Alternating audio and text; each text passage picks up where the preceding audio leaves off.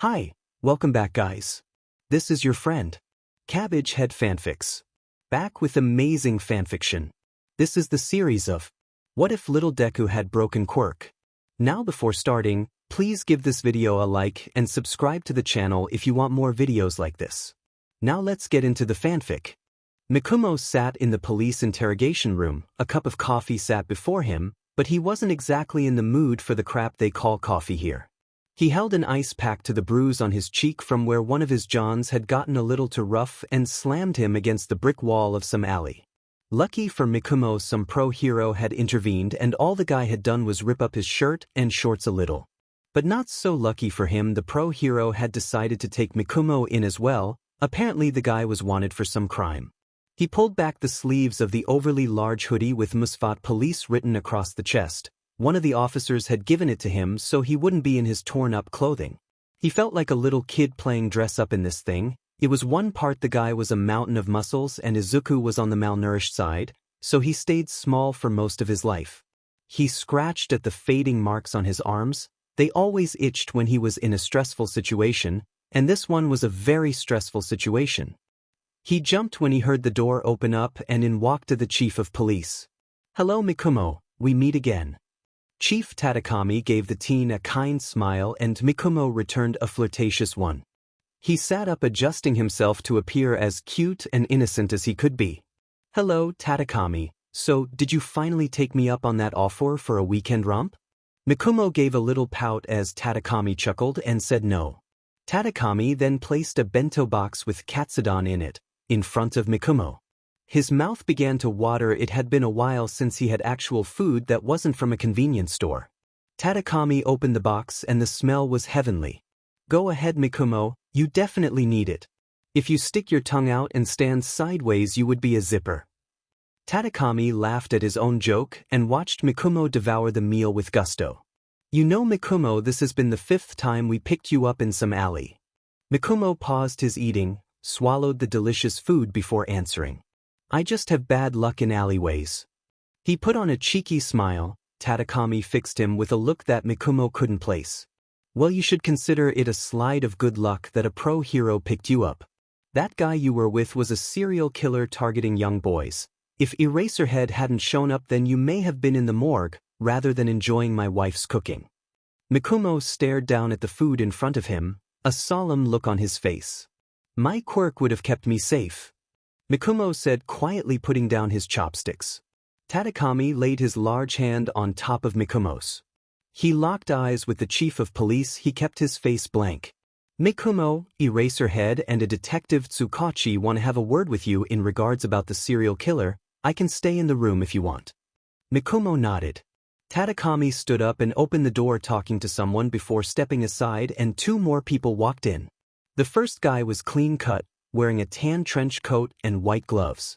He wasn't bad looking either, he looked to be in good shape as well. Mikumo was shamelessly, mentally undressing the detective that he didn't pay attention to the other guy. "Hello, I'm Detective Tsukachi and this is the pro hero Eraserhead." The detective gestured to the second man. Mikumo had never seen such a ragged-looking man before. He looked worse than the bums living under the bridge. "I'm Akatani Mikumo," he said, and he noticed the detective raise an eyebrow when he said that. He wrote something down before he continued. "Can you tell me what you were doing out this late? It is a school night after all?" Detective Tsukachi kept his face friendly and open, while Eraserhead leaned against the far wall, his yellow goggles making it hard to know where he was looking, his face blank of any emotion. "I was getting something from the convenience store when this guy just comes up to me asking for help. Next thing I know I was being pressed against the wall and he shows up." Mikumo pointed at Eraserhead. "Taking the guy down and now I am here." Naomasa kept a neutral expression on his face as he wrote something down once more. "Mikumo, how old are you?" It was Eraserhead who asked this. He was staring at him, or at least he thought he was staring at him. Those DMN goggles made it hard to tell. 18. He answered automatically, and this was when Naomasa put his pencil down and stared at him with a look of disbelief. "I think it's time you told the truth." "I am telling the truth." Mikumo pouted and aimed the full effect of his puppy eyes at the detective, but he was totally unaffected. My quirk is called Human Lie Detector, so as the name suggests I know that you are lying. Mikumo stiffened in his seat. This was bad. So I need you to tell me the truth, because you could have been this guy's next victim. Mikumo looked over to where Tadakami was by the door. He was watching closely now that he heard that Mikumo was lying. He let out a sigh. What part was a lie? Deku asked coyly. All of it was a lie, so let's start from the beginning. Naomasa flipped to a new page in his notebook. What is your name? Mikumo sighed. Guess he might as well come clean now. Izuku is my real name. Last name? Don't know it. Naomasa looked at him and his quirk didn't go off, so he was telling the truth. So Akatani is not your surname? Izuku shook his head. And what is your actual age? Eraserhead asked once more. Izuku squirmed a little. I'm old enough, he said, but Eraserhead walked up to the table, pulling out the chair, and sitting down across from him. Eraserhead removed his goggles and locked his tired eyes with Izuku's green ones. How old are you? Eraserhead asked once more. His voice was firm but gentle. Izuku broke eye contact before answering. I'm 15. Tadakami made a noise of shock. Izuku turned to him. Which is above the age of consent in Japan. Tadakami crossed his arms. Why would the age of consent be an issue? Naomasa asked, his eyes narrowing at Izuku. Why don't you show them your ID, Mikumo? Tadakami said. His tone left no room for arguments, so Izuku reached into his torn shorts and drew out an old wallet. Opening it, Izuku took out the ID. He put it on the table and Eraserhead picked it up. Akatani Mikumo. Eraserhead read out loud. Age 18. Eraserhead turned the card around, examining it closely. Eraserhead handed it to Naomasa, who also checked it out. It's a very good fake. Naomasa was pretty impressed by the ID. Tadakami had an angry tone when he spoke. Except that it runs as an actual ID. So where did you get it from, Izuku? Izuku flinched a little as the angry tone was directed at him. Guess I can't really lie cause you're here, he said directly to Naomasa. I found a guy who runs things through the black market and I had to do some things for him in order to get that, so can I have it back please? He held his hand out, but Naomasa didn't move to give it back. I'm sorry Izuku, but I can't do that, I have to keep this. Izuku tried to grab the card, but Naomasa moved faster, drawing it out of Izuku's short reach. He tried to reach for it once more and the sleeve of the hoodie fell back, revealing the track marks on the bend of his elbow. Tadakami grabbed Izuku's arm to get a better look and Izuku started to struggle in his grip. You're a user. Eraserhead's tone was more sympathetic than judgmental. Izuku kept trying to wiggle out of Tadakami's grip. Let me go. Izuku hated the way his voice sounded, so childlike and scared. I'm not a junkie. Then why do you have all these? Tadakami gestured to the fading needle marks. It's what I had to do for the ID. Izuku was on the verge of crying. He hated when people grabbed him like this without warning. It reminded him of how his dad would grab him before disciplining him. Izuku, what did you have to do for this ID? Naomasa asked gently, but Izuku ignored him, going into panic mode. He was struggling harder now. Tears streamed down his eyes and he began to hyperventilate. Eraserhead grabbed Tadakami's hand, trying to make him release the panicking teen. Tadakami was a little too late in releasing his grip when Izuku's quirk kicked in. The three men found themselves launched backwards.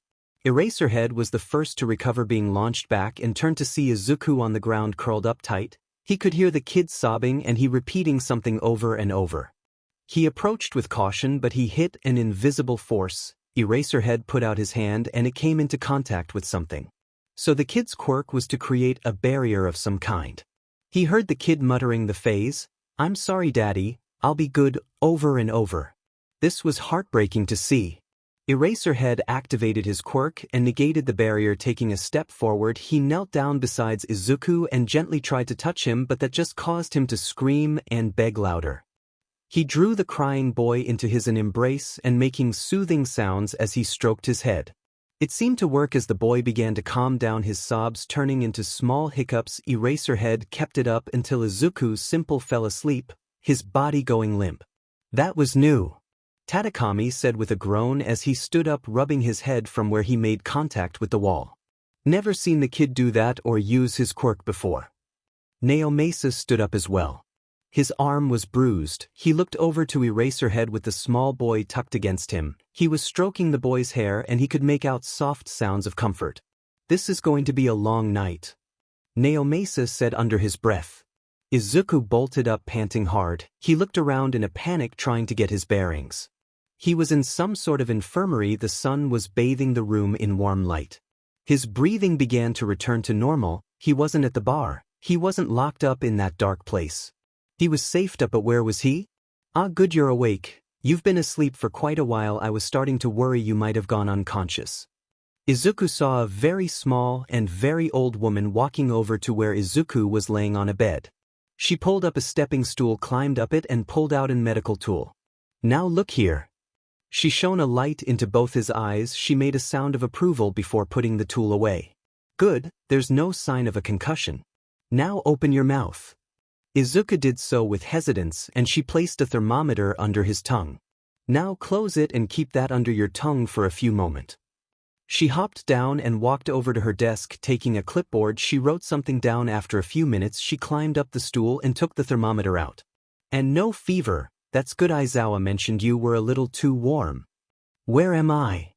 Izuku had to ask. This old woman looked familiar to him, but he wasn't sure where he had seen her. She wrote something else on her clipboard, then answered him. You're in the U.A infirmary wing. When she said that, it hit Izuku who she was. That means you're recovery girl. She gave him a smile. She drew out a small bag of gummy bears and gave Izuku a few. That's right, I am the youthful hero, recovery girl. Aizawa left a change of clothes for you on the chair there. She pointed to a chair by the window. He noticed that he was still wearing the oversized hoodie. Who is this Aizawa you keep mentioning, and why am I here? The last thing I remember, I was at the Musafatu police station then. Izuku trailed off. His head felt fuzzy, like something was stopping him from remembering. Recovery girl had a worried look as Izuku seemed to gaze off into the distance. She snapped her fingers in front of Izuku's face and that seemed to snap him back to reality. Have you had this happen a lot? What do you mean? You tried to remember something and you seemed to go blank. She wrote this down.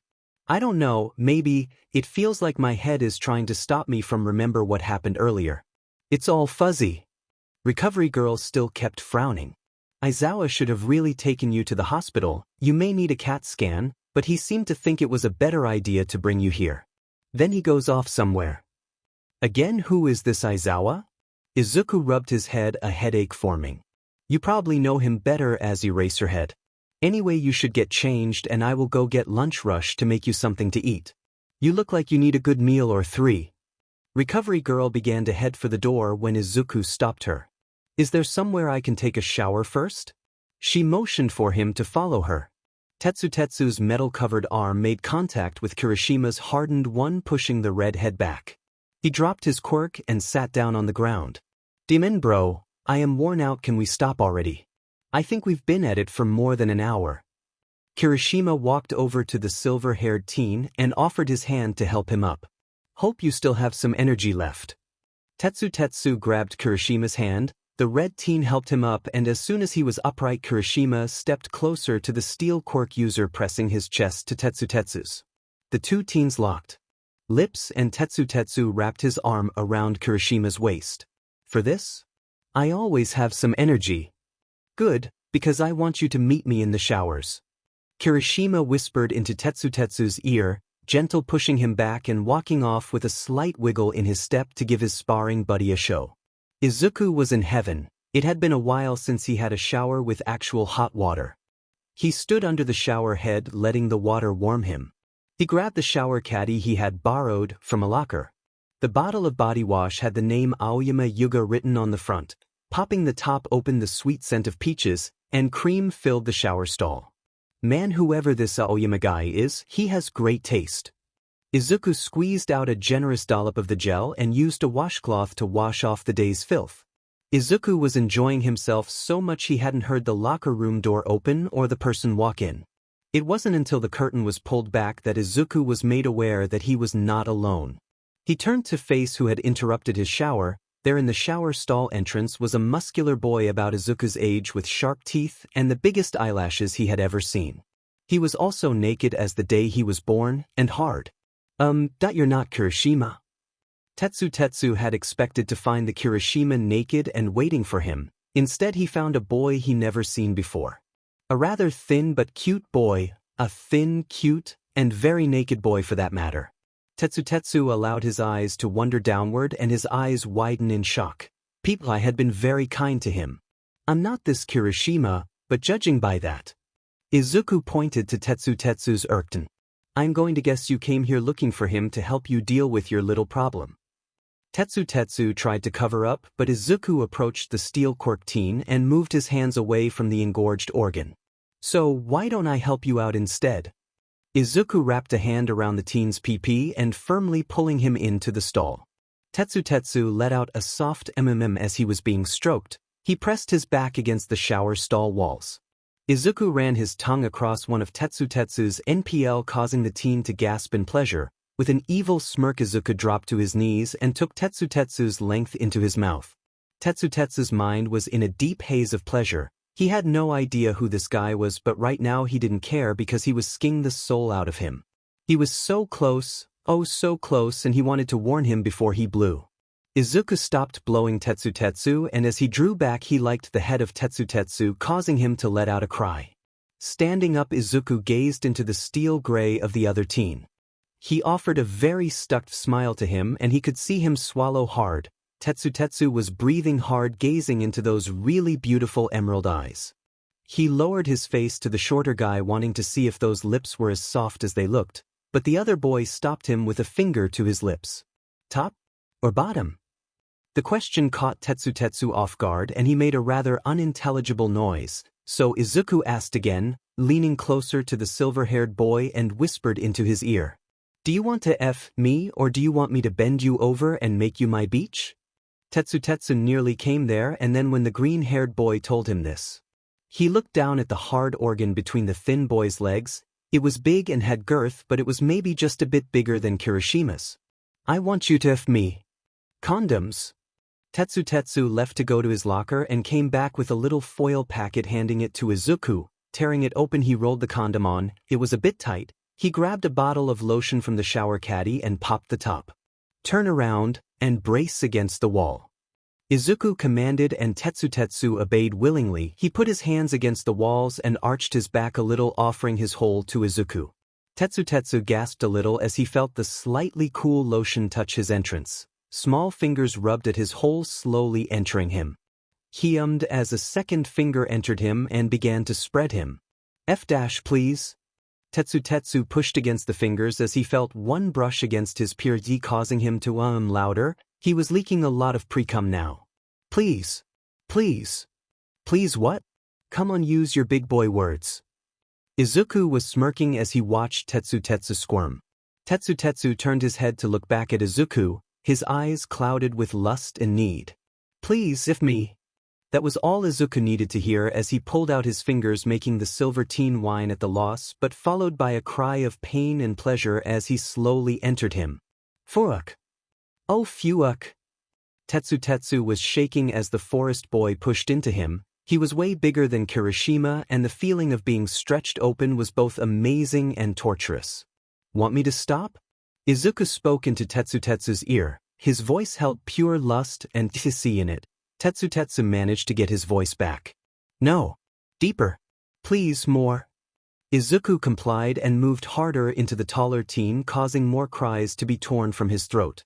Izuku grabbed Tetsu's well-sculpted butt and went harder and harder. Tetsu had been reduced to mms and screams. His brain had shut down all non-necessary functions and drowned in pleasure. Suddenly all Tetsu saw white, and with a loud shout he came harder than he had ever had in his life as he felt that big D hit his purdy several times. Izuku felt Tetsu tighten around his D, causing him to come. Both boys were wiped out. With shaky legs they cleaned up in the cooling water of the shower, and they both helped each other out of the shower room and back into the locker room to sit on the bench. Grabbing the clothing he left on the bench, Izuku dressed in the clothing that Eraserhead had left him. It was a blue and white sweatpants and top, but Izuku forgoed the top for the oversized hoodie. It was very comfortable and it had a faint hint of something like lavender and wild spice. The silver teen had nothing more than a towel on his lap. He had offered a sport drink he had grabbed from his locker to Izuku, who gladly accepted it, downing half of it. So I guess we should introduce ourselves properly. Tetsu rubbed the back of his head sheepishly, causing Izuku to give him a big smile. I'm Tetsu. Izuku giggled at the name. It caused Tetsu to blush at how adorable he looked, that giggle and him in that large hoodie making look small and cute. Sorry, I don't mean to laugh like that. It's just your name is a mouthful, sort of like. Izuku looked down to where the towel was covering. This caused the steel teen to laugh, a wonderful masculine laugh that Izuku loved. He hesitated should he use his real name or his fake name. Well, he might as well use his real name since he was at UDA and there was no way for them to find him. At least he hoped they wouldn't find him. Izuku. Izuku what? Just Izuku. So you want me address you via first name? Kind of forward, no? Tetsu said cheekily. Izuku scooted closer to the naked teen. I was just ball deep in you, so I think we are past using last names. Izuku grinned wide as Tetsu blushed, but he had another question that needed to be answered. Who is Kirishima? Huh. Tetsu blinked. It took his fried brain a few moments to remember the redhead. Sheet, Kirishima was supposed to be here. Is he your boyfriend? Izuku had a very worried look on his face. Tetsu laid a gentle hand on Izuku's shoulder. No, he and I are close friend. So if buddies. Tetsu choked on his drink. He pounded his chest to clear the airway. Izuku gave his best innocent look as Tetsu cleared his throat. I prefer friends with benefits. Tetsu placed his drink on the ground. By the way, are you new here? I've never seen you around. Are you a general education student? No, I was sort of brought here by Eraserhead. Izuku played with the hoodie cord. What for? Tetsu was very curious now. So Izuku wasn't a student, but was brought here by the homeroom teacher of Class 1A. Well, I woke up in the infirmary, so maybe it was something that happened earlier in the day. I can't really remember, it's kind of fuzzy. Maybe he should have taken you to the hospital. Recovery girl is good, but she can only do so much. Izuku shrugged. He still hadn't seen the pro hero and he wanted to ask him what had happened. Suddenly Izuku's stomach growled loudly, causing him to blush. Sounds like you worked up an appetite. Tetsu's stomach also growled loudly. Guess I'm not the only one. They both laughed. Let me get dressed and we can head to the cafeteria. Izuku pouted at him and Tetsu felt his heart flutter. And I was enjoying the view. Tetsu stood up and dropped the towel, flexing a little as he walked to his locker to get out the spare set of clothing he kept there. Meanwhile, Izuku shamelessly took in every muscle and curve of the silver-haired boy. Izuku had a weakness for a well-sculpted chest and arms, and Tetsu had those. Slipping on some from fitting briefs, Tetsu began to dress. All the while he could feel Izuku's gaze on him. It sort of turned him on being watched like this. He could feel himself start to get hard.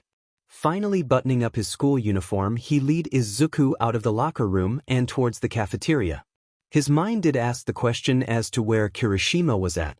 Kirishima was sitting in his homeroom, dragged there by Bakugo before he even had a chance to make it to the locker room. He tried to get out of it, but the ash blonde wasn't having none of it and threatened to blow him up. So there he sat, barely listening to Nezu-sensei as he announced that there would be someone new around the school and that they might even be joining the hero course come the sport festival. So I want you to be welcoming to him, understood? He said the last part, his hyper-intelligent eyes boring straight into Bakugo's red ones, sending a shiver of discomfort up the explosive boy's spine. A chorus of, yes, Nezu-sensei, was heard from Class 1A and the principal dismissed them for lunch. Aizawa headed to the infirmary to check up on Izuku, while Kirishima bolted out the classroom and made a beeline for the locker room, hoping that Tetsu was still there. Whoa, what's Kiri's rush? Kaminari asked. He had nearly been bowled over by the redhead. Maybe he's really hungry. Karo, I did see him sparring with Tetsu from Class 1B early in one of the gyms. Azui said as she and the rest of the girls filed out the classroom. Kirishima nearly tore the door from its hinges as he rushed in and looked around the room. No sign of the steel teen. He must have gone to lunch. Kirishima decided he might as well wash and change before heading there himself. Izuku took a bite of the katsudon that Tetsu had bought for him for lunch. He had refused at first, not wanting Tetsu to feel like he owed Izuku anything, but the steel teen waved his protest away and bought for him, and he was so glad that Tetsu had because it was delicious. "Wow, you really like katsudon, huh?"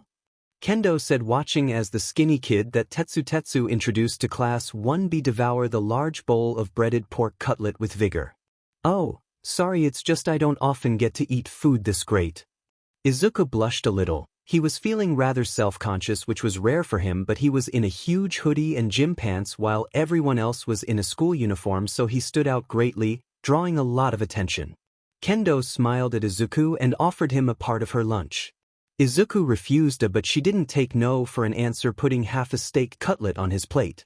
"I'm watching my figure and you look like you need some meat." She laughed as Izuku accepted the food. He heard Tetsu mutter under his breath, "He's packing enough meat already." Izuku jabbed him gently in his side, nearly causing the steel Quirk teen to choke on his rice. Turning to look at the green-haired boy who gave him a puppy dog look, Tetsu blushed at the look. He swore his heart skipped a beat. Tetsu used his chopsticks to pick up a piece of beef from his bowl and offered it to Izuku, who gladly took it, and just to be a little sheet, Izuku liked his lips rather lewdly. "Tasty," Izuku said with half-lidded eyes, leering at Tetsu, whose nose began to slowly leak blood. Kaibara, Awaze, and Tsuburaba were also in the same situation as Tetsu. They suddenly felt their uniform pants get a little too tight, and their noses also bleed at Izuku doing such a thing. "Oh great, Monoma is at it again." Kendo looked over to see a blonde boy yelling something at another group of students. Some of them looked like they were about to fight the blonde boy. "I better go intervene before Bakugo blows him up." Kendo stood up, sighing, walking over to Monoma. "Ah, there you are, Izuku." The green-haired boy looked up to see none other than the 18-plus hero, Midnight, except she wasn't wearing her hero outfit but a rather conservative business outfit with a pencil skirt and red spectacles. "Aizawa has asked me to watch over you while he gets some things done, so can you come with me if you are done eating lunch?" Midnight gave him a friendly smile, which he returned. "Sure, Midnight." Izuku stood up, but before he left he dipped low and whispered into Tetsu's ear, "Meet me after school in the locker room so I can thank you properly for the beef and katsudon." And with that, Izuku followed Midnight, leaving a very red Tetsu behind. Katsuki had it with this blonde sheet who was running his own mouth. His palms sparked and was ready to fire one off when someone walked up behind the blonde teen and smacked him on the head. Some red-headed girl from Class 1B was apologizing for her classmate, but he wasn't listening as he spotted someone getting up from beside that guy that shitty hair always trained with. A very familiar-looking head of green hair. He was going to dismiss it as a coincidence when the green-haired kid turned and saw his profile. Emerald eyes and freckles. Katsuki's throat seized as he was looking at his childhood friend who had gone missing when they were little. It had to be someone who just looked like him, right? But he swore he heard Midnight call him Izuku. He took a step forward, wanting to know for sure, but then bell rang and he was swept up in a sea of bodies, losing sight of the green-haired boy. Aizawa was on the phone with Tsukachi, frowning at the information he was being given. Tadakami had told Tsukachi that the ID that Izuku had brought up a notification in the police database as him being part of a sting operation for PRSTTN. This explained the man's anger at Izuku. He was letting an underage kid sell himself on the street because his ID was that good instead of getting him help. The detective had pulled a lot of strings to find out where the ID had come from. It had come from some BSTRD named Kamiyama, who was currently serving 30 years for falsifying legal documentation and selling them to criminals. Tsukachi couldn't get him to admit anything in regards to Izuku, so they would have to ask the boy directly. Aizawa thanked Tsukachi for the information and hung up. He dialed another number and waited for the other party to pick up. "Hey Tomoe, I am calling in that favor you owe me." Midnight, where are we going?" Izuku asked the female hero as she led him to Yue's underground garage. "Well, Aizawa asked me to look after you, and I can see that you don't have any extra clothing or toiletries, so I figured that you could use a shopping trip." Principal Nedzu's treat. As the two turned down a hallway, they ran into a very tall and skeletal man with gold blonde hair and cobalt blue eyes set deep in his face. He was thinner than Izuku, and that was saying something. "Oh, Yagi-san, care to join us on a little errand run? I'm sure Aizawa would approve of me having another teacher come along just in case." Toshinori agreed, walking alongside Midnight and Izuku. He could swear this man reminded him of someone, but he wasn't sure who. Soon the trio arrived at the door where Midnight punched in a code to access the garage, and soon they were on their way to the Musfata Mall. "Midnight, can we make a quick stop?" "Where did you want to stop?" she asked as she stopped at a red light. Izuku gave her directions and the trio found themselves outside a rather desolate-looking area with old shipping containers. "My boy, why did you want to stop here?" Toshinori asked the young man. It was certainly no place kids should be at. Izuku played with the drawstring S of the hoodie, a bit embarrassed. "This is where I was living and I just need to get some things. You don't have to come with me, I won't be long." Toshinori and Namuri wouldn't hear it, and they came along with Izuku as he led them through the maze of old and rusting shipping containers to one buried in the heart of the old yard. Namuri couldn't help but worry at the fact that Izuku had been living here by himself. Toshinori also had a deep frown on his face. No kid should be living out here like this. Izuku went up to the doors that looked rusted shut. "Let me help you with that, my boy." Toshinori walked up to the door, but Izuku stopped him. "It's okay, Yagi-san, I can open it." Izuku touched his palms to the metal doors and used his quirk to pull open the door with ease by bending the doors apart. Toshinori was very impressed by the display of power and control that Izuku displayed. Namuri was also impressed by this. Aizawa had told her that Izuku could make barriers, but he never mentioned he could do this. "Izuku, what is your quirk exactly?" Namuri asked the boy, who took a moment to think. "I am not sure if it has a name, but I can manipulate metal and I can make a sort of personal shield." Izuku ducked into the open container and the two teachers could hear him rummaging for things, and he emerged a minute later with an old, yellow backpack. There was a patch missing from it in the shape of a chibi character. "What happened there, young Izuku?" Toshinori asked, pointing at the tear. Izuku looked a little sad as he looked at the tear. "Tamura ripped the All Might patch from it." Izuku shrugged the pack on and began to lead the two teachers back to the car. "Who is Tamura?" Namuri asked, her curiosity getting to her. "He's my supposed brother. He really hates All Might. He even destroyed my only toy when I was 8, an All Might action figure." Toshinori laid a gentle hand on the boy's shoulder and offered him a supportive smile. "I'm sorry to hear that, my boy. You have not had an easy life, I gather." "Yeah," Izuku said quietly. The trio soon resumed the journey to the mall. Toshinori continued to talk to Izuku, discovering the teen had a wellspring of hero knowledge and a deep love for them. "You're quite the hero fanboy, Harazuku," Namuri commented from the driver's seat. Izuku let out a small laugh, rubbing the back of his head. "I guess so." He suddenly got very quiet, his head down. "It's silly, but when I was little I wanted to be a hero, but..." Izuku trailed off. Toshinori looked at him with worry as Namuri parked the car in the mall parking lot. "But what, young Izuku?" Toshinori asked, but the teen shook his head and unbuckled himself. "It's nothing, Yagi-san. Just a silly childhood dream, one that is best to forget." Izuku's tone was so defeated it left a bad feeling in Toshinori's chest. "All right, first things first, you need a haircut," Namuri said, ruffling the bird nest that Izuku called hair. Izuku tried to run a hand through his hair, but he hit a few snags and knots. He chuckled, a bit embarrassed.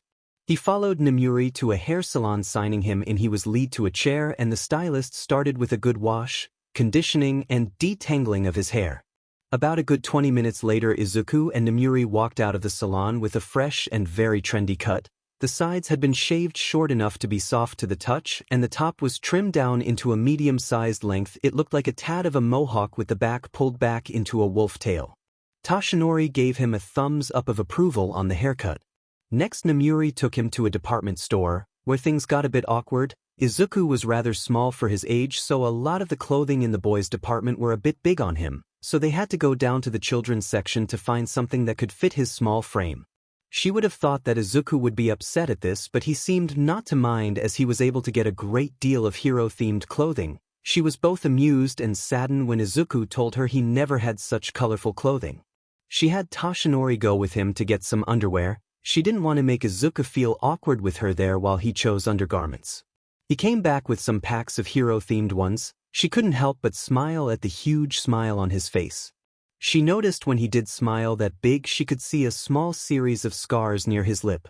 As they went to pay, they passed by a display with a limited edition All Might hoodie. Izuku's eye were alight at it, but when he noticed the price tag his face fell a little. Toshinori witnessed all this and an idea formed. He called over one of the staff members. As the cashier rang up the total, Nemuri was pulling out the card that Nedzu had given her, but Izuku spoke him. "Wait midnight, I can pay for it." Izuku pulled out a wad of rolled-up cash. Nemuri tried not to show her shock at him having so much cash on his person. "Izuku, where did you get so much money?" she asked, astounded still. Izuku was blushing hard. "I earned it." He didn't want to say how though. He was afraid that the heroes would be disgusted with him if they knew how he had earned this money. Nemuri did not press the issue.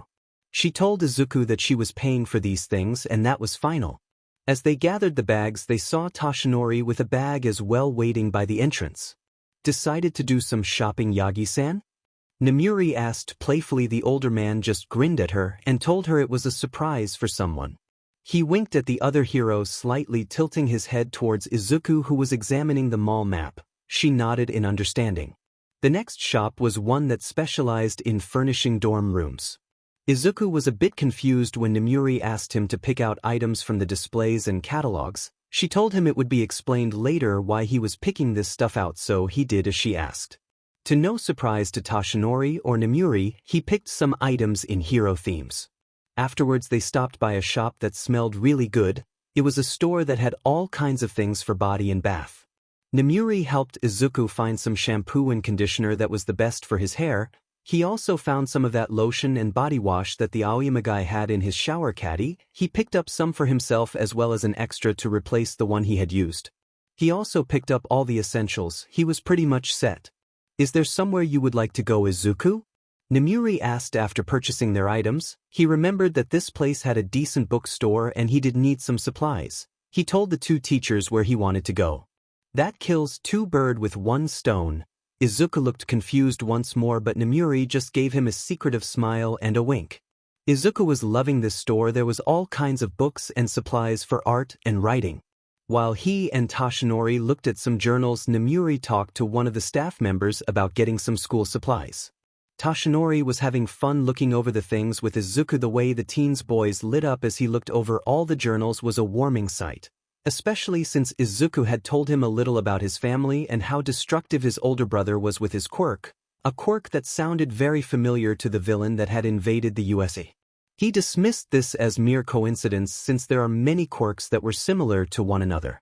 He also told him that he had been living on his own since he was 9. A piece of information that broke Toshinori's heart. Nemuri found the two of them by the kids section fawning over the hero stickers. Nemuri had already paid for the school supplies, and Izuku bought himself several notebooks, pens, and he even went and got several rolls of stickers, much to the amusement of Toshinori and Nemuri.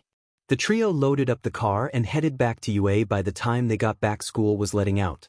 Nemuri's phone rang. She looked at it and saw it was Aizawa. "Hello, Shoyuta. How's it going?" She cheerfully chirped into the phone. "Oh, Izuku, well, he's here with me." And Toshinori, "What?" "Oh, well, I took him to get some clothes and other things he will need."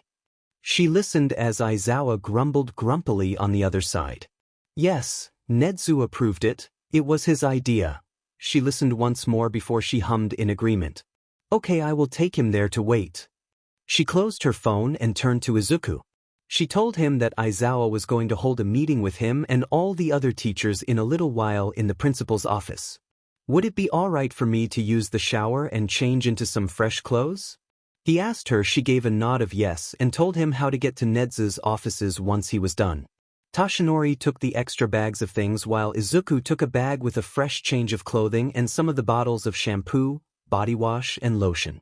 He said his thanks to Nemuri and Toshinori for taking him shopping and getting him so many nice things. With that he headed off to the locker room where he was hoping Tetsu was. Kirishima was miming as Tetsu liked to line up his hard PP. The steel teen began to lick languidly the swollen member's head. He made sure to play a little with the slit, causing Kirishima to swear under his breath. Tetsu, stop teasing. You owe me for this afternoon leaving me hard and horny. Kirishima trusted his hard pee-pee into Tetsu's mouth, hitting the back of his throat. He nearly gagged, but he squeezed his thumb to stop his GG reflex. Kirishima grabbed the back of the steel teen's head and was a little rough with him, but Kirishima knew that Tetsu liked it rough like this. If he was a little too mean, Tetsu would say his safe word. It would be my fault that he left you in that state. Kirishima jumped, moving deeper into Tetsu's throat, and this time he did GG, pulling up, coughing, tears in his eyes. Both teen looked over to the entrance of the locker room to see a thin, green-haired boy leaning against the lockers with lust burning in his eyes and a lecherous smile on his lips. Hey Izuku, this is Kirishima, my buddy.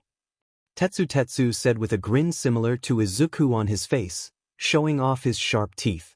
Kirishima was stock still, his face as red as his hair at being caught naked with his friend sking his D, but when he heard Tetsu introduce him as his buddy, he let out a strangled noise. So this is the famous Kirishima you told me so much about. I can see why you like him so much. Kinda shocked that the curtains don't match the drapes. Redheads are hot as Kirishima didn't know what exactly was going on, but he began to relax a little. This Izuku kid didn't seem bothered that there were two naked teens before him. Tetsu stood up, hard and naked, walking up to the shorter boy and took his hand, pulling him along to the bench where Kirishima was at. Maybe we should head to the shower so we don't get caught again. Kirishima was feeling a little self-conscious as Izuku took him in with his eyes, appreciation evident in his eyes. Don't worry, the door won't open until we are done, Izuku said. Tetsu slipped a hand under his large hoodie and helped him strip it off. Kirishima was going to ask him what he meant by that, but the question died in his mouth as he saw Izuku shirtless. He was really thin. Kirishima could count his ribs and see his hip bones protruding. Tetsu didn't seem to mind and wrapped his arm around the smaller boy's waist. He lowered his head and laid a kiss on the boy's neck, causing a to escape the smaller boy's mouth. Izuku turned to lock his mouth with Tetsu's. They then broke apart. Tetsu liked his lips. Izuku tasted delicious. Kirishima was very much turned on by the sight of the two of them kissing. So you can kiss me now? Tetsu teased as he kissed Izuku's collarbone. I don't kiss while effing ye, Izuku replied. His eyes fluttered in pleasure as Tetsu ran a hand his torso. Why not? Kirishima asked, mesmerized by the two of them touching and kissing. His body was growing hot. Long story, was all Izuku said as he extended his hand out to Kirishima, who stood up. His erection was painfully hard as he walked up to Izuku, taking his hand in his. Izuku drew the redhead to him and stood on his tiptoes to lock lips with Kirishima. He tasted so sweet, so wonderful. Kirishima wanted to stay like this forever. Izuku pulled away from Kirishima, who whined at the loss of contact. You're overdressed, Tetsu said, taking a hold of the gym pants and yanking them down, causing Izuku to hiss as his naked lower half was exposed. Kirishima whistled as he saw Izuku's large and thick pee-pee sprung up. His efferson had slid back, exposing a pink head glistening with pre-cum, and a small droplet of the clear liquid was beading from the slit. Without hesitation, Kirishima dropped to his knees and took the impressive organ into his mouth, going as far as his GG reflex would allow. He used his tongue, which drew mewling sounds of pleasures from Izuku. Tetsu cupped Izuku's ball, gently rubbing them. His other hand tweaked Izuku's NPL, gently nipping at Izuku's collarbone. Kirishima kept liking and sking. Izuku tasted too delicious. He kept wanting to take his D deeper and deeper into his mouth. Stop. Close. Izuku pulled out of Kirishima's mouth, who complained, but Izuku asked him, top or bottom? Kirishima took a moment to answer. Top, he said as Izuku walked over to the bag he left on the floor and pulled out a bottle of lotion. Lay on your back. Kirishima did as he was told, and Izuku put a fair amount on Kirishima's D. The cool lotion made him groan in pleasure. It got better as Izuku gave him a slow slide until his D was nice and slick. In one go, Izuku straddled Kirishima and began to lower himself slowly, and it took every ounce of willpower not to move upward into the hot entrance. Izuku as he slowly inched Kirishima's big D into him. While he did that, Tetsu positioned himself at Kirishima's head, offering his D, which the red-headed hero took with gusto. Izuku began to move up and down, squeezing Kirishima's PP with a clench of his, but with each slide up and down, Kirishima was being overloaded with pleasure. It didn't take long before he shot his load into Izuku's warm and welcoming butt. Tetsu moved as Kirishima came shooting down his throat, and he greedily swallowed his friend's cum. Izuku eased himself off Kirishima. The redhead lifted his head a little to see he was still stiff, and there was a condom on his PP filled with a great deal of cum. He wasn't sure when that had been slipped on, but he was in a heavy post-SEC haze to ask questions. He laid on that bench as he saw Izuku lead Tetsu to the showers, and Kirishima decided to take a naked nap. Izuku left the locker room feeling very satisfied, and in his new clothing, it was a button-up shirt with Kamui Woods design, and some jeans along with NW red sneakers. He made his way to the principal office when he was stopped by someone right outside the door. Deku. Izuku turned to see an ash-blonde boy with red eyes looking at him in shock. Izuku looked around to see if anyone else was around, but it was just the other teen and him. "No, I'm Izuku," he said, which seemed to snap the boy out of shock. "Ha!" The blonde glared at him. "I know your name is Izuku, you sheet nerd." Izuku took a step back from the angry boy, who quickly advanced. "What the hell happened to you? Why did you and Auntie Inko suddenly disappear? Why are you here in UA?" The teen reached out to grab him, but his hand hit an invisible surface, startling Katsuki. "I have no idea what you are talking about. I don't even know who you are, so why are you yelling at me? What is this?" Katsuki asked, shaking a little as he couldn't comprehend what was stopping him. "My quirk," Izuku said timidly. "What the F? Do you mean your quirk?" Katsuki screamed, startling Izuku and causing the door of the principal office to open and Aizawa to appear at the doorway. He tried to step out but was stopped by Izuku's quirk. "Izuku, drop your quirk," Aizawa said calmly, but Izuku was locked in place, looking at the ash-blonde teen in fear. "Izuku, it's okay, just drop your quirk," Aizawa said once more, and Izuku pulled his shield closer to himself, allowing Aizawa to exit the room. As soon as Katsuki didn't feel the surface blocking him, he strode forward, but Aizawa stepped between him and Izuku. "Move!" He growled, but he regretted it immediately when Aizawa's eye glowed red and he spoke in a deadly serious tone. "Why are you out here yelling like a maniac and threatening people?" Katsuki gulped audibly. Aizawa was one teacher that he tried to never piss off because he would not hesitate to expel his butt. "I wasn't threatening anyone," Katsuki grumbled, earning another look from Aizawa, so he decided to shut up. "Then why are you yelling?" Katsuki looked over at Izuku, who flinched, causing Katsuki to frown. "I wanted to know why he was here, and why he disappeared when we were kids." Katsuki averted his eyes from Izuku and Aizawa.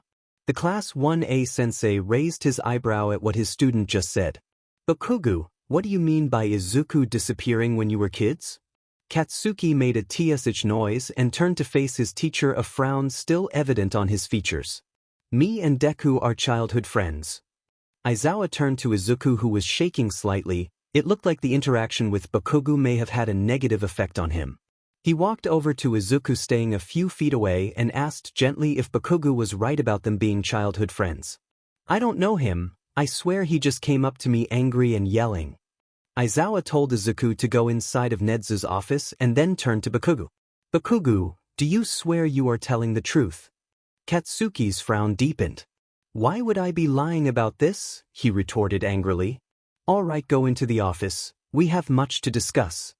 He stepped aside to allow Katsuki to enter, with Aizawa following him. As they entered, they saw Izuku sitting with Midnight, who was gushing over Izuku in his new outfit. The greenette was blushing cutely, causing Katsuki's heart to speed up. He was going to sit by him, but Aizawa stopped him and sat him next to Cementos. There was a knock on the door and Snipe came in, followed by Aizawa's friend. "Hello, Eraserhead, it has been some time." She greeted him with a huge smile and a wave. "Everyone, this is Dr. Tomoyoshi. She is a quirk specialist. I asked her to come here to help us understand Izuku's quirk as well as give him a diagnostic check over." Aizawa then introduced his co-workers to her one by one. He then brought her over to Izuku to introduce her to him. "Ah, so you're the one Eraserhead has been going on and on about." She shook Izuku's hand. Dr. Tomoe was just a few feet taller than Izuku, with laugh lines gracing her soft face and straight, black hair tied up in a bun. She was also wearing a pale blue blouse and a tan skirt with a lab coat on. Izuku liked her immediately. She had this aura of kindness. "Thank you for being here, Dr. Tomoe." "Bakugo-kun, why are you here?" Netsu asked the ash-blonde boy. Aizawa answered for him. He apparently knows Izuku from childhood, so perhaps he can shed some light on Izuku's past. The principal took a sip of his tea. "I see. Well, I guess we should get to the meat of this meeting, shall we?" Netsu turned to face Izuku to properly address him. "Izuku-kun, you may be wondering why we wanted to have this meeting with you? Well, it's because we want to offer you a chance to attend UA." Izuku's eyes widened, as did Katsuki's. Netsu and some of the other teachers smiled at the reaction. "Aizawa-sensei has informed us of your situation, but before we get on with the paperwork to admit you, we need to know the whole story." Netsu's black eyes bore into Izuku's eyes, causing him to fidget in his seat. "But before we get on to that, we need to have Dr. Tomoe do a quirk assessment." She sat next to Izuku, putting down a doctor's valise next to her feet. She faced Izuku, giving him a calming smile. "So this is fairly simple thing. My quirk is called Diagnose. It allows me to learn the entire medical history of a person as well as their quirks and what their quirks are capable of." Izuku looked fascinated by the properties of her quirk. "But the way for it to work, I need to draw a bit of your blood. Will that be okay with you?" Izuku clutched his right arm where the track marks were. He wasn't thrilled with the prospect of getting stuck with another needle. "It will be okay, I'm just not comfortable with needles." Izuku said the last part with a whisper. Dr. Tomoe gently patted his hand. "I understand, I will be done before you know it." She reached into her valise and drew a little vial with a covered needle. Izuku stiffened, his breath coming out ragged. Midnight was asking if he was okay, but he couldn't hear her with all the blood pounding in his ears. Aizawa saw that Izuku was on the verge of a panic attack, and before he could cross the room to help Izuku, Bakugo got up, crossed the room, and took Izuku's hand in his and began to draw small circles on Izuku's palm. It seemed to work as Izuku's breathing returned to normal, and he looked over to the blonde teen drawing gentle circles on his left hand. This seemed familiar, but Izuku wasn't sure why. Dr. Tomoe rolled up the right sleeve of his shirt, exposing the crook of his arm. She steadied her face when she saw the 7 needle marks on his arm. Midnight let out a small gasp, and Present Mike made a strangled noise. "Izuku, do you want me to draw from your left arm?" Izuku seemed to be in a dreamy state, but he snapped out of it enough to shake his head vehemently. "I don't want marks there, you can just draw from my right arm. I don't care if that arm get marked up more." He kept his head down while he said it. Katsuki sat down next to Izuku, and with gentleness that Aizawa never seen him use, he lifted Izuku's head and made him face him. "Focus on me, okay, Dad? Just focus on me and it will be okay." He started the same pattern on his left hand, and it seemed to help Izuku stay calm while Dr. Tomoe drew blood into the small vial. "There we are, all done." She pulled out an all-might bandage and put it in on the new wound. With that, she stood up and took her valise. Walking over to Nedzu's desk, she put the vial down on the desk and pulled out some paper and a pen from her valise. "This will take a few moments while I do the diagnoses." Snipe offered her a chair. She sat down and opened the vial, dipped a finger into it, then popped the finger into her mouth. She then picked up the pen and began to write with impressive speed. "Thank you," Izuku said quietly to Katsuki. "You really don't remember me?" Izuku shook his head and Katsuki's face fell. "I thought this would make you remember. This is what you did to help me when we were kids, when I had to get a booster shot." Izuku looked at their hands linked together, deep in thought. "This seems familiar, but I can't place it." Izuku took Katsuki's hand, turning his palm up, and gently ran a finger down it. Why was this so familiar? Aizawa cleared his throat, breaking the moment. "While Dr. Tomoe finishes up, you can tell us how you know Izuku." He looked at Bakugo, who had not let go of Izuku's hand. "Like I said, we were childhood friends. Our moms were friends from high school, so we ended up playing together a lot. Auntie Inko worked with my mom at the model agency as a promoter. But then suddenly they just disappeared around Deku's 7th birthday. My parents filed a missing person report, but after 3 years the police gave up. My parents didn't. Katsuki paused and looked back at Izuku. He had a look of deep concentration as if he was trying to recall something but couldn't. I don't know if I should tell the next part. It doesn't end well. Toshinori cleared his throat, catching Katsuki's attention. Bakugo-kun, it may not have a happy ending as you said, but it is necessary for us to know the whole story. Bakugo gently squeezed Izuku's hand before speaking. My parents didn't give up looking for you or your mom. My mom was determined to find her best friend and godson. Izuku looked at him. My parents are your godparents, just like how Auntie Inko is my godmother. His eyes darkened as he spoke. They found your mom dead. She was dead when they found her. The teachers all looked at Izuku's sadness, and sympathy was evident in their eyes, but Izuku was frowning. I can't remember what she looked like, or anything about her. I should feel sad, but I just feel that I don't know. Izuku had a hollow look in his eyes. Katsuki drew Izuku into a hug. This surprised Aizawa. This was a side of Bakugo he had never seen. It was almost unnerving. Are you okay enough to tell us your story, Izuku? Present Mike asked the greenette. Izuku nodded his head. He took a deep breath and began his tale. I can't remember anything from before I was 8. Every time I try to, all that comes up is a blank. Until I was 9, I lived in this bar in the Kamino ward with my brother, my dad, and his right-hand man. Katsuki stopped him. Deku, your dad wasn't around. Auntie Inko said he left when you were 4 and were diagnosed as quirkless. Also, you were an only child. This raised several questions among the teachers. It was evident that Izuku had a quirk. Aizawa, Namuri, and Toshinori witnessed him use a quirk. Aizawa was putting pieces together about Izuku's past. If his father was absent but Izuku said he lived with him for a while, then it was safe to assume that Izuku had been kidnapped by his dad, and it was also safe to assume that his mother had been killed by his dad as well. It wasn't that uncommon an occurrence, unfortunately. Izuku looked at Bakugo in confusion. Let him continue, Bakugo-kun. Principal Nedzu said, his hyper-intelligent eyes gazing at Izuku. We can work out the semantics after he is finished. This new information burrowing into Izuku's mind. Can you tell us more about your dad and brother? Aizawa asked. Izuku nodded. Tamura is my brother's name, and he wasn't a really good or stable person. Izuku touched the lower part of his lip without realizing it. Midnight remembered the small scars that Izuku had there, visible only when he grinned wide. He has a destructive quirk. If he touched something with all 5 of his fingers, he can cause it to turn to dust. Katsuki had a look of shock on his face, as did Toshinori, 13, and Aizawa. That sounded a lot like the villain that attacked the USJ. Katsuki had to ask. Does he wear a hand on his face and have this deep hate for All Might? This made Izuku look at Katsuki in surprise. Yeah, how did you know about that? He destroyed all my All Might toys and tore my backpack. We meet briefly. Katsuki said sourly, remembering the incident at USJ. Did he hurt you? Izuku asked in a small voice. Katsuki shook his head. No, he didn't. Izuku let out a sigh of relief. Katsuki and Aizawa exchanged a look between them.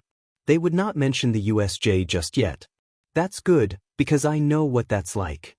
Katsuki had a look of pure horror on his face, as did Aizawa. His elbow throbbed at the memory of that Shigaraki guy using his quirk to decay away the flesh, and Izuku had been 8 when this BSRD had used that kind of quirk on him.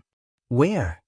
Katsuki asked, and Izuku took a moment to understand that Katsuki was asking where Tamura had used his quirk on. Here on my lower jaw, my right side, and my back. How did you survive? I don't know. I remember being in a lot of pain, then suddenly I was okay. When my dad found out what he did, he punished Tamura badly. Tell us about your dad. He was okay, except when he got upset once he punished me. How? Cementos asked. He was not looking forward to the answer, but it had to be known. Izuku fidgeted and Katsuki gave his hand a reassuring squeeze. He called me a useless son, threw me around, then locked me in a small room for a week. He said it so casually, but Katsuki was already plotting on finding this BSRD of a man and his brother, then blowing them both to hell. It wasn't too bad, But when I turned 9 things got bad. Izuku intertwined his fingers with Katsuki's. Dad got in a fight with All Might and was severely injured, the top of his head was a mess, he lost his eyes and most of his facial features. Toshinori grew cold, a fight with him 9 years ago, severely injured. It couldn't be, could it? Tomura was furious, he was on a warpath saying that it was my fault that Dad lost to All Might, and he was going to kill me. Kurogiri, Dad's right-hand man, was off tending to him, so it was just me and Tomura. I thought he was actually going to do it, but he could reach me. It was like a large invisible bubble was keeping him away. My quirk had manifested and it was one that kept him from ever hurting me again. Izuku took a breath before continuing. He went crazy and started to destroy the bar trying to get to me, but he couldn't. I grabbed my bag and ran from there and kept going until I found a safe place to hide. I ended up here in Musafatu at a scrapyard. Place. You had a stop by earlier, right? Midnight asked. Izuku nodded. That's where I hid and learned that my quirk wasn't just a shield but I could manipulate metal as well, so it was the best place. A small smile formed on his lips at the memory of him using his quirk. How did you survive? Present Mike asked. He couldn't fathom a young child surviving on the streets for any amount of time. For the first 3 years this nice old lady that lived near the scrapyard took care of me. She had some sort of memory problem and she thought I was her grandson. He smiled so fondly at the memory of the time Obasan took care of him. It was the first time he felt such tender and kind hands touch him. But his smile soon turned somber.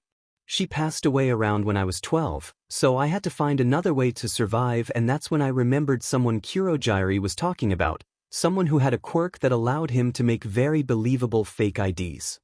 Komiyama. Aizawa said. Yeah, him, he's the one who gave me these. Izuku gestured to the needle marks. He made you an addict? 13 asked. Yuku shook his head. No, it wasn't like that, it was worse. Izuku scratched the needle marks but pulled away, stopping himself from continuing a bad habit he broke. He said he would make me the ID in exchange for a small job. I stupidly agreed, and next thing I knew he stuck a needle in my arm. My body went numb. Izuku swallowed the lump forming in his throat. Did that BSRD? Katsuki couldn't finish the question. You don't have to continue, Izuku-kun. Nedzu spoke up in the dead silence of the room. Everyone knew what that man did by the context of the story. It's okay, it's been 3 years since it happened, I can talk about it. Katsuki wrapped an arm around Izuku's shoulder, pulling him close. He was preparing himself mentally for what Izuku was about to tell them all. While I laid there, he put me on a bed, stripped me naked and videotaped himself raping me. He kept injecting me with that stuff, since it kept wearing off faster and faster until the 7th injection, and it didn't work at all. I was free and I used my quirk to throw him back and tied him up using the pipes in the basement he kept me in. I forced him to make the ID, then knocked him out with his camera. I then made sure to take the video. Katsuki was shaking with rage at the thought of Izuku being violated. He wasn't the only one. Midnight was planning on castrating this man with a rusty cheese grater. If you still have that video, then we can have him put away for life, since he's currently in prison for selling false credentials to criminals. With that we can make sure he never leaves jail. Aizawa kept his voice steady, but his thoughts were turning to very unheroic thoughts. Izuku untangled himself from Katsuki's arms and walked to his backpack. Rummaging through it, he pulled out an SD card and handed it to Aizawa without a word. He then sat down again next to Katsuki, who wrapped him up in a hug. The warmth that Katsuki gave off made Izuku feel safe for some reason. He let out a sigh. He wasn't done yet. After I escaped, I left that part of Musafat, coming down to the center of the city. That is where I worked as a rent boy for the next 3 years. The ID I got let me get away with it. Apparently it said that I was part of some sting operation, so the police would pick me up but not charge me with anything. What do you mean by you worked as a rent boy? Katsuki never heard of the term. Izuku couldn't meet the other boy's eyes. I was a prostitute, Izuku said quietly. So all that money? Midnight asked him. Izuku nodded, his ears were turning a bit red. Then I guess something happened at the Musafata police station, still hazy on it, and now I am here. I know this was not an easy story to tell, Izuku-kun, but thank you for telling it. Nedzu spoke up. Once Dr. Tomoe finishes the quirk assessment, we will start the official paperwork. But for now we should get you settled into the dorms. Dorms? You doesn't have dorms, he can stay with me, my parents are after all his godparents. Katsuki looked at the principal as if he lost his marbles, but the small principal gave Katsuki a secretive look. A shudder went up the explosive teen's spine. And finished, what did I miss? I tend to go full focus when using my quirk. Dr. Tomoe handed Nezu what looked to be 20 pages. The teachers were all leaving, they all offered Izuku words of encouragement and Midnight hugged him tightly. Aizawa gave him and Katsuki a few minutes alone as he talked with Dr. Tomoe. Thank you. Ha! Katsuki looked at the greenette. He was fidgeting with the cuff of his sleeve looking down at the floor. For helping me stay calm and holding my hand. I guess I thought you were like Tamura. Katsuki flinched at that comment. Especially with the angry yelling, but you're not like him at all, so I'm sorry for thinking that. Izuku looked up and locked his emerald eyes with Katsuki's cherry red ones. Katsuki's heart began racing again. Of course I would help you, Deku, even if you can't remember me. Katsuki turned away to hide his blushing face. So can you really not remember anything of our childhood? Katsuki's tone held a sad note. Izuku thought for a moment before he shrugged off his backpack and dug through it. Katsuki watched him with curiosity until Izuku stood up again holding something in his closed hand. Kaken. Katsuki's eyes grew comically wide. Did he just say what he said? Izuku opened his hand and there in the center was a plastic All Might pendant of the hero's face, or half of one as it was cut cleanly down the middle. Izuku picked it up and showed the back of it with the word, Kaken, in neat kanji written on it. I don't know where I got this from. For the longest time I thought maybe Tamura broke it so I kept it hidden from him, but every time I see that word I get this fuzzy image of someone, and I can almost remember them. That's the stupid nickname you used to call me because you had lost your front teeth and had trouble saying Katsuki. The ash blonde was vibrating with excitement at hearing the dumb childhood nickname, but who was he to beach? He still called Izuku by his nickname.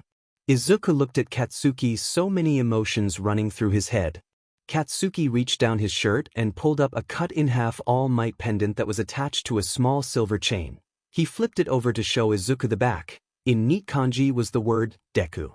So does this mean we are friends? Izuku asked tentatively. Katsuki snorted. We have always been friends, Deku. Even after you disappeared I swore if I ever found you I would still be our friend, and we would be heroes together.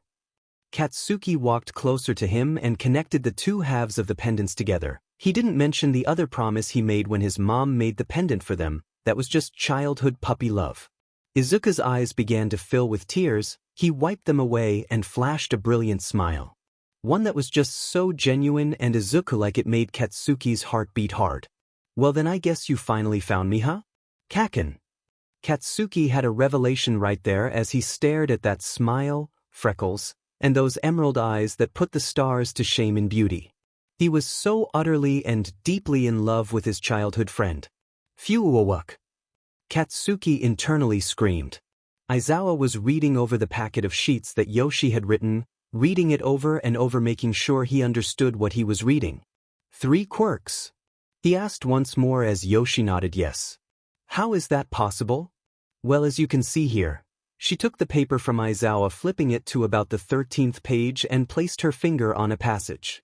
He originally had a singular quirk, but it is an extremely rare quirk. It doesn't even have a name, there is no one else with such a quirk in the worldwide registry.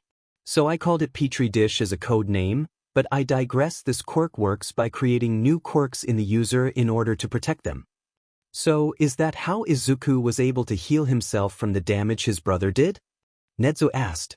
Yes, Petri Dish created a quirk designed to help keep Izuku safe from physical harm and repair damage. I found one similar to it, but Izuku's is far more powerful because it's not a metal manipulation quirk like he thought but magnetism manipulation. So he has the properties of a magnet? Aizawa looked over the page and there was a list of abilities that the quirk allowed Izuku to do.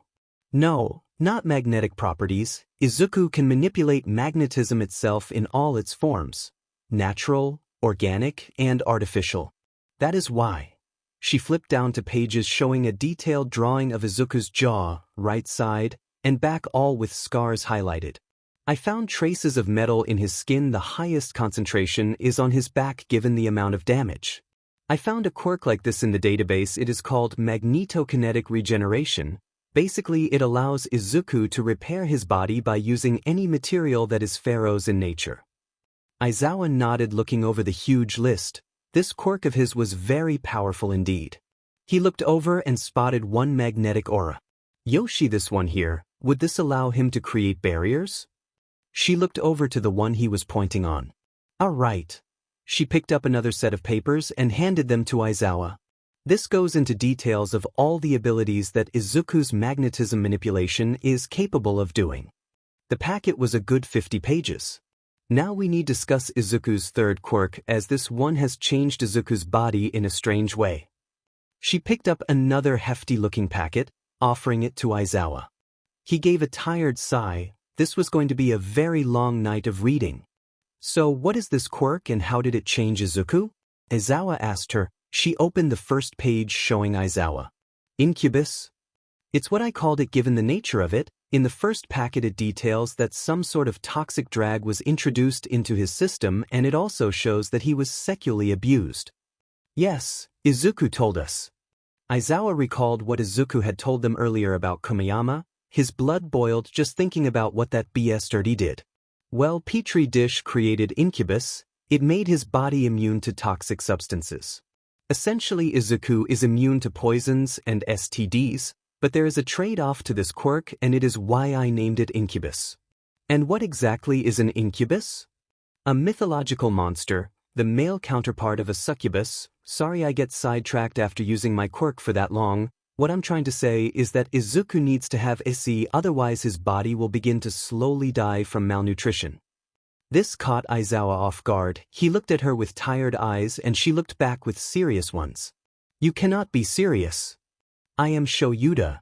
Izuku's body is very thin and he looks like a strong breeze can knock him over. This is all due to him not feeding. And how would he feed? He did say he was a rent boy for 3 years, so did he not feed off the men that use him? Probably because as a rent boy he would use condoms. There are 2 ways he can feed. She flipped to another page and showed Aizawa. The first way is by ingesting seminal fluids either ORL or through mucous membranes. I could have gone my whole life without knowing that. He deadpanned, but Yoshi paid no attention to him. The second way would be to feed off someone during SEC, possibly via lip-on-lip contact. It's all here in the packet. So if you need my services again, just give me a call, Shoyuta. Also, you may want to have the talk with Izuku. By the way, the longer Izuku goes without Z, his body will begin to produce a powerful pheromone that will lure virile males to him, and the pheromone will cloud their minds, so the sooner you talk to him about it the better. With that she left. Aizawa exited the office to see Bakugo was still there, showing something to Izuku on his phone. Good, you're still here, Bakugo. I had a question for you. What is it? What is Izuku's last name? It's Midoriya. Aizawa nodded, taking a pen. He wrote it on the top of thick packet of papers. Thank you, Bakugo. Now head home. We will see you Monday. Come on, Izuku. Aizawa motioned to Izuku to follow him. I still don't know why Izuku can't come live with me? Bakugo grumbled. That does remind me, make sure you tell your parents about Izuku being okay, and I will contact them sometime tomorrow to set up a meeting. Bakugo huffed and walked up to Izuku, taking his hand and giving it a squeeze, before handing him a piece of paper with his phone and address. Kaken, I don't have a phone. Katsuki tapped Izuku on the forehead. Use that big brain of your, Deku. It's for when you get a phone. I'll see you soon, okay? Izuku gave Katsuki another smile and a small peck on his cheek, causing the Ashbond teen to flare up red. Bye, Kaken. Aizawa lead Izuku to Heights Alliance, the dorms built behind the school. Looking up, Izuku could see storm clouds forming, and he hoped that Bakugo made it home before the storm hits. Alright, so you will be rooming here at the 1A dorms. Aizawa told Izuku, who was entranced by the building. For now it's just you and I in the building. Aizawa walked forward and Izuku followed, his arms heavy with his shopping bags. As Aizawa was about to open the door, it suddenly opened and there stood Midnight and Present Mike, both with big grins on their face. Hey, Shoyuta! Yamada shouted out with a big goofy grin directed to his husband. Midnight, what are you doing here? Izuku asked as the 18-plus hero sauntered up to him. Well, we wanted to give you a surprise. She guided Izuku into the dorm with the married hero duo followed. Surprise! Namuri and Hisashi shouted as they guided him to the common area to see a table set up with food and treats. Izuku's eyes widened wide, he never seen that much food before. Well, little listener, let's get your things up to your room and then we can dig in. Hisashi took some of Izuku's bags from him and led him to the second floor on the left and a room with a nameplate reading Izuku. Go ahead and open it. Hisashi handed a key to Izuku, who opened the door to see his room set up with all the things Midnight had him choose. Wow! Izuku walked into the dorm followed by Hisashi, who set the bags down by the door next to the ones Izuku had set down. Izuku sat down on the bed. It was so soft and bouncy. I've never had one of these. Izuku said low enough but Hisashi heard it. You never had a one of what? The microphone hero asked. Izuku shook his head no. A bed. Hisashi's heart clenched at that. He decided to distract Izuku with the present Nedzu had gotten him. By the way, little listener, the principal thought you could use these. Hisashi pointed to the two things on the desk, a new phone and laptop. Standing up and walking to the room, he picked up the phone and looked up to present Mike. Can you show me how to use it? Present Mike smiled at Izuku and showed him how to use the device, helping him to put in Katsuki's number. You two are taking your time, the food is going to get cold, come on. Midnight said, showing up at the doorway. Just showing the kid how to use his phone. Come on, little listener, let's eat. For a skinny kid, you sure can pack it away. Namuri said in amazement at the 10 empty bowls in front of Izuku. He blushed a little in embarrassment. He felt ravenous for some reason. He's a growing boy, Namuri, he needs all the nutrients he can get. Hisashi said, finishing his ice cream. Aizawa sipped his coffee. He was mulling over on how to talk to Izuku about the incubus quirk and the necessity of him having unprotected section. He was so not trained for this. The sound of thunder could be heard in the distance and a flash of lightning streaked across the sky, and for a split second Aizawa was sure he saw a strange halo around Izuku's body as the lightning struck. Do you hear that? Izuku asked, his head ped to the side as if he was trying to listen to something. Hear what, Izuku? Namuri asked. She didn't hear anything, looking at the other two teachers who shook their head. There it is again, it's coming from the courtyard. Before any of the teachers could act, Izuku bolted to the sliding door and opened it, running into the downpour. Izuku! Shouted Aizawa, following the boy who was on his hands and knees by the tree and bushes. He picked something up and ran back to the building, something bundled in his arms. He ran through the open door, standing next to Aizawa. He was soaking wet. What were you thinking? That was crazy, running into a storm like that. Look at you, soaked to the bone. Aizawa was in dad mode, as Hisashi called it, but he was cut off by the thing in Izuku's arms making a noise. One. The three heroes looked at the bundle to see a small and very wet dog in Izuku's arms. Can I keep him? Izuku asked, giving his best puppy eyes. Aizawa rubbed the bridge of his nose. He resisted as best as he could, but Namuri and Hisashi were weak and fell victim to those eyes. I'll look at the poor thing, he must have been out there for a while. Come on, show you to let him keep the dog, at least until we find if it has an owner. Aizawa let out a long sigh. He pointed down the hall to the left. Go bath, wash up, wash the dog, and put those wet clothes in washing machine on your way there. Izuku had a big smile on his face. Tomorrow we go and see if the dog has an owner. Yes, Aizawa-sensei. Izuku moved quickly to the bath, leaving a trail of water. Aizawa opened a closet door and pulled out a mop, then moved it into Hisashi's hands, then a washcloth into Namuri's hand. Get to cleaning. His tone left no room for argument. He went to get some towels and extra clothing for Izuku from his room. Izuku was drying the small dog with a towel and hairdryer. After he finished, the dog's fur puffed up, making it look like a dandelion. The Pomeranian gave a happy bark at being washed and dried. He turned to Izuku and put his tiny paws on him, trying to reach Izuku's face to give him doggy kisses as a thank you. Izuku scratched behind the dog's ear, earning a happy tail wag. Izuku picked up the collar that the dog was wearing and hidden by the wet fur.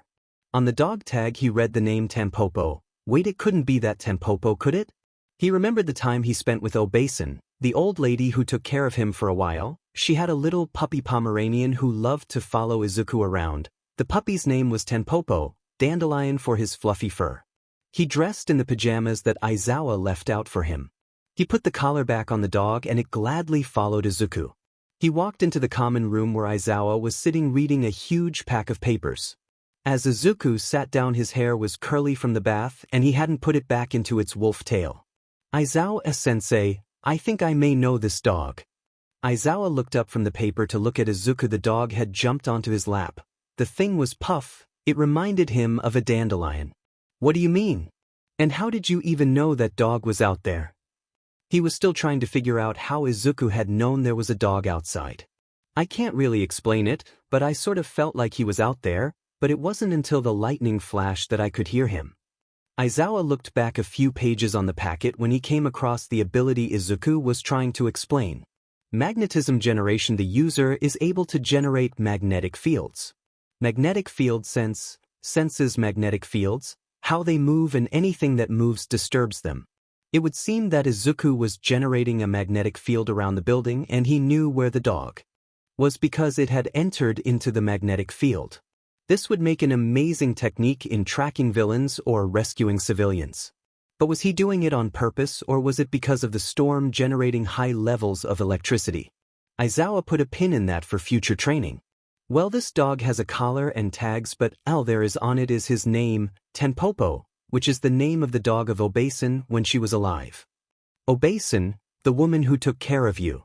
Izuku nodded. "It could be a coincidence, maybe someone else named their dog Tenpopo." Izuku mulled this over. He set down the Pomeranian and the fluffy dog sat down waiting patiently. "Well, there was one trick I showed him and only he would know it, so maybe if he can do it, it really is Tenpopo." Aizawa set the papers down and watched as Izuku made a finger gun, then shouted, "Bang!" The Pomeranian reared back, fell backwards and laid on his back with his little legs up. "It is him!" Izuku whispered in amazement. Aizawa was sure there was some divine being out there set with a strange sense of humor by pulling this. Katsuki spent most of Saturday morning running around cleaning things over and over, dusting twice, then again. He had told his parents when he got home that Izuku was alive. They took the news with great joy, and he did tell them that Aizawa would call them about a meeting. True to his word, the pro hero had called and asked to meet at their house with Izuku around 1 p.m. It was 10 till 1, and Katsuki was trying to find things too. He had to keep busy or he would go nuts. Of course, the old hag had pointed out this was the most he ever helped out around the house. This sparked a shouting match, but it died the moment he heard the doorbell ring and he vaulted over the couch. Before he opened the door, he smoothed out his outfit, one that his mom had bought such a long time ago but he said he would never wear, but this was the nicest outfit he had. A white button-up, with a rose design along the left side, black pants with silver tooling along the pants legs. He wore the button-up was left open to show off the black tank top underneath. He had also sprayed a bit of his dad's cologne on him. His mom had asked him if he was going on a date, a sheet-eating grin on her face when she saw the outfit and smelled the cologne. Another shouting match, that ended when Masaru asked Mitsuki to help him in the kitchen. He opened the door and came face to face with Izuku's beautiful emerald eyes and his heart beat faster. "Hey Kaken." Izuku smiled at him huge. He swore he saw something glitter near the left side of Izuku's jaw. But he quickly forgot that as he heard a strange noise coming from down at Izuku's feet. One. Katsuki looked down to see a walking fluff ball. "Ha! Oh Kaken, this is Tenpopo. I have a crazy story to tell you about how I found him." Izuku was very excited and practically bouncing as he spoke. Katsuki couldn't help but smile at him. He also notices a sweet smell coming from Izuku. Was he wearing cologne as well? Whatever it was, it smelled really good. He wanted to get in closer and take a deeper breath, but as he got closer to Izuku, he felt something tackle him in the stomach. Doubling over after getting the wind knocked out, he saw the little fluffy beardy of a dog glare at him. He swore there was an evil smirk on that thing's face. "Kaken, are you okay?" "Tenpopo, that wasn't nice." He scolded the Pomeranian who just wagged his tail and gave a doggy smile. Aizawa was trying so hard not to laugh, he hid his face in his capture weapon. "Brat, quite being bent over in pain and invite our guest in." Mitsuki called from the hallway. Izuku sat between Mitsuki and Masaru, a large photo album on his lap, with Mitsuki pointing to photos and telling Izuku about them. There's you and Katsuki on your first day of kindergarten. Izuku couldn't help but smile at the picture of the ash-blonde boy holding his hand in the photo. Katsuki had told his parents that Izuku didn't have memories of before he was 8 or of his mom and would not remember either of them. They busted out all the photo albums. Katsuki had a grumpy look on his face as he was sitting next to Aizawa-sensei instead of Izuku. That little demon of a dog was at Izuku's feet shooting dirty looks at Katsuki. Aizawa had asked if Izuku's mother had left any sort of will or maybe if she had left Izuku in their care. Mitsuki got up and grabbed a book from the bookshelf, opening it, removing a folded piece of paper, handing it to Aizawa. It was Inko's last will and testament. Aizawa read it carefully before handing it back. The paper stated that in the event of Inko's death that Mitsuki and Masaru would become Izuku's legal guardians. The pro-hero drew out some paperwork from his coat and handed it to Mitsuki. Since you two are his legal guardians, I need you to sign some paperwork to allow Izuku to attend UA. Katsuki perked up at the idea of him and Izuku attending the same school, a memory of the two of them vowing to be heroes together. Does that mean Deku can live here since they are his legal guardians? Katsuki spoke up again. He was really hoping that Deku would live here. They did have a guest room, but Katsuki would share his room gladly. Acting. Where has Izuku been staying? Masaru asked, looking at the greenette who was flipping through the photo albums with a smile on his face. He has been staying at the dorms. That again? You doesn't have a dorm. Katsuki barked, which earned him a bark from Tempopo. Katsuki glared at the puffball. Netsu had dorms built since he is thinking of switching to a boarding school ever since the USJ incident. So for now Izuku has been staying there. Then I should move into the dorms so that Izuku isn't by himself. Katsuki said if he couldn't get Izuku to live here then he would go live with Izuku. The dorms aren't open yet to other students. Izuku is the only exception.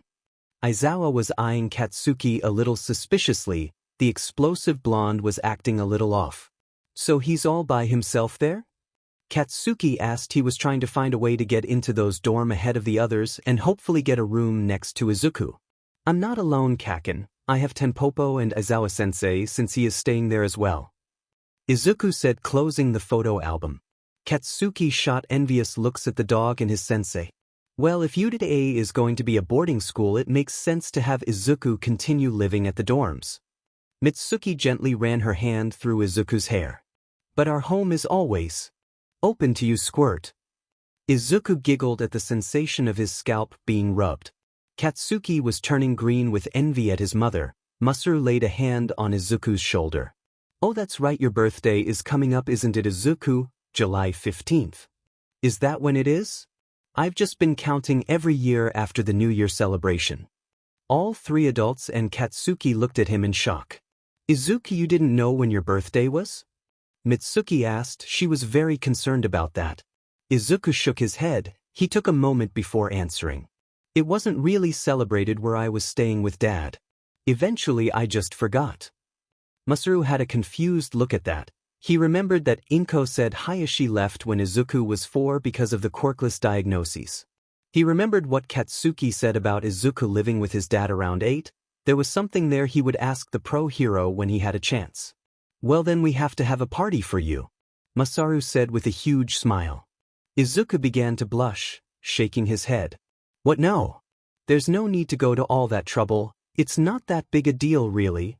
Nonsense, Squirt. It is a big deal. It will be a birthday celebration and a welcome home party for you, Mitsuki said, hugging the boy who blushed harder. Just accept it, Deku. They are relentless when it comes to this kind of thing. Katsuki said, remembering all the birthday parties that his parents threw for the two boys. The Bakugus signed the paperwork, handing it back to Aizawa as the two were about to head back to UA. Katsuki hatched a plan as his mom finished hugging Izuku to death. Wait, Deku, let's go out. The three adults looked at him in surprise. For the day? I mean, we should go out for the day so we can reconnect. Katsuki said quickly, a red flush creeping up his face. It deepened as he caught the old hag's sheet-eating grin and his dad giving him a knowing smile. If it's all right with Aizawa-sensei, I would love to go out for the day. Izuku flashed a brilliant smile, causing Katsuki's heart to beat faster. Katsuki looked at Aizawa, waiting to see what the pro would say. He had a Totoro grin on his face aimed at Katsuki. Have him back by 6, he has a lesson with present Micah that time. Katsuki was about to take Izuku's hand when he felt something smack him in the leg, pushing him back.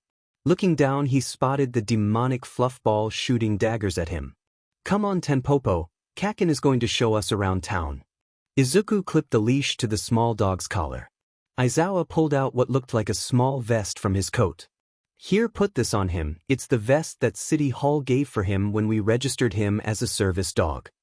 Izuku took the bright yellow vest and attached it to Tenpopo, who sat on his hind legs looking very proud. A service dog? Katsuki asked, looking at the Pomeranian. Yeah, I get panic attacks, and Tenpopo helps with them. He was already in the registry as a service dog, we just had to register him under my name. What causes them? Katsuki asked. He was ready to avoid anything that would make Izuku uncomfortable. I am not 100% sure what triggers them, but it would seem anyone grabbing me really hard and yelling extremely aggressively at me are 2 causes. Izuku avoided Katsuki's gaze, who was rolling in guilt remembering how he yelled at him yesterday. All right then, if anyone tried, I will make them regret it. Katsuki said, little explosions popping in his palms. Izuku smiled warmly. My hero. Katsuki could have died there and then, and he would die happily as he heard Deku say he was his hero. The 2 of them walked out of the front gate, watched by the 3 adults, all of them with grins on their faces. Katsuki was hating this little bstrd of a fluff ball more and more, as every time he tried to get close to Izuku or hold his hand, the Pomeranian would tackle Katsuki's legs, pushing him back a few inches. Izuku didn't seem to notice, he was enjoying the sights. While he was living with his dad, he was never allowed outside the bar. Kurogiri was the one who got things for him. They walked by a comic book shop and saw some All Might merch. Katsuki remembered how much the Greenette loved the #1 hero, even more so than Katsuki, and he even was wearing a limited edition All Might hoodie. Katsuki wondered how Izuku got his hands on one. He took Izuku inside the comic shop and he could see his eyes widen at all the hero merch. Still such a hero fanboy. Katsuki said, looking at the boy nerd out over the merch. Katsuki saw a large All Might plushie and bought it for Izuku. It was so worth the stares he got from some people as he bought the stuffed toy, because the reaction Izuku gave him was the absolute cutest thing ever. The blush on his cheeks bringing out the freckles, and the glow in those emerald eyes. Of course, when he tried to get close, he got tackled by Izuku's guard dog. This time, the little bstrd got him in the stomach. How does something so tiny jump and hit that hard? Tenpopo, stop that. No jumping on people. Izuku scolded the dog, who again just wagged his tail and gave Izuku a doggy smile. The 2 of them eventually ended up at Daroga Beach. Once it was covered in trash, but someone had gone and cleaned it up, restoring it to its pristine state. You probably don't remember, but we used to hear a lot when we were kids in the summer. Katsuki said, gazing out at the ocean. I might not remember, but now that we are back in each other's lives, we can make new memories. Izuku gently leaned against Katsuki's shoulder. Katsuki enjoyed this moment, but it was over in a moment as Tenpopo let out a bark, scaring some seagulls. Hey, let's walk in the shallows. Izuku said, taking Katsuki's hand and leading him to the water's edge. He took his shoes off and set them down away from the tide. Next, Izuku stripped out of his hoodie and then took his death arm shirt before running into the tide, laughing. Katsuki looked on at the laughing teen. In the sunlight, he could see the scar tissue along his back, and sighed. He could see something glitter on his body once in a while as Izuku splashed about. He called out to Katsuki to join him. Katsuki rolled up his jeans to above his knees, then he stripped both shirts off before joining Izuku, who splashed him as he got closer. Oh, you going to get it now? Katsuki said before splashing Izuku back, who only let out a laugh. Tenpopo stood by his master's belonging. He did not want to go into the water. He hated getting wet ever since the storm. So he sat there watching his master splash around with the angry human. He did not trust the angry human. He wanted to do something to his master. He could smell it on the angry one's skin. Katsuki was about to use his quirk to really splash Izuku when suddenly he found his arms full of skinny teen. Izuku jumped onto Katsuki, who stumbled backwards and fell on his back with Izuku on top of him. Katsuki's hands landed on Izuku's lower back. He could feel the rough texture of the scars. He swore he would make that hand bitter pay for doing this to his Deku. This close to him, Katsuki could smell that delicious scent coming off Izuku's skin. The two of them stared at each other's eyes, comfortable silence between them. "You're all hard, Kaken." Katsuki turned crimson. "Ha! Your body is all hard and muscled. I'm a bit envious given how I'm thin like a twig," Izuku said with a brilliant smile.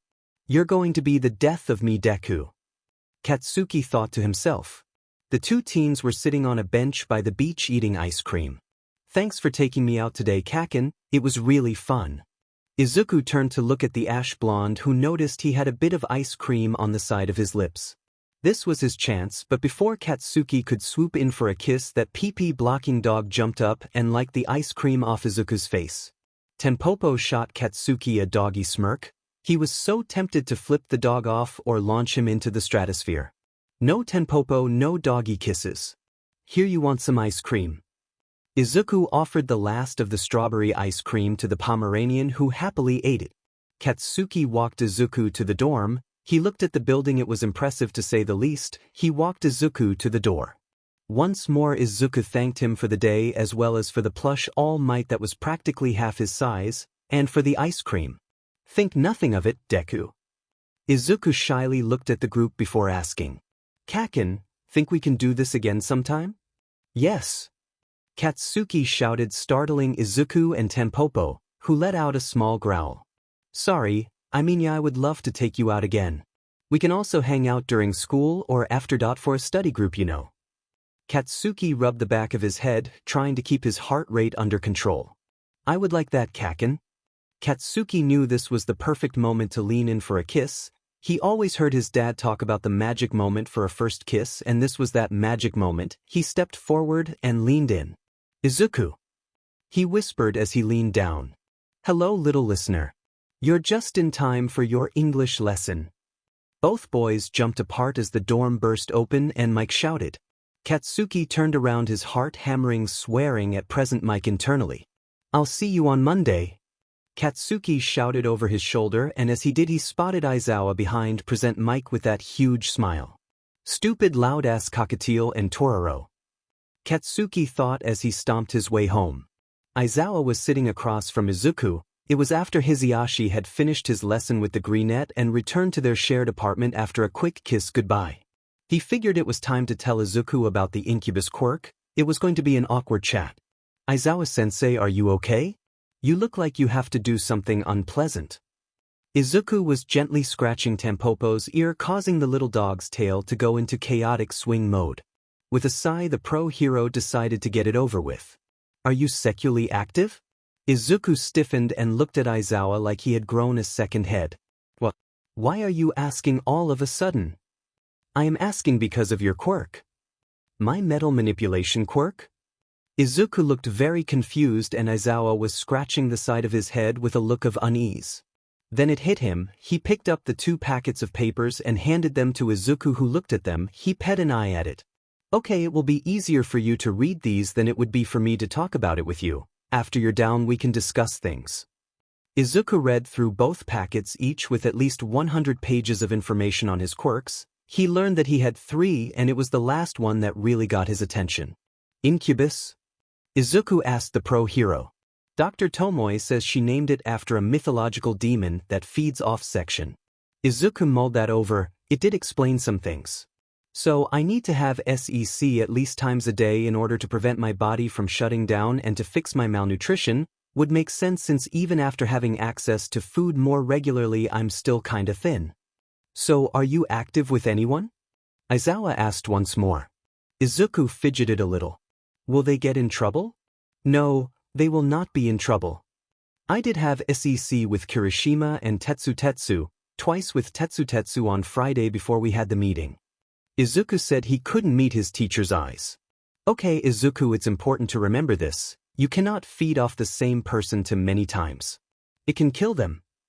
He prepared himself for the next part. Now this goes against everything I would normally advise, but when you are feeding, do not use condoms. I saw that in the packet. I apparently need to absorb seminal fluid in order to feed, and I did use condoms while I was a rent boy and when I had SEC with Kirishima and Tetsu. I'm glad you were being safe, but unfortunately the way this quirk works you are unable to use condoms, but at least you are immune to STDs and other toxins. Now for the other part of your quirk, the pheromones. Izuku nodded. He did also see that added note on the packet. If I don't feed regularly, I will begin to emit a powerful scent that will draw in any available male for me to feed on. The longer I don't feed, the stronger the pheromone I will emit. Aizawa rubbed the back of his head, asking the greenette if he had any questions. Will it be alright if I have Kaken come over so I can tell him about this in person?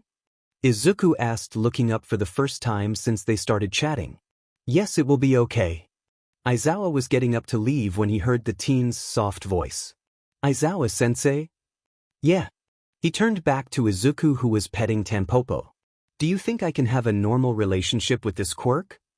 That really depends on who you are in a relationship with and how understanding they are about it. Aizawa had an inkling as to why Izuku was asking this. I'm sure Bakugo will understand. He's a little rough around the edges, but he is a good kid. Good night, Izuku. Izuku blushed deeply as Aizawa gave him a Totoro smile. Good night, Aizawa-sensei.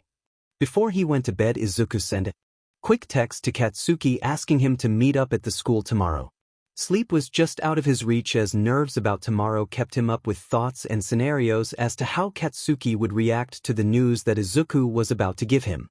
Katsuki used his student ID to enter the school grounds and took the path to the dorms. The day was nice. He walked with his hands in his sleeveless hoodie.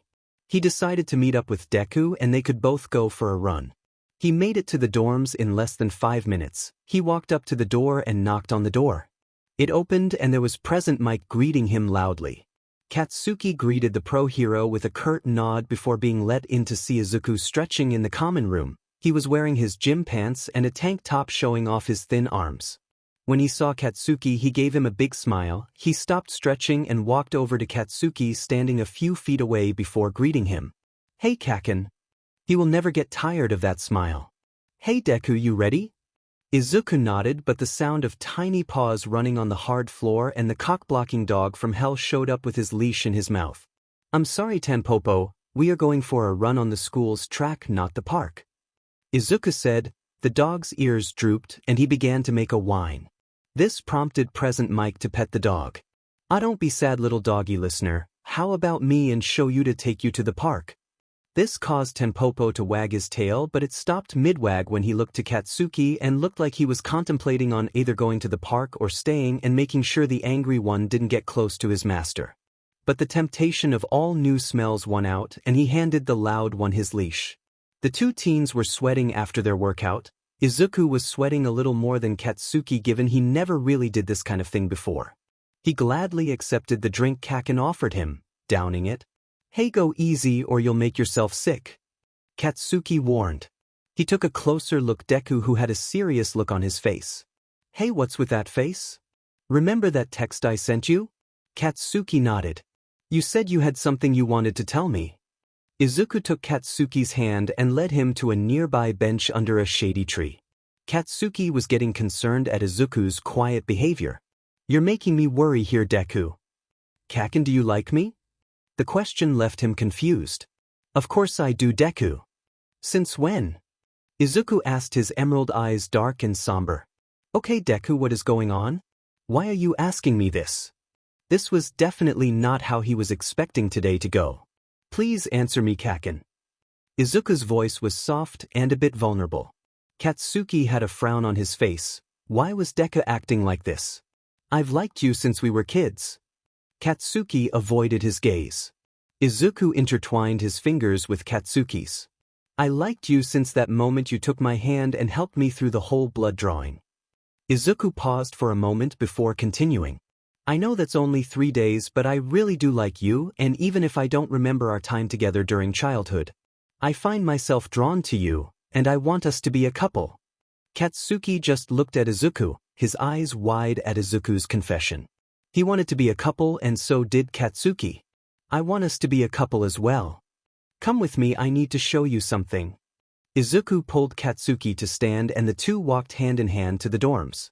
Katsuki read the paper over and over just to make sure. Incubus?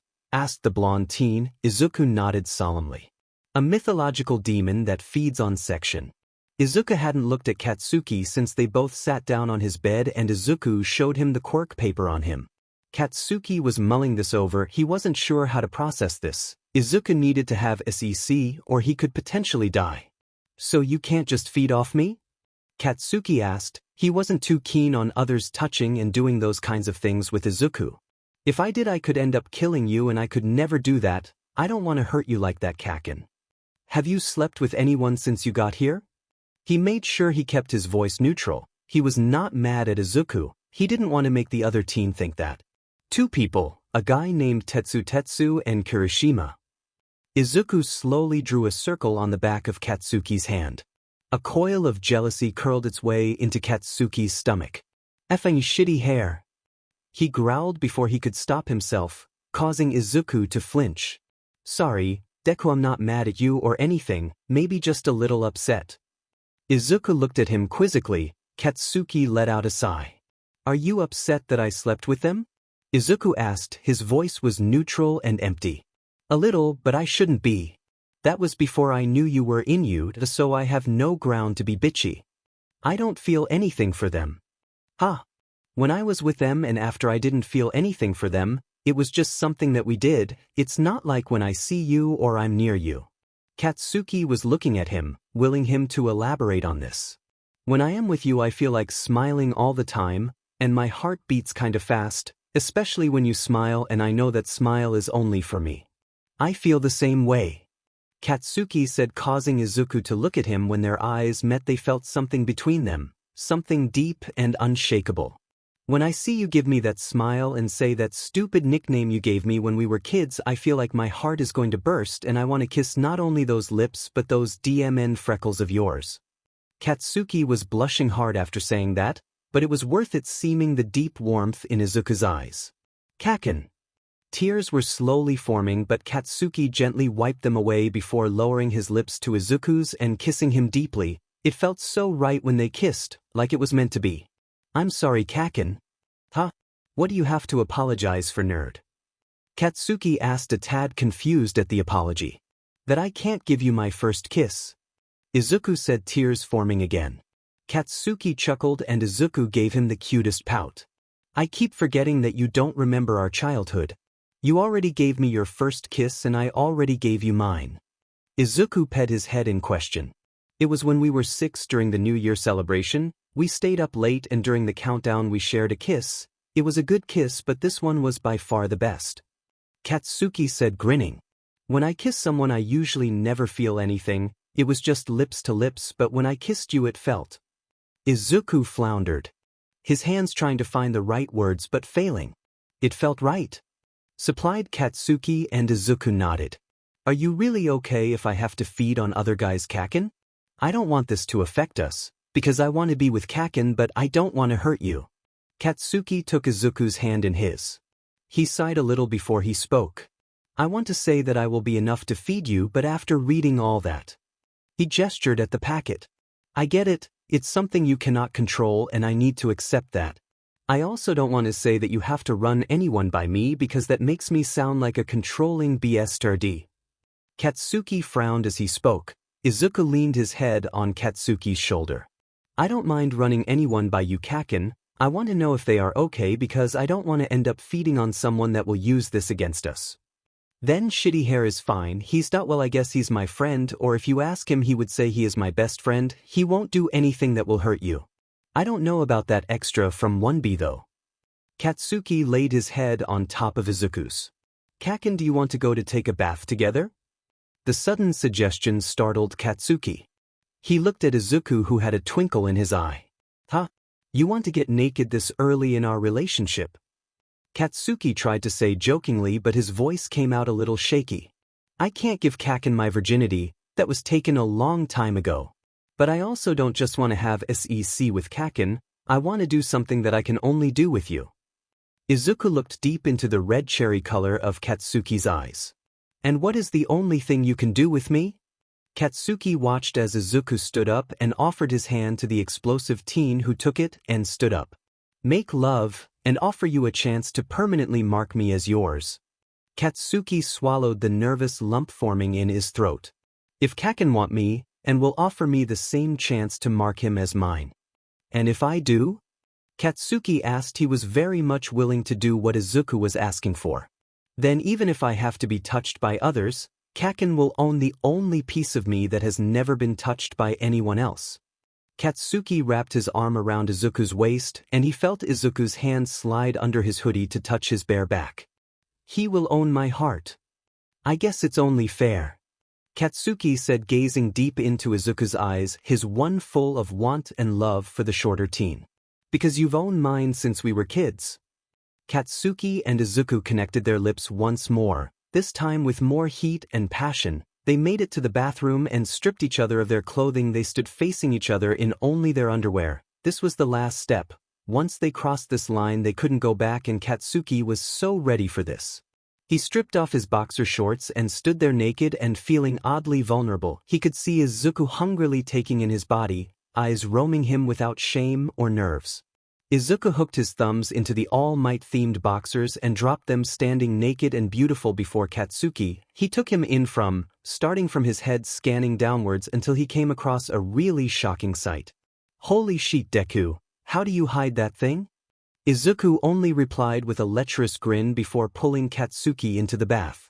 Katsuki laid on his back, his legs spread rather lewdly before Izuku. He licked his lips before lowering his head and taking Katsuki's hard pee-pee into his mouth, going slowly, using his tongue to tease under his efforts and causing Katsuki to cry out. Katsuki was in a haze. He was breathing hard and making noises he never thought he would make. He dug his hands into the sheets under him. He wanted to buck his hips so bad, but Izuku kept his hands on Katsuki's hips, holding him down. Deku! Katsuki mewed out. Izuku stopped skiing and raised his head, making Katsuki whimper as his pee-pee was exposed to the cool air. He gave Katsuki a lust-filled look before spreading his body on top of Katsuki. What's wrong, Kaken? Izuku asked, his tone teasing. Katsuki ground his D into Izuku's abdomen with desperate need. Come on, Kaken, use your words. Me, please, I need you. Katsuki cried out. Izuku raised his body up before picking up a bottle of lotion and squirting a good amount on his hand. He dipped his right index finger into it and gently massaged Katsuki's entrance. Izuku worked it slow and steady before inserting it. He could hear Katsuki let out a loud groan on pleasure. Oh, does Kaken like this? Izuku brushed his finger against Katsuki's purity, causing him to let out a cry. Izuku then slipped in a second finger in Katsuki's hole until he could feel him loosen and relax before a third joined the other two. Yes, please, Deku, feels good. Katsuki cried out as he felt those 3 fingers work him open. He was really enjoying this sensation. He had explored this part of himself when he was masturbating, discovering that he very much enjoyed bottoming when he ordered a DLD to try out one day. But he wanted something more. He wanted Deku to F him. Kaken, are you sure you want to bottom? He was concerned about hurting Katsuki. He was by no means small, and even Tetsu had some trouble taking all 10 inches. Katsuki raised himself up shakingly on his hands to lock eyes with Izuku. The cherry-red eyes were filled with a mixture of want, need, lust, and anger. Shut the f up, Deku, and just F me with that monster do already. Katsuki's tone was desperate more than angry. Izuku gave him an evil smile. Okay, Kaken, if you insist. With that, Izuku lined himself up and moved into Katsuki, causing the ash blonde to let out a scream of pain and pleasure. Izuku kept the pace with occasionally pulling out and moving back in, making the explosive teen sob and scream. He moved so that Katsuki was in a sitting position facing him and riding his D-dash. Katsuki was crying and making noises of pure pleasure. Izuku kissed away the tears and embraced Katsuki, moving his head to the crook of his neck. Mark me here. It took a moment for Katsuki's pleasure-soaked brain to process the words his boyfriend just said. Katsuki was going to ask how, but he had an idea. He opened his mouth and bit down hard on the spot where the shoulder and neck met. He did this as Izuku pulled out and moved in hard, hitting his purity. That last hit caused Katsuki to come all over Izuku's abdomen and chest. The bite sent a very pleasurable sensation throughout Izuku's body and it caused him to come deep inside Katsuki. His breathing was coming out hard as he and Katsuki were both slowly coming down from the intense session. Katsuki raised his head up. He could taste the sweet, coppery taste of blood on his lips. He looked to see he had broken the skin, leaving 2 crescent marks on Izuku. Katsuki turned to look at Izuku, who seemed to be enraptured in pure pleasure, his eyes half-lidded and dark, a languid smile on his lips. "Izuku," Katsuki said in a Sato whisper. The greenette turned to him and Katsuki offered the crook of his neck to him. Izuku brought his lips to it, kissing the spot before biting down just as hard as Katsuki bit. He was expecting pain, but instead he was rocked with another massive orgasm, coming once more. Izuku grabbed the back of Katsuki's head and brought him to his lips. Katsuki opened his mouth to allow Izuku's tongue access. As they made out heavily, the blood on their tongues mixed together. They pulled apart, breathing heavily. Izuku had softened up enough to pull out of Katsuki. As he did, a good amount of cum spilled out of Katsuki, prompting a whimper from the blonde. Izuku stood up, as did Katsuki, on shaky legs. Izuku wrapped an arm around the other teen's waist and helped guide him to the bathroom. There Izuku grabbed a washcloth and wet it with warm water before gently wiping Katsuki's body. He helped Katsuki sit down on the toilet before wiping his own body. Izuku noticed that he couldn't see his ribs like before. In fact, he noticed his body wasn't thin anymore, but more like he was more lithe than thin now. Was this because he had feed from Kaken? Izuku took the first aid kit from under the sink and patched up Katsuki's bite as well as his own. Before he bandaged the bite that Katsuki gave him, he gently touched it. The wound would definitely scar, and Izuku was okay with that. He smiled a warm smile at the blonde teen who looked really sleepy. He let out a yawn. He felt tired and he could hear Katsuki yawn as well. He helped the ash blonde up and they walked back to the bed. Izuku sat Katsuki down at his desk chair before he stripped the sheets off the bed and put them in the laundry hamper before taking some new sheets from his closet and put them on the bed. "Come on, Kaken, let's get some sleep." He laid the ash blonde boy down and then laid next to him, pulling the clean sheet over their bodies before wrapping an arm around Katsuki's waist, pulling him close, snuggling into him. "I love you, Izuku," Katsuki said sleepily, wrapping his arm around Izuku's shoulder. "I love you too, Katsuki." With that, both boys fell asleep in each other's arms. Sunlight filtered gently through the balcony window. Katsuki stirred in his sleep. He was warm and sore, but in a good way. He opened his eyes to see his boyfriend sleeping peacefully, the sunlight making his skin glow beautifully. Katsuki laid a gentle kiss on Izuku's freckled cheeks, causing him to stir. Emerald green eyes opened to meet cherry red ones. A lazy smile spread across Izuku's face. "Morning, Katsuki." Katsuki shuddered in pleasure at the way his first name fell from Izuku's beautiful lips.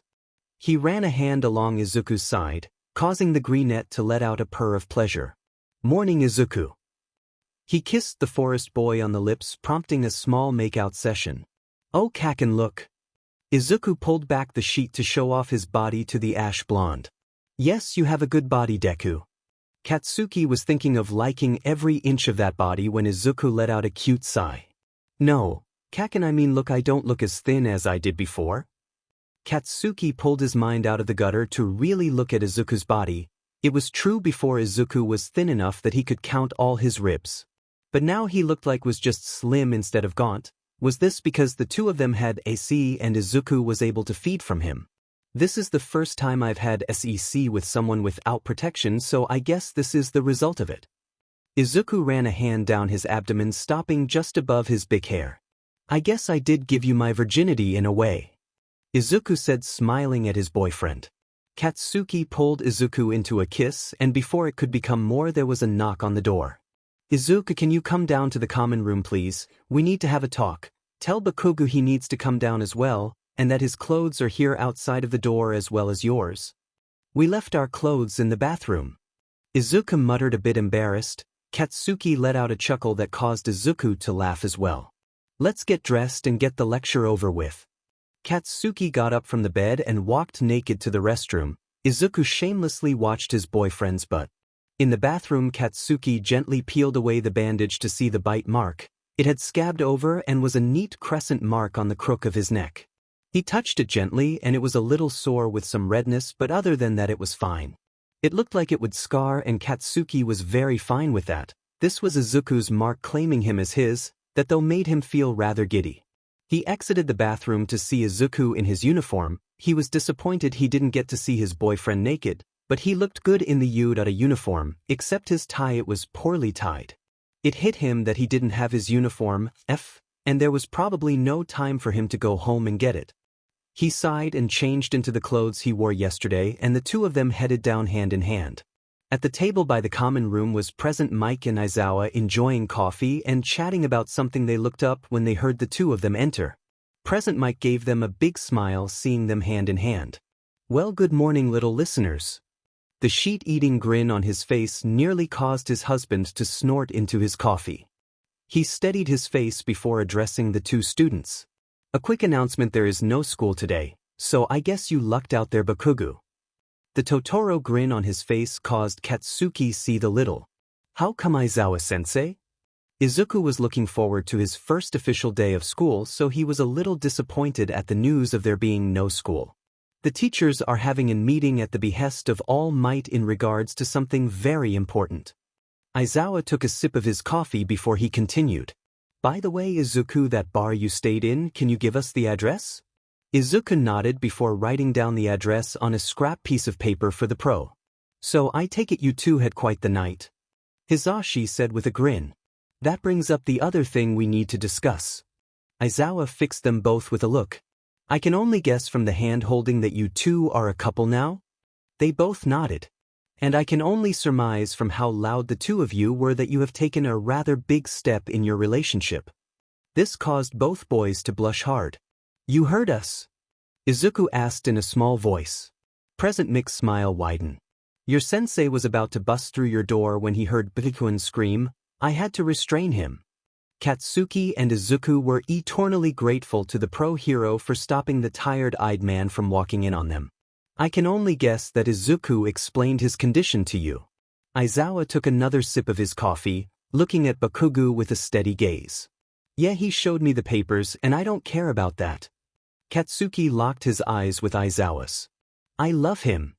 Present Mike let out an "ah," and Izuku squeezed Katsuki's hand after he stated that he loved him out loud and fully conscious. "It doesn't bother you that Izuku might have to sleep with other men due to his quirk?" Aizawa's face remained a calm mask while he was looking at Bakugu. "No," the blonde boy said with no hesitation. Aizawa raised his eyebrow at that. Katsuki pulled the left side of his hoodie away from his neck to show off what looked like a crescent-shaped wound. "Because I gave him my heart and he gave me his. He loves me like I love him. I would love to be the only one to feed that quirk of his, but I know that would kill me and Izuku does not want that. So we talked about it some yesterday and we found someone else to also help feed Izuku." "Who?" Aizawa asked. He had an inkling it might be either Kirishima or Tetsu, since they were the only other two who have had any SXL contact with Izuku. "Kirishima, we were going to talk to him about it today at school, but since school is cancelled for today, we will go meet up with him to ask him if he would be okay with the situation," Izuku said, playing with the cuff of his sleeve. "It might be better to not let everyone know about your incubus quirk," Aizawa said with a deadpan look. "Someone might try and take advantage of that. Kirishima wouldn't, I am sure of that, but you never know with someone people." Izuku nodded at Aizawa's words. Katsuki frowned. The thought of some BSRD trying to take advantage of Izuku's condition filled him with rage. "If they tried, I would blast them straight to hell." Katsuki's free hand popped with his quirk. "Let's hope it doesn't come to you committing murder, Bakugu." Aizawa had a very small smile on the corner of his lip. Only Hisashi could tell that his husband was smiling. "Now some ground rules." Aizawa looked between the two of them, before continuing. "No SEC in the bath. Keep it in either Izuku's room, or when the dorms open up to the students your room, Bakugu." "Yes, Aizawa-sensei." Izuku said he couldn't meet his sensei's eyes. "We didn't do anything in the bath." Katsuki said a little indignant. "They just washed each other then took it to the bedroom." "Another rule, keep it down. I am sure the other student will not appreciate you two being that loud when they move in here." "We couldn't have been that loud." Katsuki huffed. We heard you from outside when we came back from walking Tenpopo. Present Mike spoke up. He went up to the kitchen and placed his mug in the sink washing it. Where is Tenpopo? Izuku asked looking around for the little dog. He is sulking in the common room. He kept trying to get in the room. I think he might have thought Izuku was in trouble. He did not appreciate us picking him up and keeping him in Aizawa's room. Present Mike came back with the coffee pot to refill Aizawa's cup and he placed 2 empty ones in front of Izuku and Katsuki. He filled the 2 cups and Izuku stood up to get the sugar and creamer. He liked his coffee sweet but Bakugo drank it straight black. As Izuku sat down he heard the piddle-paddle of tiny doggy feet and Tenpopo showed up. He spotted Izuku and ran forward, leaping onto Izuku's lap. Standing up he tried to give him a big doggy kiss. Tenpopo, no doggy kisses. Izuku scratched the back of Tenpopo's ear causing his tail to wag hard. The little dog spotted Katsuki and shot him a dark glare. Suddenly he caught a whiff of something familiar coming from the angry one. He leaped from Izuku onto Katsuki, startling the boy. Tenpopo sniffed the blonde boy and he kept smelling Izuku on him. Was this angry human his master's mate? Tenpopo, stop that. Izuku picked up the dog and set him on his lap, gently petting him. The dog could smell the angry one on his master. They were mates. This meant he couldn't be mean to his master's mate. Well, not as mean as he was before trying to keep his master safe. He will tolerate the angry one for now. Katsuki was returning a call from his mom who had been calling his phone all night trying to see where he was, so they were having a shouting match. We are off to the meeting. We are not sure how long it may be, so I won't be able to help you train your quirk today. I did ask an upperclassman to come by in the afternoon to help you. Aizawa was gathering some things for the meeting. His name is Tagada Mirio. He will be here around 5. Okay, Aizawa-sensei. Alright, so the old hag wants us to come over for lunch and to make plans for your birthday coming up. I also texted Shitty Hair to meet us at my house and we can talk to him there. Katsuki said, joining his boyfriend by the door. If you two are heading off, then make sure you take your key with you, Izuku. With that, the 2 pros left. We have the whole place to ourselves. Katsuki said with an overly casual tone, wrapping an arm around Izuku's waist. I have an idea. Izuku went to go change into some street clothes and as he came down he led Katsuki to the couch and turned on the TV, putting on an All Might documentary. Katsuki smiled at his boyfriend fanboying over the #1 hero. Tenpopo jumped up and laid across both boys' laps. They stayed like this until it was close to 11 when they clipped the lead to the dog's collar and they left to Katsuki's house. What are you saying, Toshinori? Tsukachi asked, looking at his friend. The other heroes all looked at the #1 hero with shocked expression. I am saying that Midoriya Izuku is the son of a man named Midoriya Hisashi, or better known as All for One. Aizawa was digesting the information that All Might had given all of them. Izuku was the son of a villain, but not just any villain, the villain that nearly killed All Might and succeeded in killing his mentor. Are you absolutely sure about this, All Might?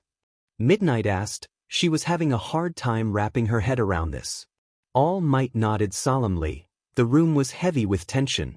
It could be that Izuku was kidnapped by this man and convinced him that he was his father. Aizawa chimed in.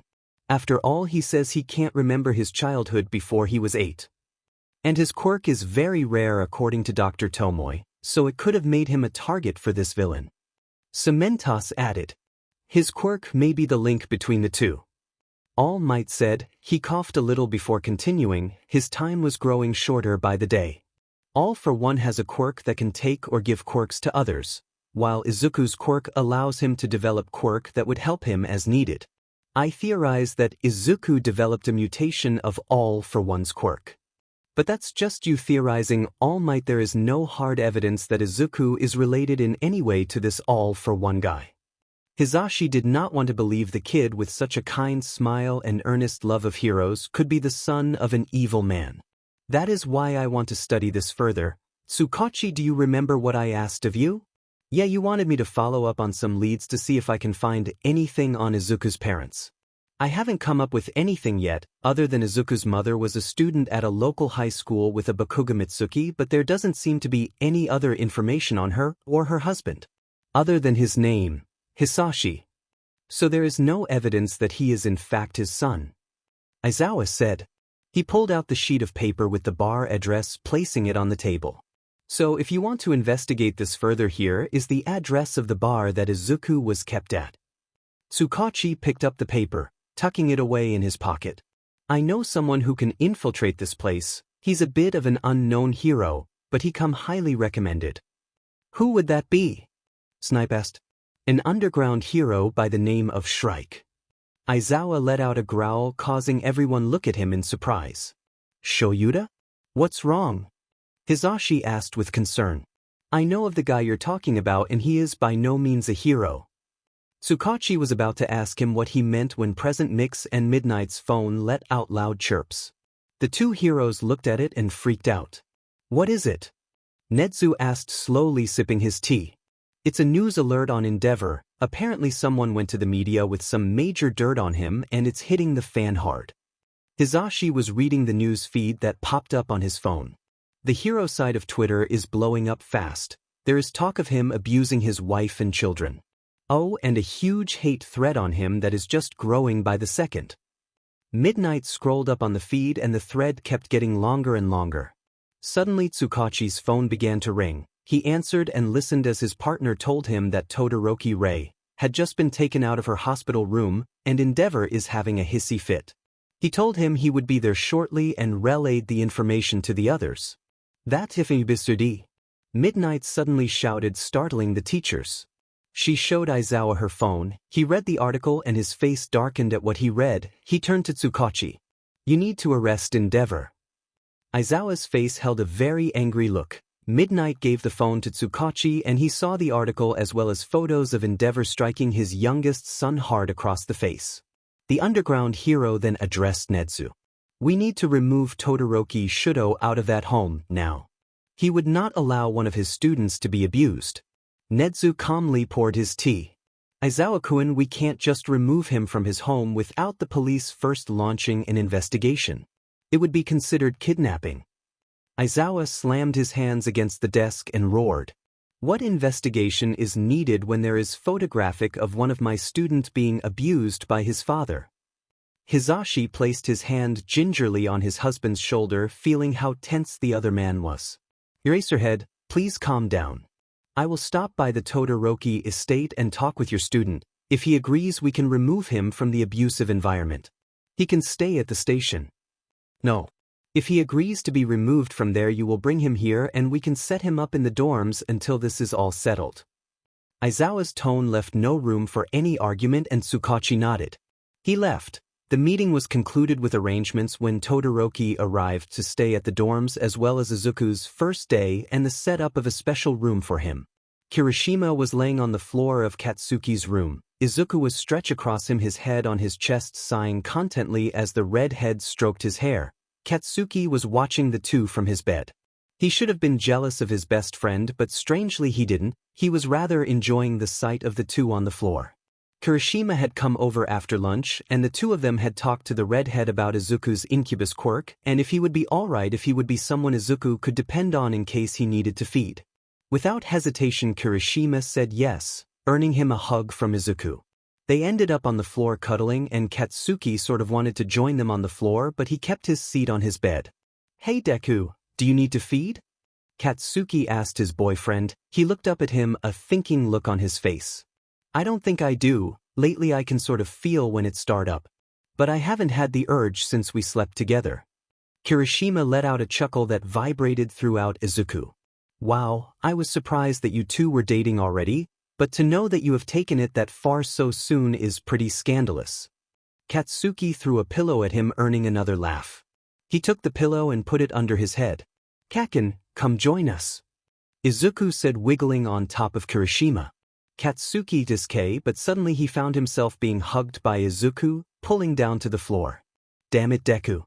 Katsuki said with no heat whatsoever in his tone. Kirishima wrapped an arm around Katsuki, laying him down next to him and Izuku on the other side of him. Katsuki laid his head on top of Kirishima's chest. Izuku laid across from him with a big smile. Despite his grumbling and blush, he felt comfortable there with the other two boys. It was oddly right with Kirishima there with them. A thought crept through Katsuki's head of having Kirishima join the two of them as another boyfriend, But he sorted that idea in the back of his head for. What has you thinking so hard, Kaken? Izuku asked, snuggling into Kirishima's chest. It's nothing. Katsuki replied, watching Izuku yawn. I'm all sleepy from lunch. Need a nap. Izuku stretches across Kirishima and kissed Katsuki on the lips. Don't I get one? Kirishima pouted and Izuku complied, giving him a kiss as well. Now Kaken.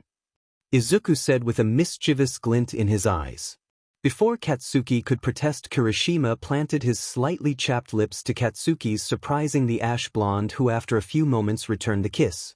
Katsuki was blushing from the kiss, and he did not miss the look Izuku was giving him. It was one filled with lust and want. Kaken, I can feel it coming. Izuku said, his voice low and sultry. He straddled Kirishima, looking down at him with hunger in his eyes. Katsuki stripped off his shirt and locked his door. Izuku was already working on Kirishima's nipples. Oh, this was going to be fun, Katsuki thought before joining the other two. Shudo gently applied the ointment to his new bruises. The BSRD had decided he need extra training after the USJ incident, calling him weak for not being able to take down the villains, and with the sport festival coming up he had been working him harder to the point that he threw up, and that earned him a severe beating for being weak. Shudo hissed as his shirt brushed against his bruises, but if he bandaged them, the fucker that called himself his father would hit him harder for being soft. He missed Fuyumi. His sister would hug him and offer some comfort when the BSRD was out of the house. She would fix him his favorite meal and slide his hair like his mom used to do when he was upset. The memory of his mother and sister brought forth tears that he quickly wiped away. He was glad that Fuyumi managed to escape this house, but he was now alone. She tried to take him with her, but the BSTRD had threatened her. He told Fuyumi to go, he would be okay. Shudo wished he remembered how to smile properly, it would have put her at ease. Well, he should be grateful that the F-face didn't hit him in the face. Those would be a pain to deal with, but his chest and back were an ugly canvas of bruises, some old and others very fresh. The sound of the doorbell brought Shudo out of his thoughts. It couldn't be the BSR. He had left Shudo in a heap on the dojo floor before going into his agency. Shudo opened the door to see 3 officers at his doorstep. The man in the trench coat showed the bicolored boy his badge before introducing himself. Hello, I am Detective Tsukachi Naomesa. Would it be okay to come in, Todoroki-kun? I have some questions to ask you. Shudo opened the door wider and let them in. He would have offered them some tea, but he didn't really know how to make it. Fuyumi or the maid would usually make it, and he had no skill in the kitchen. Todoroki-kun, do you know what is currently happening?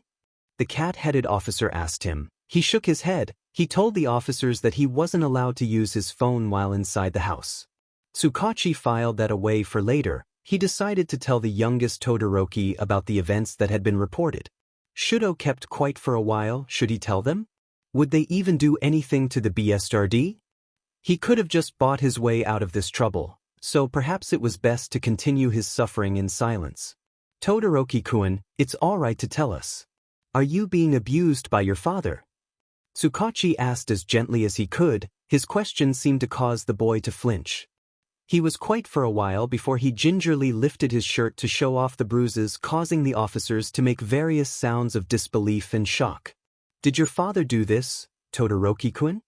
Tsukachi could see the boy shake with unshed tears. He dropped his shirt and nodded once. He will say it was from training. That's always the go-to excuse for him.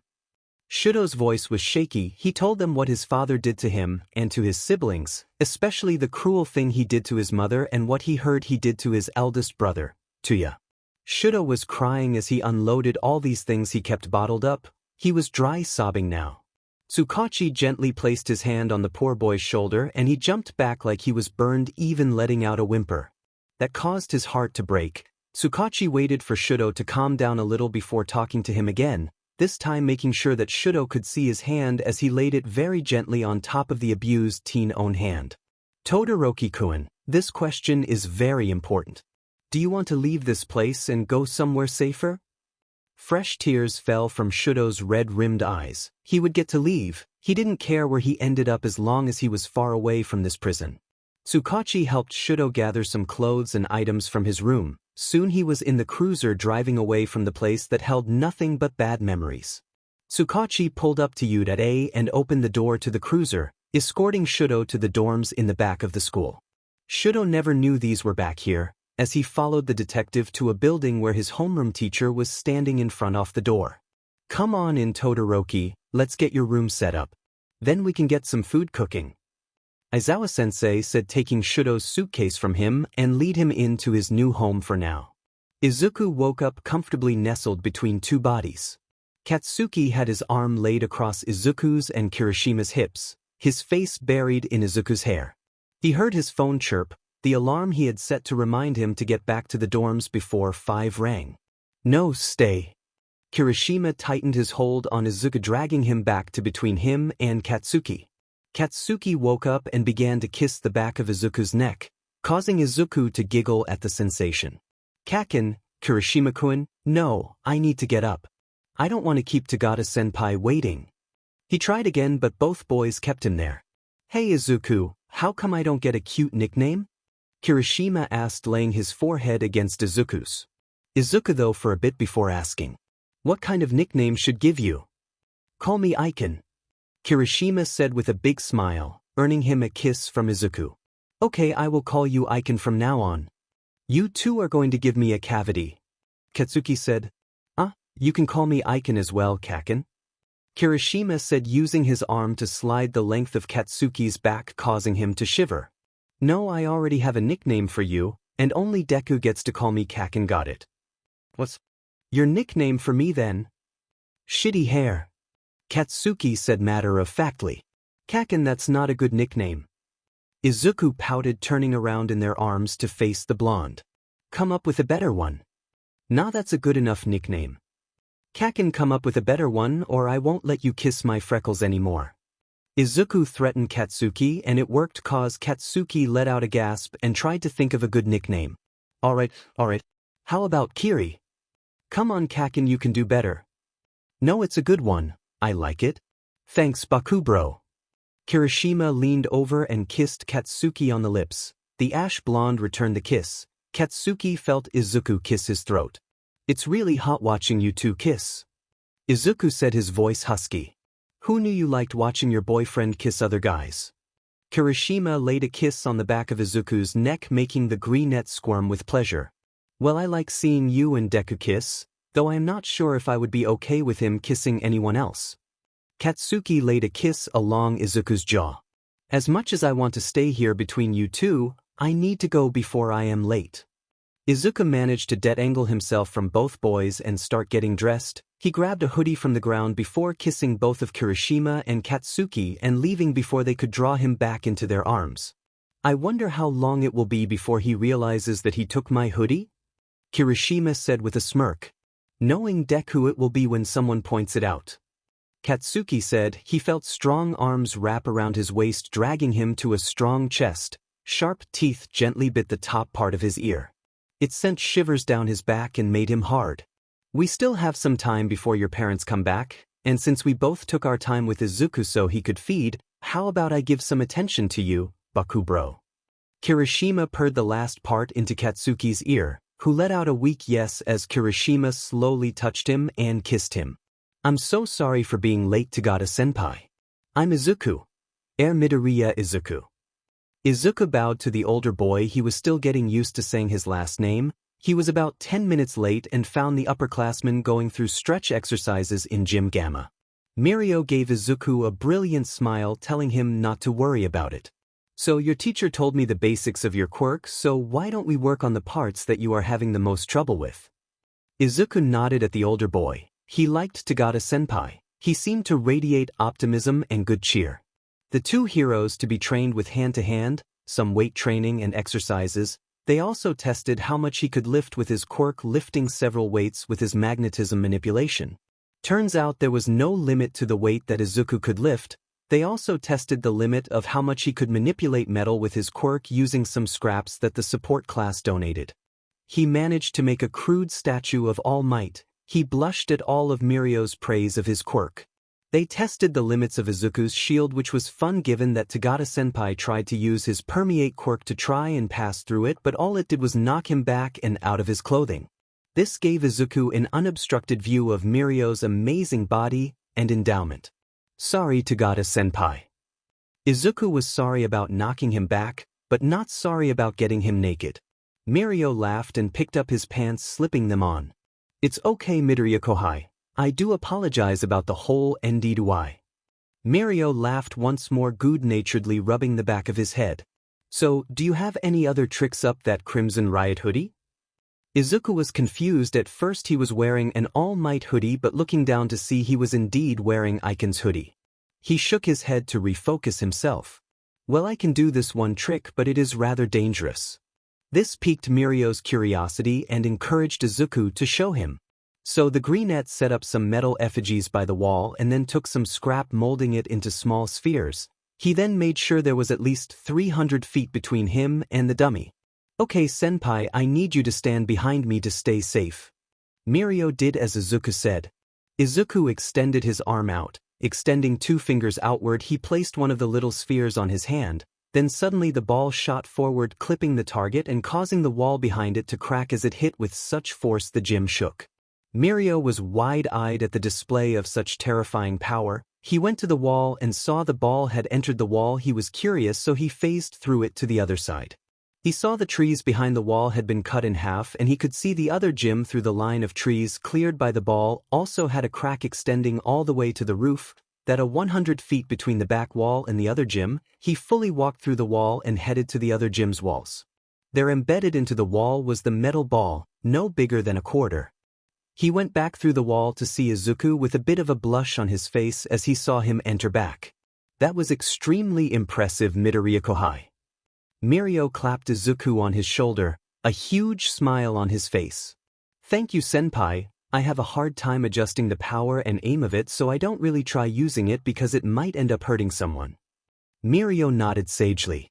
Well, you should practice more with it. The more you practice, the better control you will have.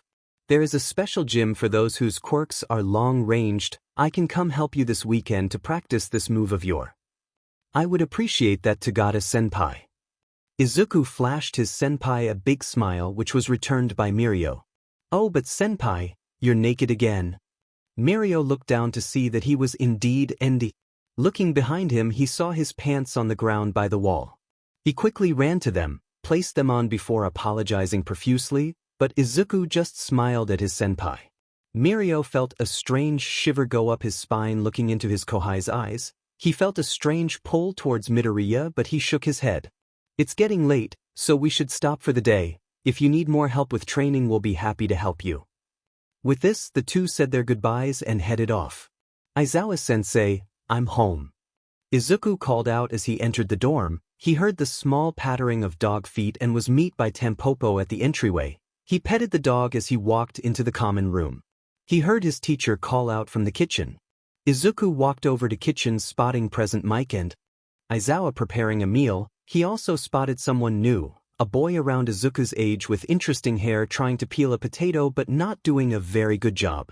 Ah, hello Izuku, did you and Tagata-kun meet up? Aizawa asked, looking up from the pot he was stirring.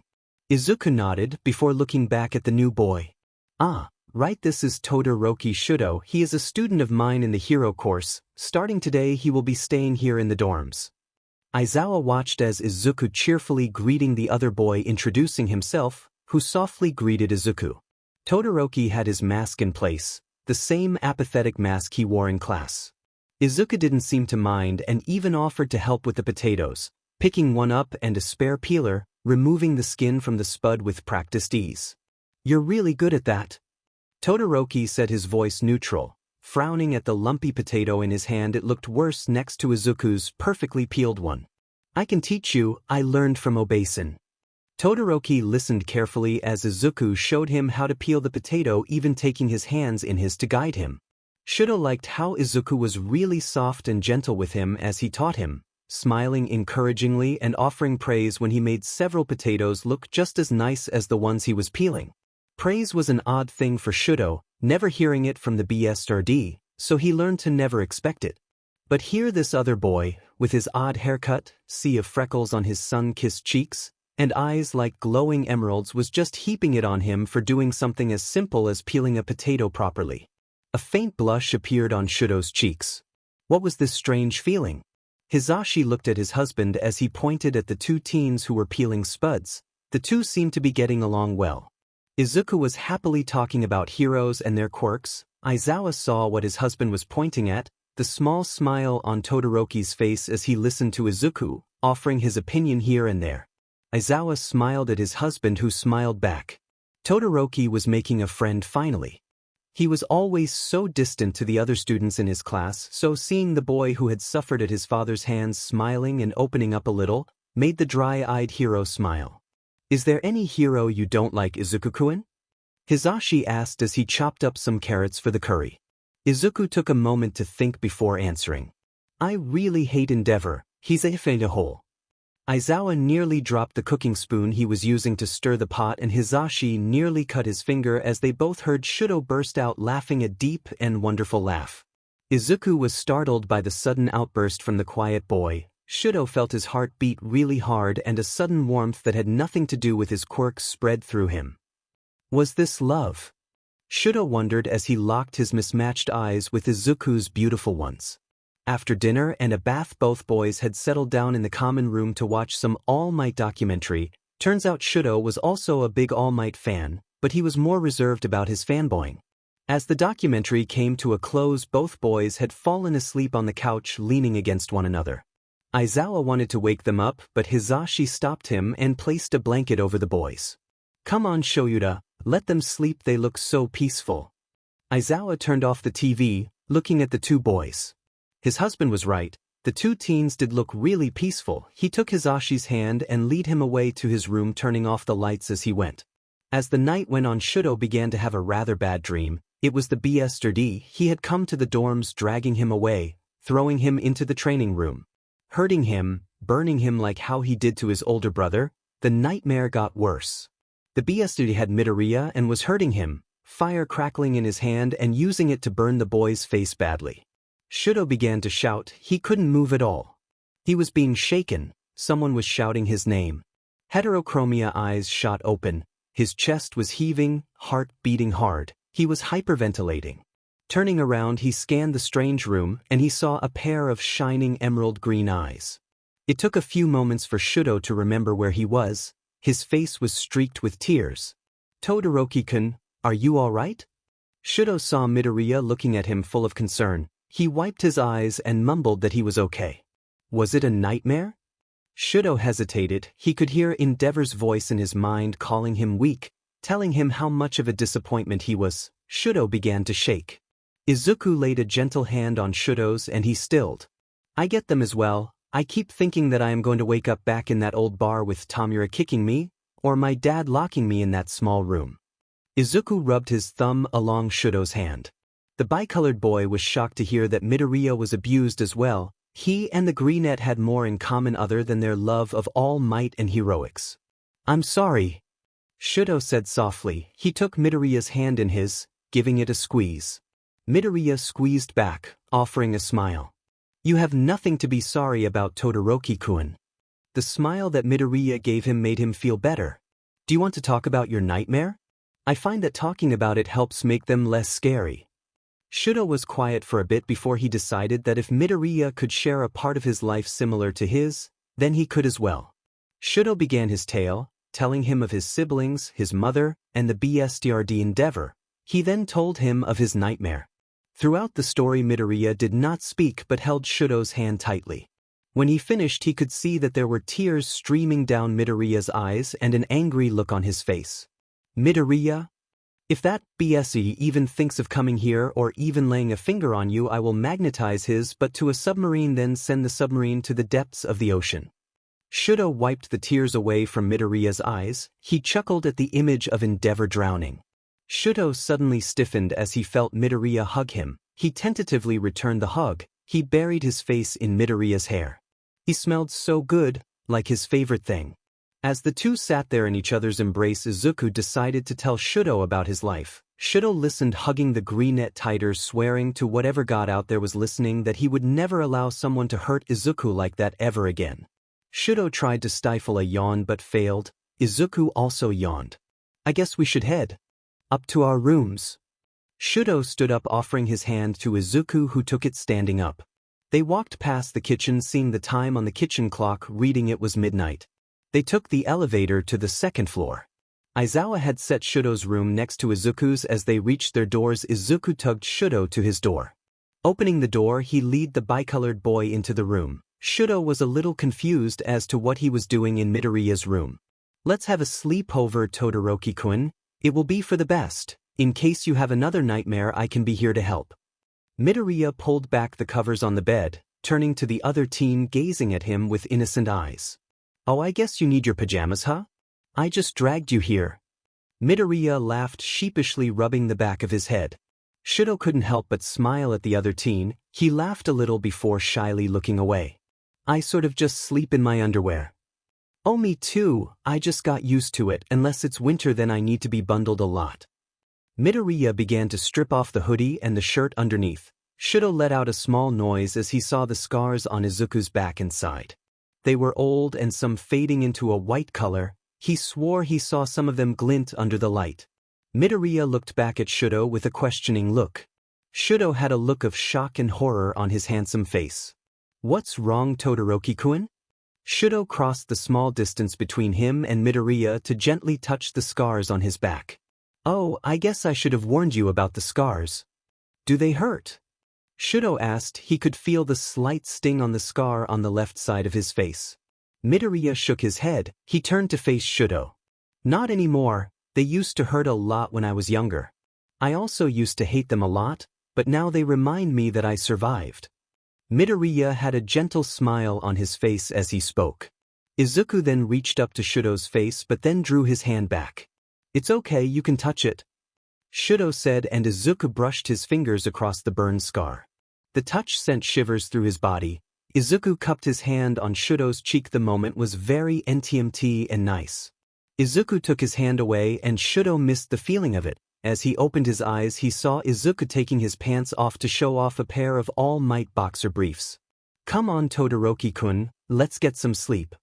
Izuku laid on the bed, scooting until he was against the wall. Shudo striped down to his black boxer briefs. He swore he saw Midoriya ogling him, and it made Todoroki blush a little at the thought of that. The bicolored boy laid down on the soft bed. He then felt Izuku wrap himself around his left side, snuggling into the warmth he was emitting. "Good night, Sho-chan," Midoriya said sleepily, an arm laid across Shudo's abs. Shudo couldn't help the smile on his face at the nickname. "Sho-chan? Well, we are friends, right?" Shudo made a noise of confirmation. "Then you get a nickname, so you better give me a good one as well." Midoriya soon fell asleep, the warmth of Shudo's body lulling him into it. Shudo moved a little to lay a soft kiss to Midoriya's forehead. "Good night, Izuku."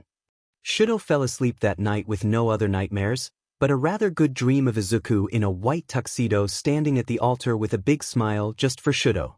Izuku looked around in confusion. He was in what appeared to be a dark void, standing in a circle of light coming from above like a spotlight. As he looked around, he saw in the center another person, sitting on what looked like a throne made of marble. Izuku approached the figure and stopped as he saw that the other person was him, or someone who looked like him. The other him was naked as the day he was born. His body looked healthy and very well defined. He was also missing Izuku's scars, but what stood out was the crown made of ebony with an emerald green fireball the size of a cantaloupe burned brightly above it. The other Izuku turned to look at him and saw his eyes looked more like those of a cat, slithed and wild. The smile the other Izuku gave him was lustful and evil in nature. The other Izuku made a come hither motion with his hand, revealing black claws at the end of his fingers. Izuku felt paralyzed, but someone moved past him, startling Izuku as he saw it was Sho-chan. He wanted to call out to him, but the other Izuku placed a finger to his lips in a shushing gesture. Sho-chan approached the other Izuku, who drew him into a passionate kiss, running a hand along Sho-chan's bare chest. The fireball above the crown shrank to the size of an orange. The other Izuku broke away from Sho-chan, and Izuku could see that the bruises that Sho-chan had were no longer there. Had the other him healed Sho-chan? This was a weird dream.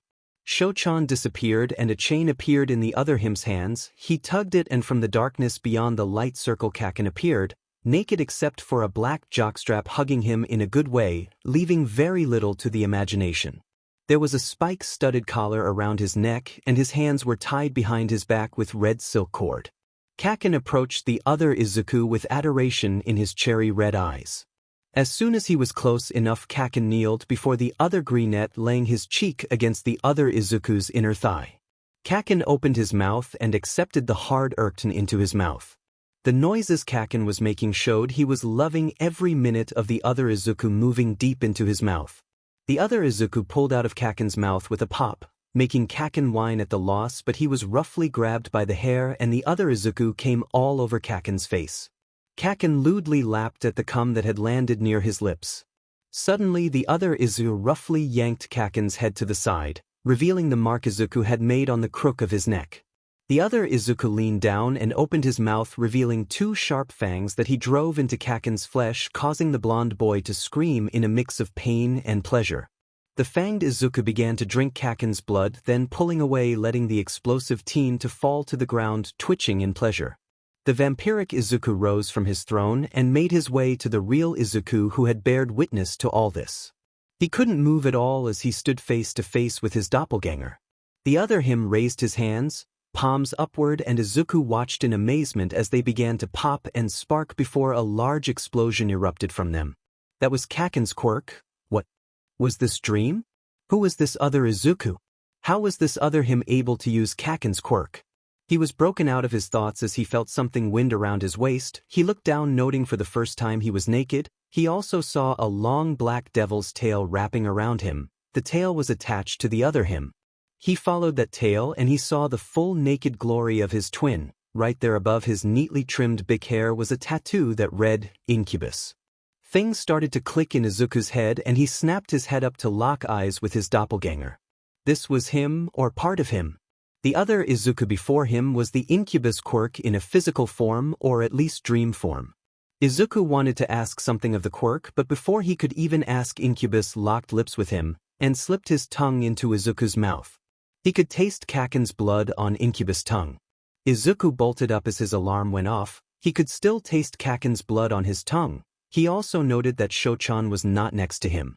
Izuku changed into his uniform and made his way downstairs, where he found Shochan trying to work the coffee maker.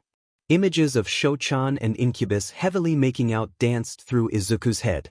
He had to shake his head to chase away the images before he went to help the bicolored teen. Shudo was ever grateful that Izuku came to the rescue because he had no clue how to work any of the kitchen things. He helped Izuku make breakfast for the two of them, and he managed to pour the coffee without incident, so he was proud of that.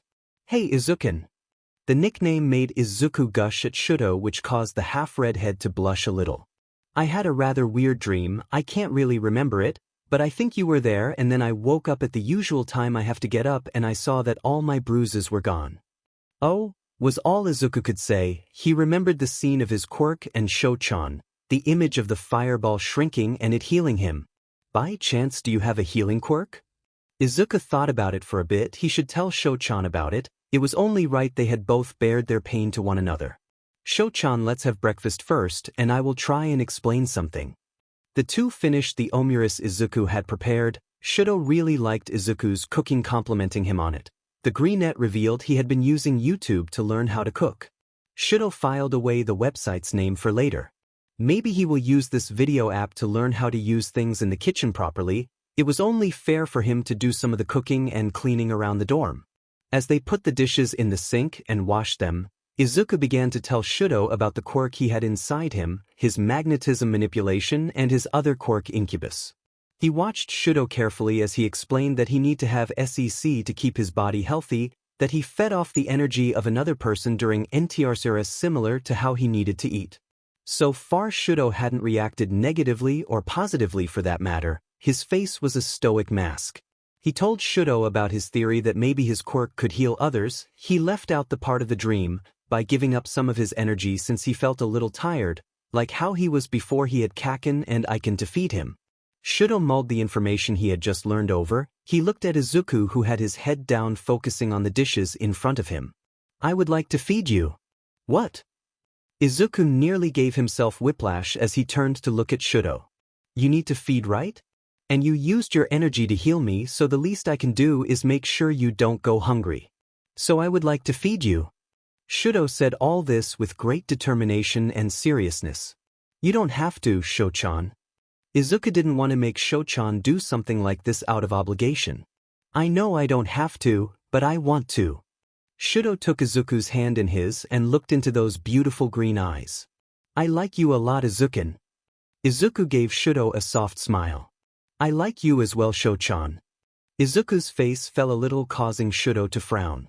But there is something I need to tell you, Sho-chan. I have a boyfriend, and he is aware of my quirk and the fact that I can't continuously feed off him without killing, so if you are serious about wanting to feed me, we have to talk with him to let him know. The news that Izuku was taken had hurt a little, but he was serious about his proposition to Izuku. He would gladly feed the greenette, and who knows, maybe they would be such a good couple they would end up together as boyfriends. That's fair, I'll meet him and we can discuss this if you want. We should get going before we are late. Shudo said, looking at his phone. Izuku nodded and the two left Heights Alliance. As they walked along the path to the school, Izuku intertwined his hand and fingers into Shudo's, causing the bicolored boy to smile. It was a real smile. It would seem Izuku gave him a reason to actually smile and not do that empty one he had always did with the press when he had to speak to them about the SPRM donor. The two of them made it to the entrance of the school still hand in hand when they both heard a very angry yell. Oi! You half and half beast, what the hell are you doing holding my boyfriend's hand? Like you have the F right. Izuku saw Aiken trying his hardest in holding Kaken back, but the ash blonde nearly broke free. Izuku let go of Shudo's hand and made his way to the angry teen, who was shooting deadly glares at the bicolored boy. Izuku took hold of Katsuki's face and pressed his lips to Katsuki's, causing him to calm down right away. Shudo could only stare in disbelief. Bakugu was Izuku's boyfriend. That BSE did not deserve Izuku, and it would be up to him to protect the sweet cinnamon bun from the monster that was Bakugu. Shudo and Katsuki were glaring at one another. One could almost see sparks shooting between them. Izuku and Ijuru stood between the two, trying to keep the peace. The two boys had gathered a crowd around them who were all expecting a fight. The look Kaken was giving Sho-chan was scaring Izuku. So half and half, why the F? Were you holding my boyfriend's hand? Katsuki's tone was edged with steel, his hands popping dangerously. Shudo had a cold glare and his right side was frosting up. Because he's my friend. Shudo's tone was very cold. The tension was choking. Katsuki stepped forward, dragging Izuku with him, not hearing him telling him to stop. The two boys were a few feet away from each other. Before anything could happen, both boys were wrapped up in a white cloth and restrained. Everyone turned to find Aizawa-sensei, eyes red and hair standing up. The students that had gathered immediately scattered in fear of the pro-hero. What do you think you two are doing? Aizawa was glaring at the two teen heroes. Causing a scene like this. 2DMN early for this.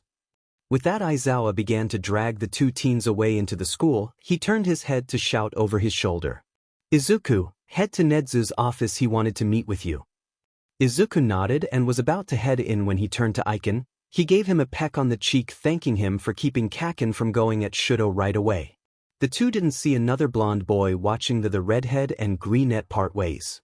Hello, Midoriya-kun. Are you ready for your first day? Nedzu asked, taking a sip of his tea. Izuku nodded enthusiastically, huge smile on his face. Now we set you up in the general education class. Not the hero course? Izuku asked. Nedzu took another sip of tea before answering the greenette, his hyper-intelligent eyes gazing into Izuku's emerald ones. Well, you can move up to the hero course if you do well in the sports festival. I set you up in the general education course to get caught up on any subject you may be lacking in. But according to Aizawa, Kayama, and Yamada, you are very intelligent, so it should be quite easy for you to catch up. With that, Nedzu led Izuku to Class 1C. 13 was taking roll when Nedzu knocked. Good morning, Principal Nedzu. Good morning, 13. I brought you a new student. Nedzu waved for Izuku to come in and all eyes fell on him, particularly a pair of purple eyes. Good morning, Midoriya-kun. 13 greeted the greenette. They had only met him once during the meeting a week ago. They had heard a great deal from other teachers about this young man and they were very eager to see Izuku in action. Class, please greet our new student Midoriya Izuku. Izuku bowed to the class and got seated next to a boy with a shock of purple hair sticking up all over the place. 13 continued their lesson on the history of quirks. 13 was very impressed with Izuku as he answered questions after question correctly and even provided facts that were not anywhere in any book. His classmates were also rather impressed by Izuku's vast knowledge of quirks and heroes. In the short time he was in class he made a great deal of friends, and a few of those people were already developing crushes on the very cute and freckled green-haired teen. Lunchtime came around and Izuku was swarmed by his classmates all wanting to sit next to him, asking questions and wanting to know more about him. It was almost overwhelming for the greenette. He thanked his classmates but said he was going to sit with his boyfriend. The news dealt a blow to those with crushes, but that smile was a salve for the wound. As Izuku walked into the lunchroom he could feel the tension before he saw Shudo and Katsuki. They were separated by several classmates who looked very uncomfortable to be caught in the middle of the two glaring teens. Katsuki was aggressively stabbing his food and biting into it with some violence. Aiken was trying to calm Kaken but he was being ignored. Izuku let out a sigh. If this was his reaction to just having his hand held by Shochan, he was not looking forward to the conversation about Shochan being someone to feed Izuku. As he approached the table he heard someone scoff. He turned his head to see the blonde boy that was in Tetsu's class. He sneered at Izuku, looking down at him from his nose. Well, look, it's the little were, causing issues wherever he goes. Monoma had a nasty smile on his face. Dating the hothead of 1A, then cheating on him with the hardhead and Endeavor's little prince. How did they let you in here? Isn't there a street corner you should be on skiing some strangers for spare change? Monoma let out a nasty laugh. The words stung Izuku but he was just going to brush it off. He had been called worse by Tamura and others, but the cafeteria had gone deadly quiet. Monoma was still laughing when he suddenly got punched to the ground with a resonating crunch. Izuku thought that maybe Katsuki had heard the other blonde and decided to let out some anger on him, but instead it was Shudo, standing over Monoma with anger radiating off his person. Monoma's nose had been broken and blood was essuie down his face. He looked up and saw the murderous intent in Todoroki's eyes. He made the smart decision to not move in hopes of not being hurt again. If you ever speak to him that way again, I will make sure your corpse is never found. Do you understand me, you piece of shit? Now leave. Shudo's tone was lethal, so Monoma got up and ran to Recovery Girl. No one dared breathe a word as Todoroki took Izuku's hand and led him to the table, sitting him down next to Katsuki, who was still frozen in a sitting-up motion, a look of surprise on his face as he witnessed Todoroki run to Izuku's defense. The surprise continued. He was expecting the half-and-half BSE to take Izuku with him, but instead he sat the greenette next to him before asking Dummus, Kaminari, to scoot down so he could sit down, which he did, looking at Todoroki with awe. Katsuki sat down. He and half shared a look between them and understanding. They may not like each other but they both liked Izuku and would protect him with their lives, so a tentative truce was made between the two teens. After a few moments the cafeteria filled with chatter again. Most of it was about what had transpired. The more they talked of it the more and more crazy the details became. Lunch passed without further incident. Most of Class 1A wanted to ask who the greenette was, but they were not sure if they should ask given what had happened.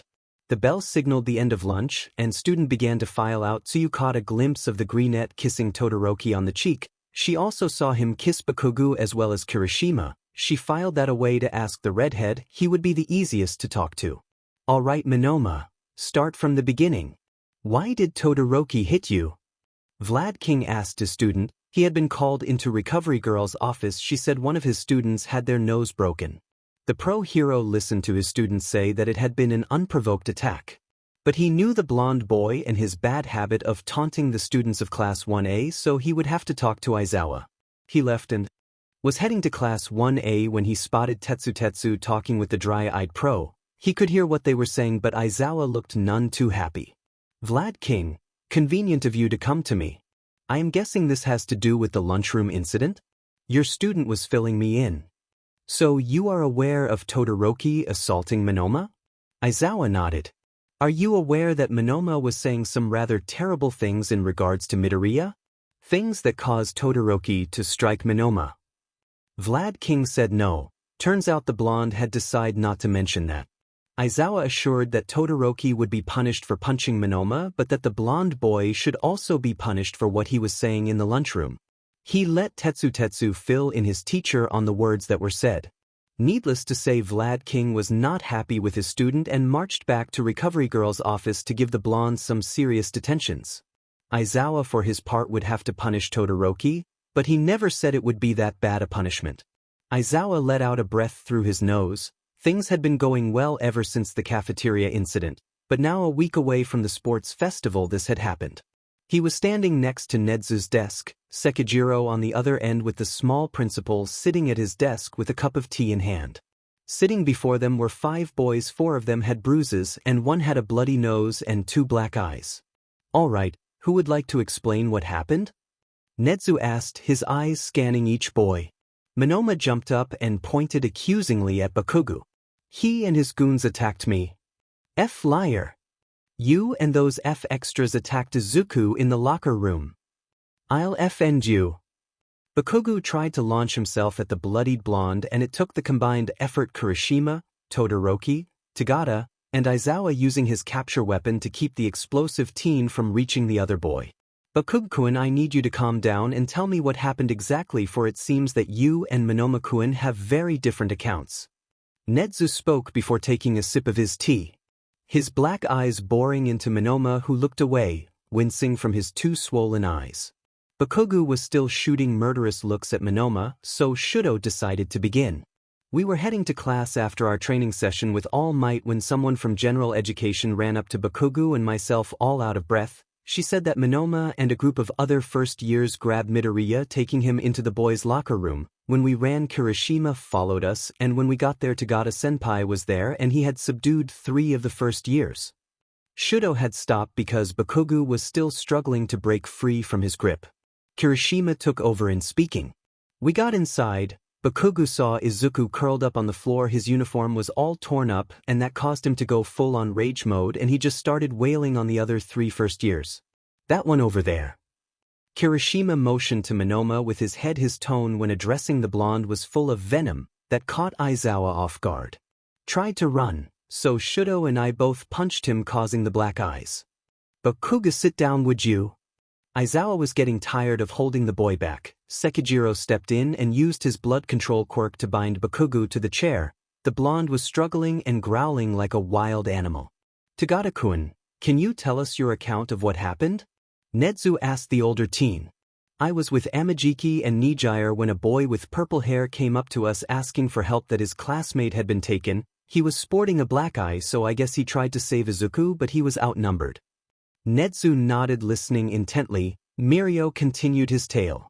I followed him to the locker room and the door wasn't budging, so I used my quirk to pass through and I found 6 first years and that one. Mirio's tone was like Kirishima's, venomous, as he pointed to Monoma, who was trying to make himself as small as possible under the glare of everyone in the room. I found him on top of Midoriya Kohai, tearing his uniform and touching him. Mirio had to stop. He was getting really mad at the events of the day. His fist was clenched tightly and he had a violent urge to punch Monoma again, this time making sure that nose stayed broken. Bakugo let out a roar as he tried to break free of the blood. You molested him. Bakugo let out a series of explosions from his hands. He was intending to murder Monoma there and now, but Todoroki nearly beat him to it. Aizawa caught him with his capture weapon. The bicolored boy was inches away from the other blonde. Sekijiro, take Monoma out and keep him in the detention room until the police arrive. Nedzu said calmly, but his black eyes held no sympathy for the blonde boy as he pleaded, saying that they were lying. He stopped once his homeroom teacher grabbed him by the shoulder and told him to shut up. Vlad King looked at the boy that he once thought as a potential hero with utter disgust. Sekijiro led Monoma away. He unbound Bakugo, who stood up reaching out to grab Monoma but stopping inches away from the other boy's face. He was breathing hard, his eyes wild. Everyone was deadly still. After a beat, Bakugo lowered his arm and Monoma let out a sigh of relief but screamed as he felt the impact of Bakugo's fist connect with his already broken nose, causing another downpour of blood. I should kill you, you disgusting piece of shit. Bakugo's voice held nothing but hatred and violence. Get him out of here before I do. Sekijiro took the blonde away. Bakugo began to calm down a little as he took several deep breaths. Shudo and Ijuru sat back down, as did Bakugo. What will happen to the other first years? Tagata asked, breaking the silence of the room. They will be expelled and arrested for aiding in the assault. Nedzu set down his cup. What about us? Kirishima asked. What do you mean, Kirishima? Aizawa asked the red-headed teen. Are we also going to get expelled for what we did to Monoma? Why would you be expelled for coming to the rescue of another student? Nedzu asked the boys. He filled his cup with tea and took a sip. Can we go see how Deku is doing? Bakugo spoke up. He was glaring down at the floor. If Recovery Girl says he's okay enough to have visitors, then yes. He was back in that strange place from his dream, but he couldn't see Incubus anywhere. The throne stood empty. Slowly Izuku walked forward and stood before the throne. He felt like someone was behind him, turning around. He saw a mirror floating before him. Izuku saw his naked reflection in it. It did not look good. His body looked damaged. There were bruises and scratches along his torso, a bruise around his neck, and a bloody eye. As he was staring at his reflection, a hand snaked around his waist and then another across his chest.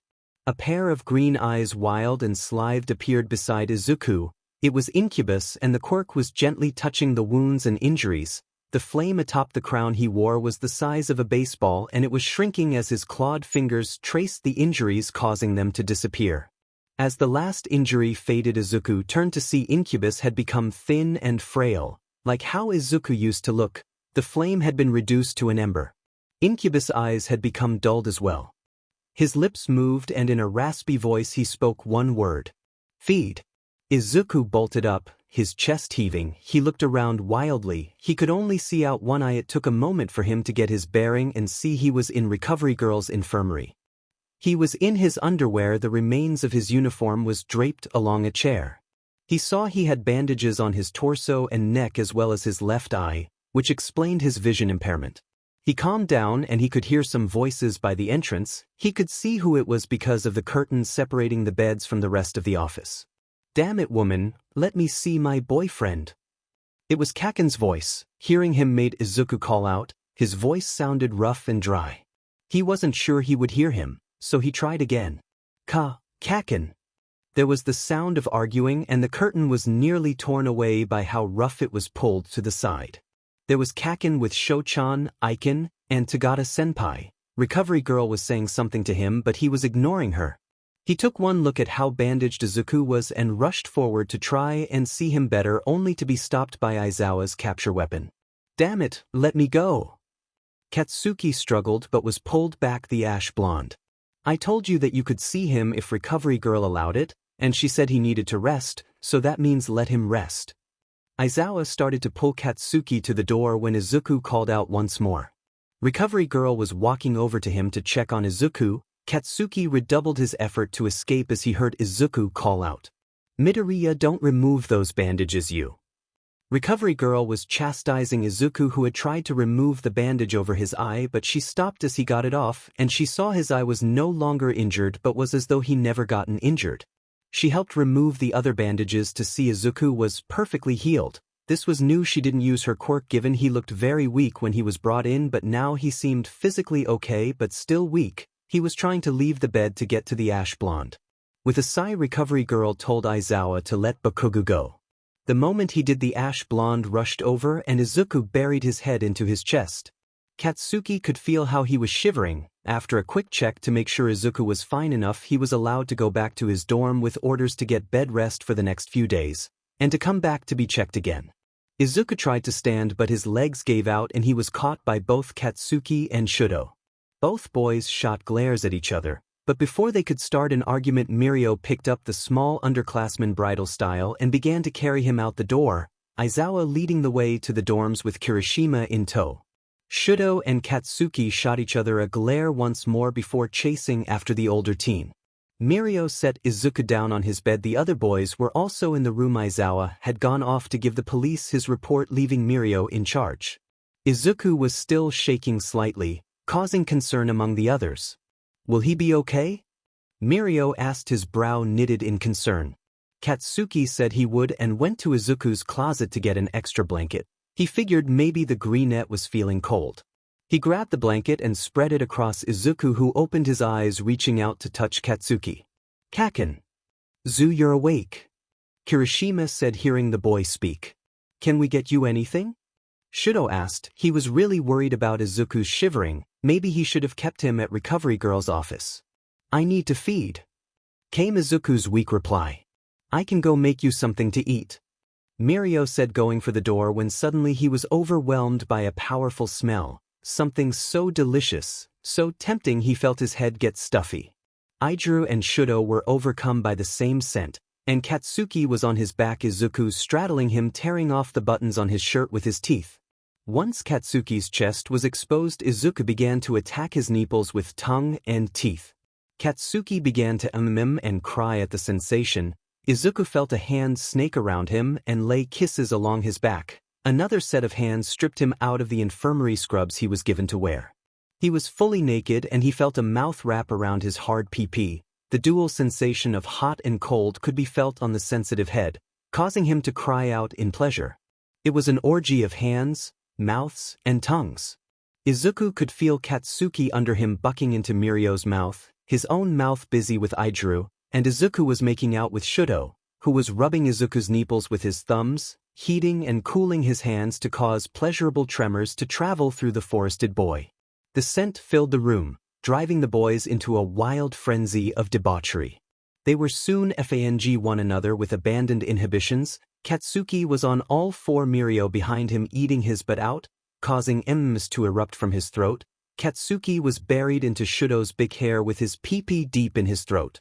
Shudo was impaled on Izuku's fat pee-pee, his cherry having been popped by Izuku just moments earlier. Izuku was holding Shudo's hips tightly as he moved into Shudo, hitting his PRSTT over and over again. Shudo was in a haze of pleasure, feeling Kirishima hit a spot inside him that just made him want to melt. Katsuki was sucking him off and it drove him to the edge. The moves he made were not helping. He was ready to come again. He could see Izuku to the older blonde, a look of pure lust and wanton need burned in his emerald eyes. This continued until the sundown, when all five boys had collapsed from exhaustion. Aizawa had returned as the sun was beginning to set in the horizon. Tsukachi had sent over some officers to pick up the first years, while he dealt with the parents. It had been an exhausting day dealing with parents, all claiming that their precious angel was not capable of such a thing. He wanted to get some sleep, but before he could do that he had to check on Izuku. The boy looked really pale and was shivering when they brought him back. He wasn't too worried since he knew Tagata was a responsible young man. He would take care of anything Izuku needed. He took the elevator up to the second floor and went to Izuku's door. As he approached, he was hit with a smell. He wrinkled his nose at it. He used the master key to open the door. Maybe Izuku got sick and threw up. What he saw made him regret opening the door. There on the floor of Izuku's room was all five boys. Izuku was sandwiched between Tagata and Bakugo, a cat who ate the canary smile on his face. Kirishima was spooning Todoroki, who was spooning Bakugo. Aizawa understood what the smell was now. It was the smell of SEC, a mix of sweat and dasan. Rubbing his dry eyes, the pro-hero closed the door and went to go get some aspirin for the headache he was getting. He was so pretending he did not see that. Mirio woke up first to find he was sticky and had someone up against his chest. He had no idea what had happened. He pulled away from the other person to see it was Izuku. His face was one of shock and horror. He had not only slept with an underclassman, but he had cheated on his boyfriend as well. Mirio was in too much of a state of shock to realize that everyone else was waking up as well. "Tagata-senpai, are you okay?" Izuku asked the older teen, who looked up, locking eyes with him. Mirio shook his head no, that he was not okay. He felt so dirty. He had used Izuku while he was vulnerable. Not only that, but he had cheated on Tamaki. Tears were forming in his blue eyes. He felt someone hug him. It was Izuku. "I'm so sorry, Tagata-senpai." Izuku was crying. Mirio was confused as to what Izuku was apologizing for. He should be the one to apologize. Izuku hugged him tighter. "I can feel what you're feeling. You're feeling guilty and hurt, and it's all my fault. My quirk did this." "What? No, Midoriya, this isn't your fault." Mirio began, but Izuku shook his head no, tears streaming down his face.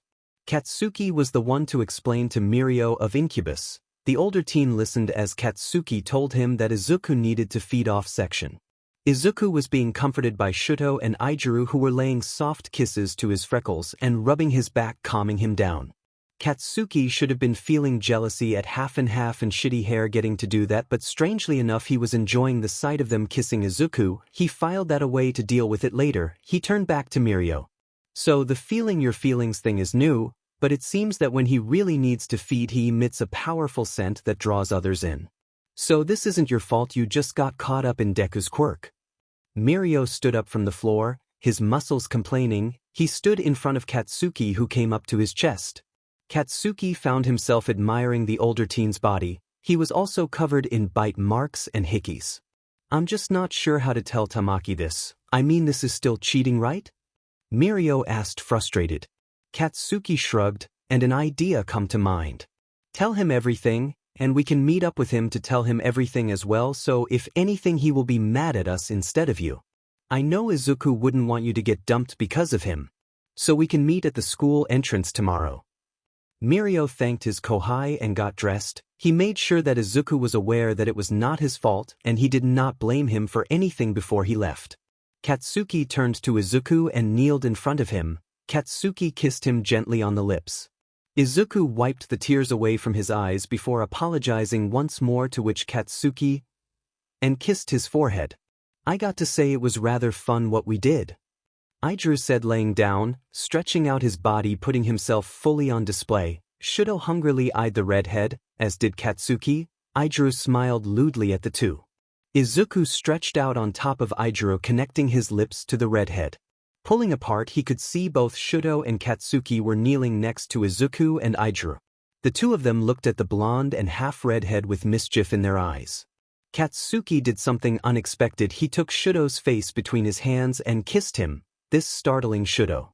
They broke apart and Shuto was looking at him with wide eyes. What? I had your D in my mouth and up my butt, but I can't kiss you? Ijuru let out a barking laugh at Katsuki's pervy grin and Shuto's deep red blush. Izuku got up and wrapped his arms around the two of them, kissing each of them in turn. Hey, don't leave me out. Ijuru took his turn in kissing Katsuki, Shuto, and Izuku. Izuku and Shuto were walking next to one another, Shuto in his uniform ready for school, while Izuku was ordered to be getting rest for the next 2 days, much to Izuku's dismay, who loved his classes. Shuto promised to pick up the homework and notes from his classmates for him. This earned Shuto a kiss from the greenette. Tenpopo walked beside the pair, his ESD vest on his little body. He kept staring up at his master. He kept smelling something wrong in the air that seemed to be trying to target his master. Izuku and Shuto met up with Katsuki and Ijuru at the main entrance. They were all going to explain what had happened to Tagada-senpai's boyfriend. Izuku still felt guilty about that, even after Tagada-senpai said it wasn't his fault. The four of them waited for the older two heroes to be. They didn't have to wait long as they spotted the tall blonde upperclassman, and next to him was a boy with black hair, longish and spiked back. Pointy ears could be seen as he got closer. Tagada-senpai introduced Amajiki Tamaki, his boyfriend. The older teen had a pained look on his face. Izuku began to apologize, profusely bowing low. Amajiki turned his back to Izuku, causing him to wonder if he had really made the boy mad. Tamaki is rather shy, I forgot to mention that. Mirio said, rubbing the back of his head. It was a beat of silence before Amajiki-senpai spoke. So, is what Mirio said true? About your quirk? Izuku once again asked for his senpai's forgiveness before explaining how his quirk worked, the other three chiming in to support Izuku's explanation. After he was done telling everything he knew of Incubus, Amajiki turned to face Izuku but did not meet his eyes. Okay, I believe you. And I forgive you, Mirio. Mirio gave a blinding smile, walking over to his boyfriend, who stopped him. But, I need to say this before anything else. Mirio and the other boys looked at him, waiting for him to speak. I want to say to never let it happen again, but hearing how it works, I will let Mirio help you out in an emergency. But only in an emergency. Amajiki-senpai, I don't want to cause trouble for you and Tagada-senpai. Izuku said, but Amajiki put his hand on Izuku's shoulder, shocking Mirio at how he just so casually touched another person he was not close to. Midoriya Kohai, I said it was okay, and I know Mirio would still try and help you when you need it. But like I said, only in an emergency. The last part was said with a tone that held an edge to it, that made Izuku shiver. Amajiki-senpai then got really close to Izuku's ear to whisper into it. Because if you want to sleep with Mirio outside of an emergency situation, then I better be there to watch as you effed him. Izuku was blushing hard at what Amajiki-senpai had just whispered to him. His eyes met with Mirio's and the older teen was rubbing the back of his head, his face a deep red. After that the Hero Corps students said their goodbyes, Katsuki, Shudo, and Aijiro all giving Izuku a kiss before heading to their class. Izuku began the walk back to the dorms with Tenpopo walking next to him. Suddenly Izuku felt something odd. His chest felt like it was constricting. Tenpopo let out a whine as he looked at his master.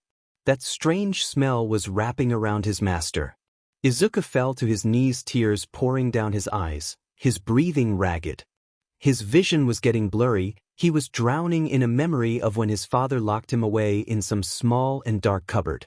He fell to his side and a wet cry escaped his lips. He couldn't escape the memory, it dug deep and refused to let go.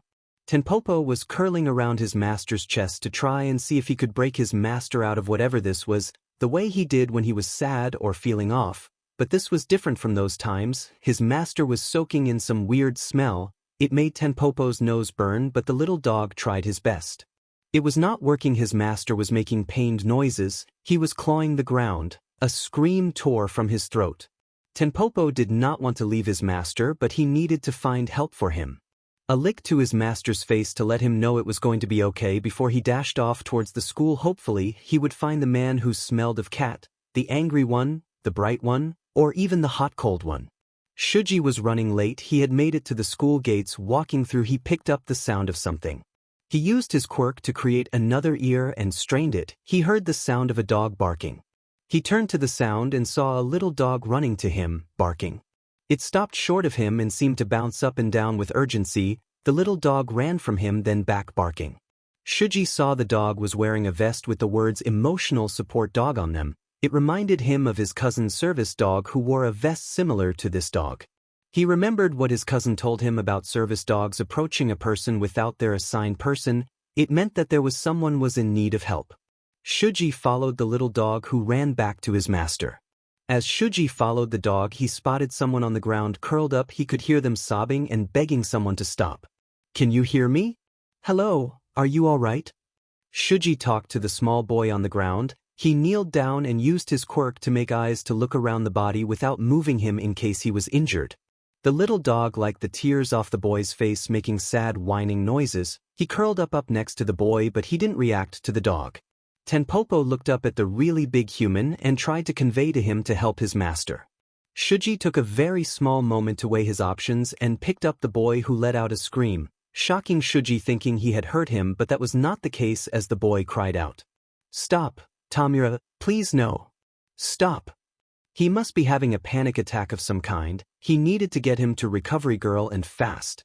Shuji wrapped the boy up in his arms, making a cocoon to protect the boy who hadn't stopped crying and begging. Tenpopo ran alongside Shuji, neither seeing the figure standing in the shadows of the trees. Shuji burst through the door of the infirmary, startling the small woman. Shuji placed the small boy on the nearest bed. He had calmed down a small amount. He wasn't crying as bad now. He was mostly shivering with the occasional whimper. "Shuji, what happened to Midoriya?" She walked over, standing on a step stool, to examine the greenette. He was having trouble breathing, so she slipped an oxygen mask on him and it helped him. "I don't know, his dog found me and led me to him. I think he was having a panic attack of some kind. He was crying and begging someone to stop from hurting him." Recovery Girl let out a sigh. She stepped down and went to get something from her desk. Tenpopo used her little ladder to climb up to the bed. He sniffed his master and it smelled like the bad smell was disappearing.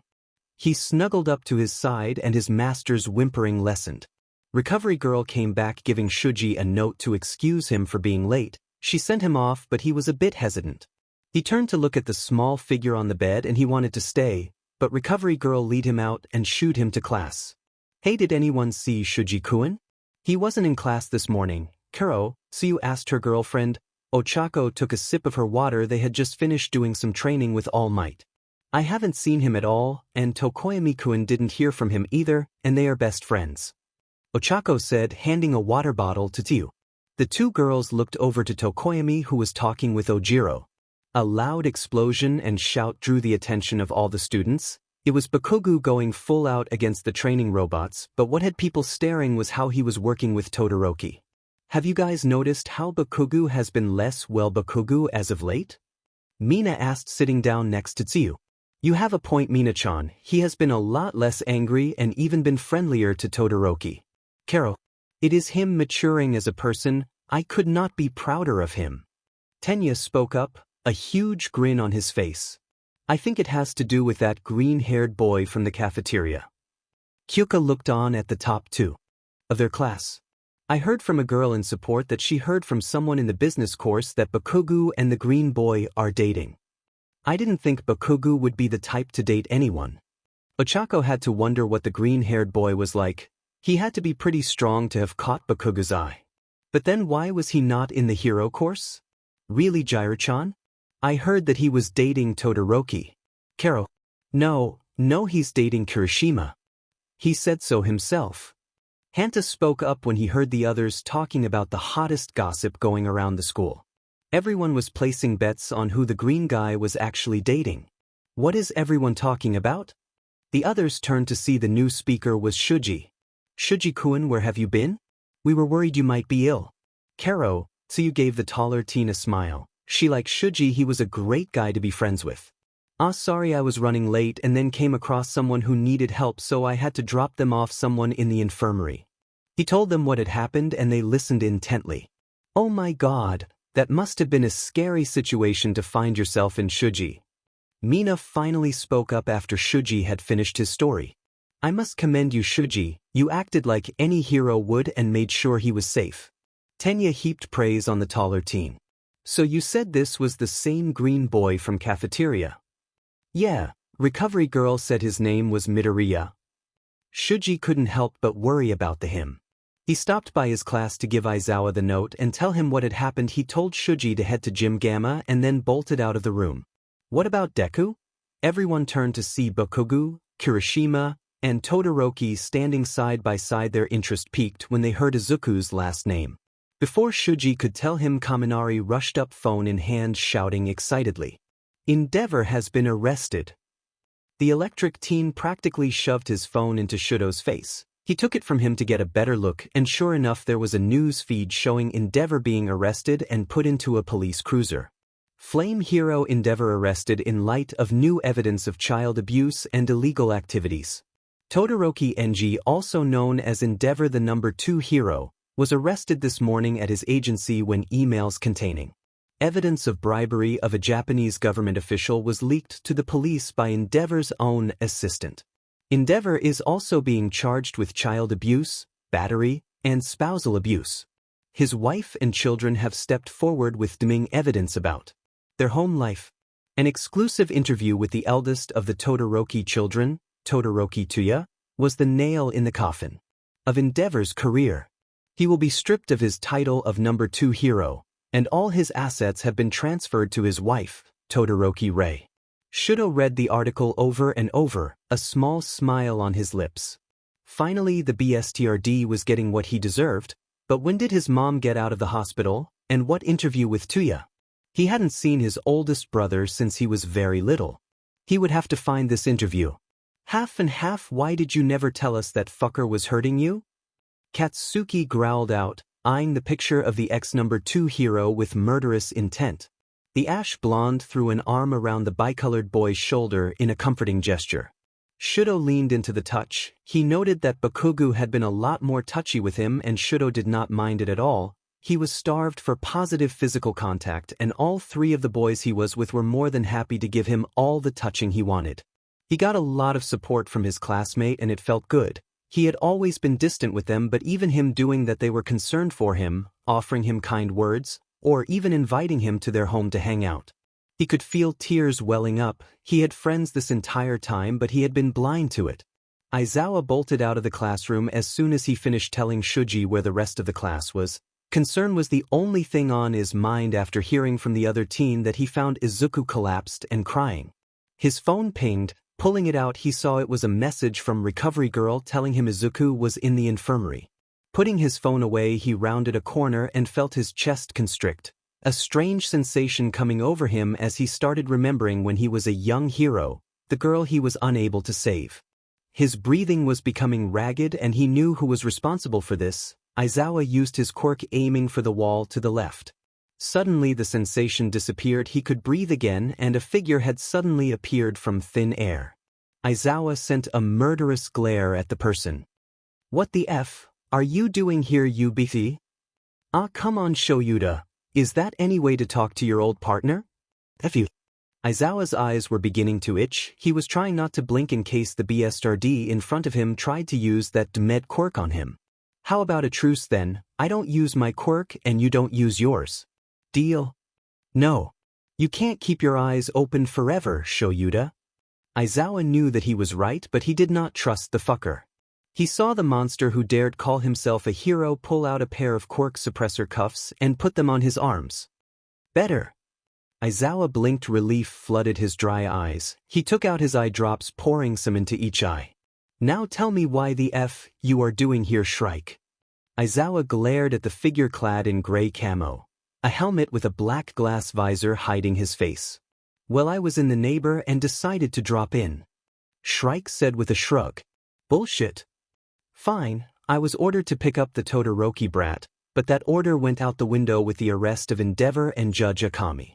But I was already here when the news broke. So I thought to myself, why not drop in and see you and deliver this? The report on that bar that I was asked to investigate." Shrike drew out a letter from his tactical jacket. He held it out to Izawa, who cautiously reached out. As his fingers touched the paper, Shrike yanked it back. "What the hell?" "Sorry, before I give this to you, I want something from you." "Which would be what?" Izawa knew that the assassin would want something he might not be able to deliver.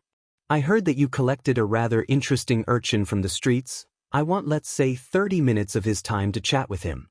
"Why the hell do you want to talk to one of my students?" "I can't say on that. It was an order from up top to ask the kid some questions and to let no one else know what was asked." Izawa mulled this over. He did not want Izuku alone with this BSRD of a man. But he needed that report to take the next step in arresting All for One. "You get 15 minutes, no more, got it?" Shrike gave a nod and he made the assassin walk in front of him. He did not trust him at his back. Izuku was awake and sitting up. Recovery Girl was checking him over and he kept telling her he was fine. Tempopo was across his lap, snuggled into his stomach. His presence was very calming to the greenette. Soon his teacher walked in, and before he could greet him, he saw a figure half of Izawa's height, clad in gray camo, a tactical vest in gunmetal, and a helmet with a black glass visor covering his face. "How is he, Shizenji?" Izawa asked the older woman. She told him he was doing fine but needed to rest. Izawa turned to Izuku, telling him that the man next to him, Shrike, had questions for him and that he would be outside the office if he needed anything. Izawa shot another dangerous glare before he and Recovery Girl left the infirmary. As soon as the two left, Shrike slipped the cuffs he was wearing off with ease. Tenpopo curled tighter against his master. He did not like the smell coming off this man. He smelled like the bad smell that had attacked his master. "You had questions for me, sir?" Izuku asked, but Shrike let out a laugh. He sat down on the bed, the helmet unnerving him since he could not see his eyes. "Not really, that was a lie to get to see you." Izuku felt a little uneasy at what Shrike had just said. "See me? Who knew a light brush of my quirk would knock you down so hard?" Shrike continued as if he did not hear Izuku, who looked at him with horror. "Your quirk? You're the one who did that to me?" Izuku scooted back as far as he could from the man. "Well, one of my quirks did that to you. I wanted to see if you were immune to trauma. Turns out you're not." Shrike shrugged his shoulders rather nonchalantly. "Why?" Izuku wanted to shout for his teacher to come to his rescue, but his throat felt dry and raspy. Shrike reached up and removed his helmet face. As his face was revealed, Izuku wanted to scream, because what was looking back at him was his dad's face. The face before he had been badly injured. The eyes were wrong though. They were yellow in color and the iris looked shattered like a spiderweb crack on a window. He even had freckles like Izuku, the one thing he got from his dad. "'Cause I wanted to see if my little brother had quirks like my own." Shrike said with a huge and rather menacing smile showing off 2 sharp fangs. Izuku's head began to spin, his chest feeling like it was being crushed. Izuku struggled against the effects of Shrike's quirk. He kept getting flashes of Tamura hurting high, of the dark room, Monoma Gyim. He pushed back hard but the wave pushed him under. He needed to escape. He needed Shrike to back off. Izuku heard a grunt of pain and the attack stopped. He could breathe again. Tenpopo was liking his face, making little concerned whines. He could see the room once more. Shrike was pushed against the wall by what appeared to be black tentacles. Looking closer, Izuku noted they were not tentacles but snakes, and they were coming out of his upper back. Now that is very interesting, little brother. Your Prometheus quirk is reactive. No wonder Daddy Dearest kept you while he threw me away. Shrike gave Izuku a nasty smile before using his quirk once more. Izuku felt it hit him but nothing happened. Now Izuku had the upper hand. Ah, that's no fair. Yours develops immunity. Shrike's tone was childish, he even pouted. Izuku got out of the bed and walked over to his alleged brother. Tell me everything. Why do you look like my dad? The same reason you look like mine. I'll make you a deal, baby bro. Win the sports festival that's coming up and I will tell you everything you want to know. Hell, I will even tell you about that quirk that Daddy Dearest implanted in you. Izuku did not want to trust this guy, but he had answers. How do I know you will keep your word? Shrike gave a wide smile. His broken eyes and fangs made him look deranged. Despite my reputation, I always keep my word. Cross my heart and hope to die. Izuku nodded and drew back the black snakes. They retreated halfway into Izuku's back. The 5 of them curled around Izuku like a ring of protection. Alabaster white tongues flicked out, tasting the air, their various colored eyes all eyeing Shrike with contempt. As Shrike was free, he rushed at Izuku. He did not have a chance to react as Shrike grabbed his face and brought up him close. Izuku thought he was about to kiss him, but instead he made intense eye contact and Izuku felt his mind fall away. Izuku's snake tried to attack Shrike, but they suddenly froze as their master seemed to freeze as well. Izuku was in some strange hallway with doors lining it. He opened one of the doors out of curiosity and it was the memory of when he and Kaken had gone out of the day. Was this his mind? He walked further down the hallway and he came across some doors that seemed to be locked away. How about I show you that there is no hard feelings by taking this pesky memory block off? Izuku turned to see Shrike next to a door with chains and with a snap of his fingers the chairs started to dissolve into motes of lights. The doors all opened and Izuku was assaulted by a flood of memories. He could feel himself spinning. He was on the ground shaking. His head was screaming.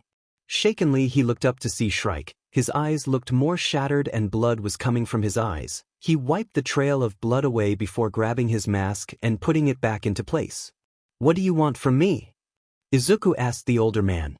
Shrike turned to look at him, the black visor making it even more unnerving as he looked at Izuku. I just wanted to see my baby brother, to know how he is coming along with his studies. Oh, and tell the blonde bombshell and Endeavor's kid if they breaks your heart I will cut off their DS, but the redhead is okay in my book. With that, Shrike tried to ruffle Izuku's hair, but the black snakes popped up from Izuku's back trying to bite the assassin. Shrike withdrew his arm, shrugged and walked away. Oh right, I put my number in your phone. Shrike put Izuku's phone on the counter as he walked away. Call your big brother sometime, I worry about you. Izuku watched him leave out the door and as soon as he did Aizawa-sensei came and spotted Izuku on the floor and rushed. Over he stopped short as he saw the 5 black snakes rear up. Aizawa did not know what to make of what he was seeing. He activated his quirk but the snakes did not disappear. They were a mutation quirk then. The snakes flicked their tongues out tasting the air. They seemed satisfied and withdrew back into Izuku's back. Aizawa approached Izuku with caution, not sure about those snakes. He asked the greenette what happened but Izuku responded by rushing to the garbage can and throwing up. Katsuki was running half-dressed through the hallway. Shudo was still in his gym pants and uniform shirt following Katsuki. Idru bringing up the rear in nothing but the lower half of his hero uniform. Ida was chasing all 3, arm chopping in the air yelling at all 3 of them for violating the dress code and running in the hall. The trio of boys all burst into the infirmary. It was in the locker room as they were changing back into their school uniform that dumbass had asked Octodad what had kept him from class. He mentioned a Pomeranian leading him to a green-haired boy who was collapsed on the ground in what appeared to be a panic attack. Upon hearing that the trio rushed out in a dead sprint, Ida chasing after them, yelling about proper school dress and not running in the hall. "You don't think all three of them are dating that green boy?" Ojiro asked after the four boys left. "If they are, then I owe Yaoyorozu 500 yen. Kaminari said with a bit of a frown. He did not have 500 yen to spare at the moment. A banquet of madness. Tokoyami spoke up from his locker. "Where's you?" Katsuki shouted, earning him a deadly glare from Recovery Girl. "I will not have you shouting in my infirmary, Bakugu Katsuki." "We are sorry, Recovery Girl, but we heard that Izuku was brought to the infirmary because of a panic attack." Izuku put a hand on Katsuki's shoulder to keep him from retorting. He was taken back to the dorm by Aizawa. Recovery Girl said, turning back to her paperwork. The trio ran off going for the dorms, running past Ida who was just catching up. He turned around and ran after them once more to give them a proper lecture as class representative.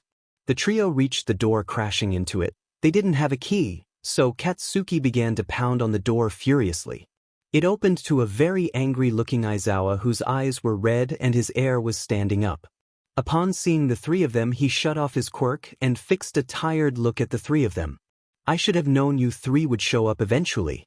He's resting right now, so no visitors." Katsuki was about to complain when they heard Ida behind them. The class representative was in full lecture mode, his arm chopping furiously in the arm. When he was done, he looked up to see that he was in front of a building he did not know of. "What is this place?" Ida asked. He had not seen it in any of the school's directory. "It's the dorms," Izuku said before turning to his sensei and begging to see Izuku. Shudo also begged, and Katsuki swallowed his pride, choking out a please. Aizawa sighed. He knew they would not stop until they knew the greenette was okay, so he stepped aside to let them in. "He's in his room, don't shout.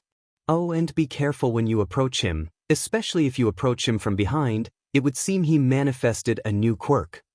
Aizawa had a rather scary scowl on his face as he recalled what Izuku had told him Shrike had done, and what was promised if he won the sport festival.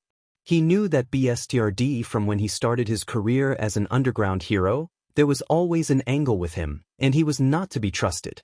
He posed as an underground hero, but Aizawa knew the truth. He was a government-sanctioned killer.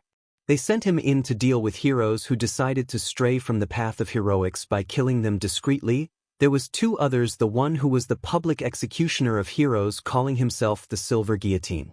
He had not met the other, but apparently he had some sort of quirk relating to blood. Though Silver Guillotine had not been in use in a very long time, long enough that he was more of a campfire story told to rookies than an actual threat. Shrike, on the other hand, he was a real monster when it came to this line of work. He was given that code name due to his quirk, pinning his prey down with emotional trauma, then slowly killing them piece by piece like the bird he was named after. Now he has come to learn that he is all for one's son, Izuku's brother or at least half-brother, with a quirk similar to Izuku's petri dish. No, that wasn't what Shrike had called it. What was it again? Prometheus. Aizawa swore he had heard that name before somewhere important. He was still in thought, the trio all heading to the stairwell to go to Izuku's room. Aizawa was snapped out of his thoughts by Ida. "I am sorry to bother you, Aizawa-sensei, but I have to know why these dorms are nowhere on the school map." Ida showed Aizawa his phone, a photo of the school grounds on it, but no dorms were shown. "I will be announcing their existence towards the end of the day, so head back to class and I will be there shortly." Ida bowed with a "Yes, Aizawa-sensei," before leaving. Aizawa took his phone out and began to dial Tsukachi's number. He needed to relay all this to him as well as what was written on the report Shrike had given him. It would seem that the address Izuku gave had been converted to some high-end bar, so did that mean all for one moved bases?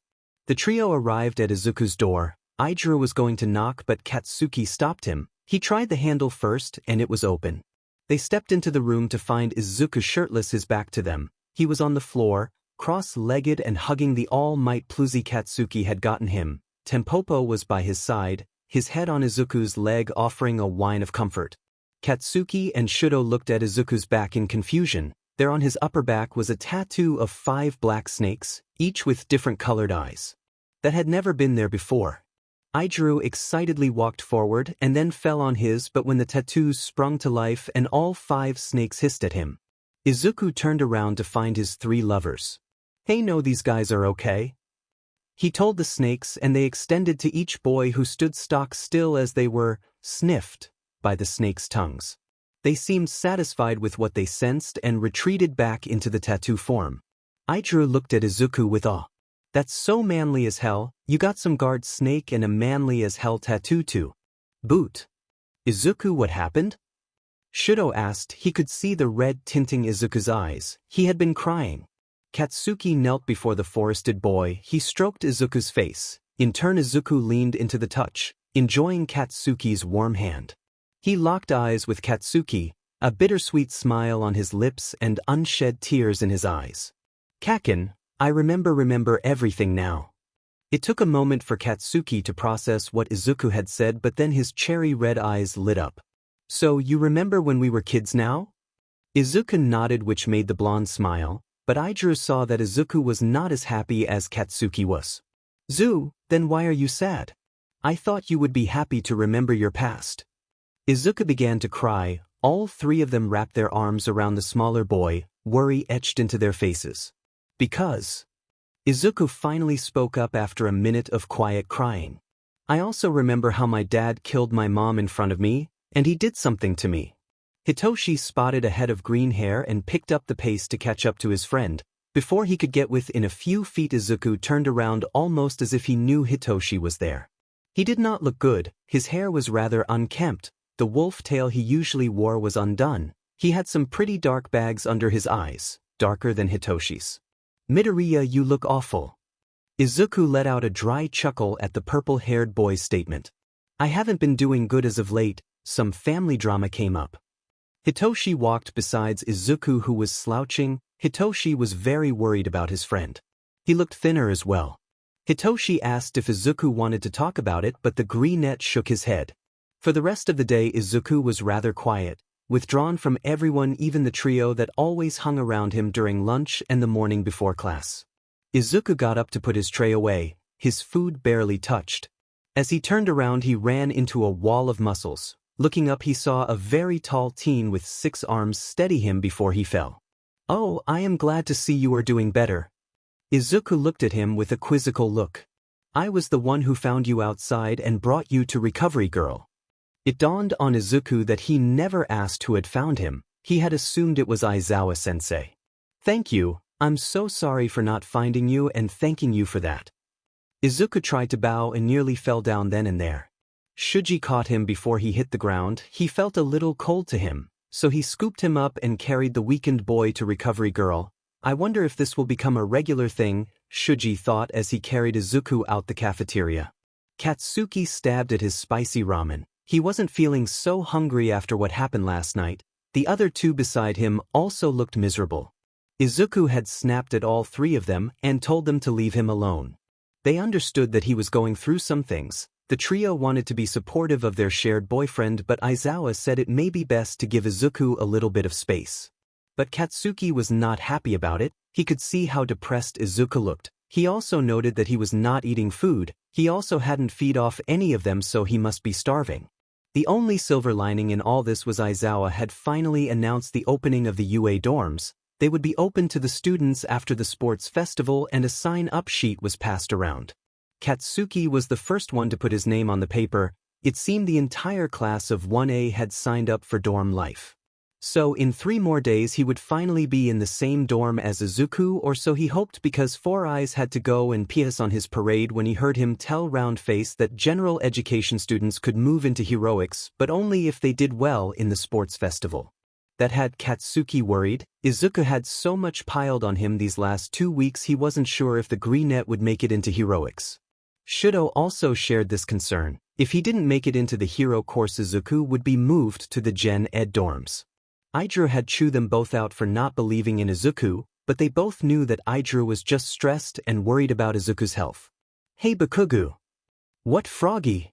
Katsuki growled out rather harshly, so you didn't so much as flinch at the blonde's tone.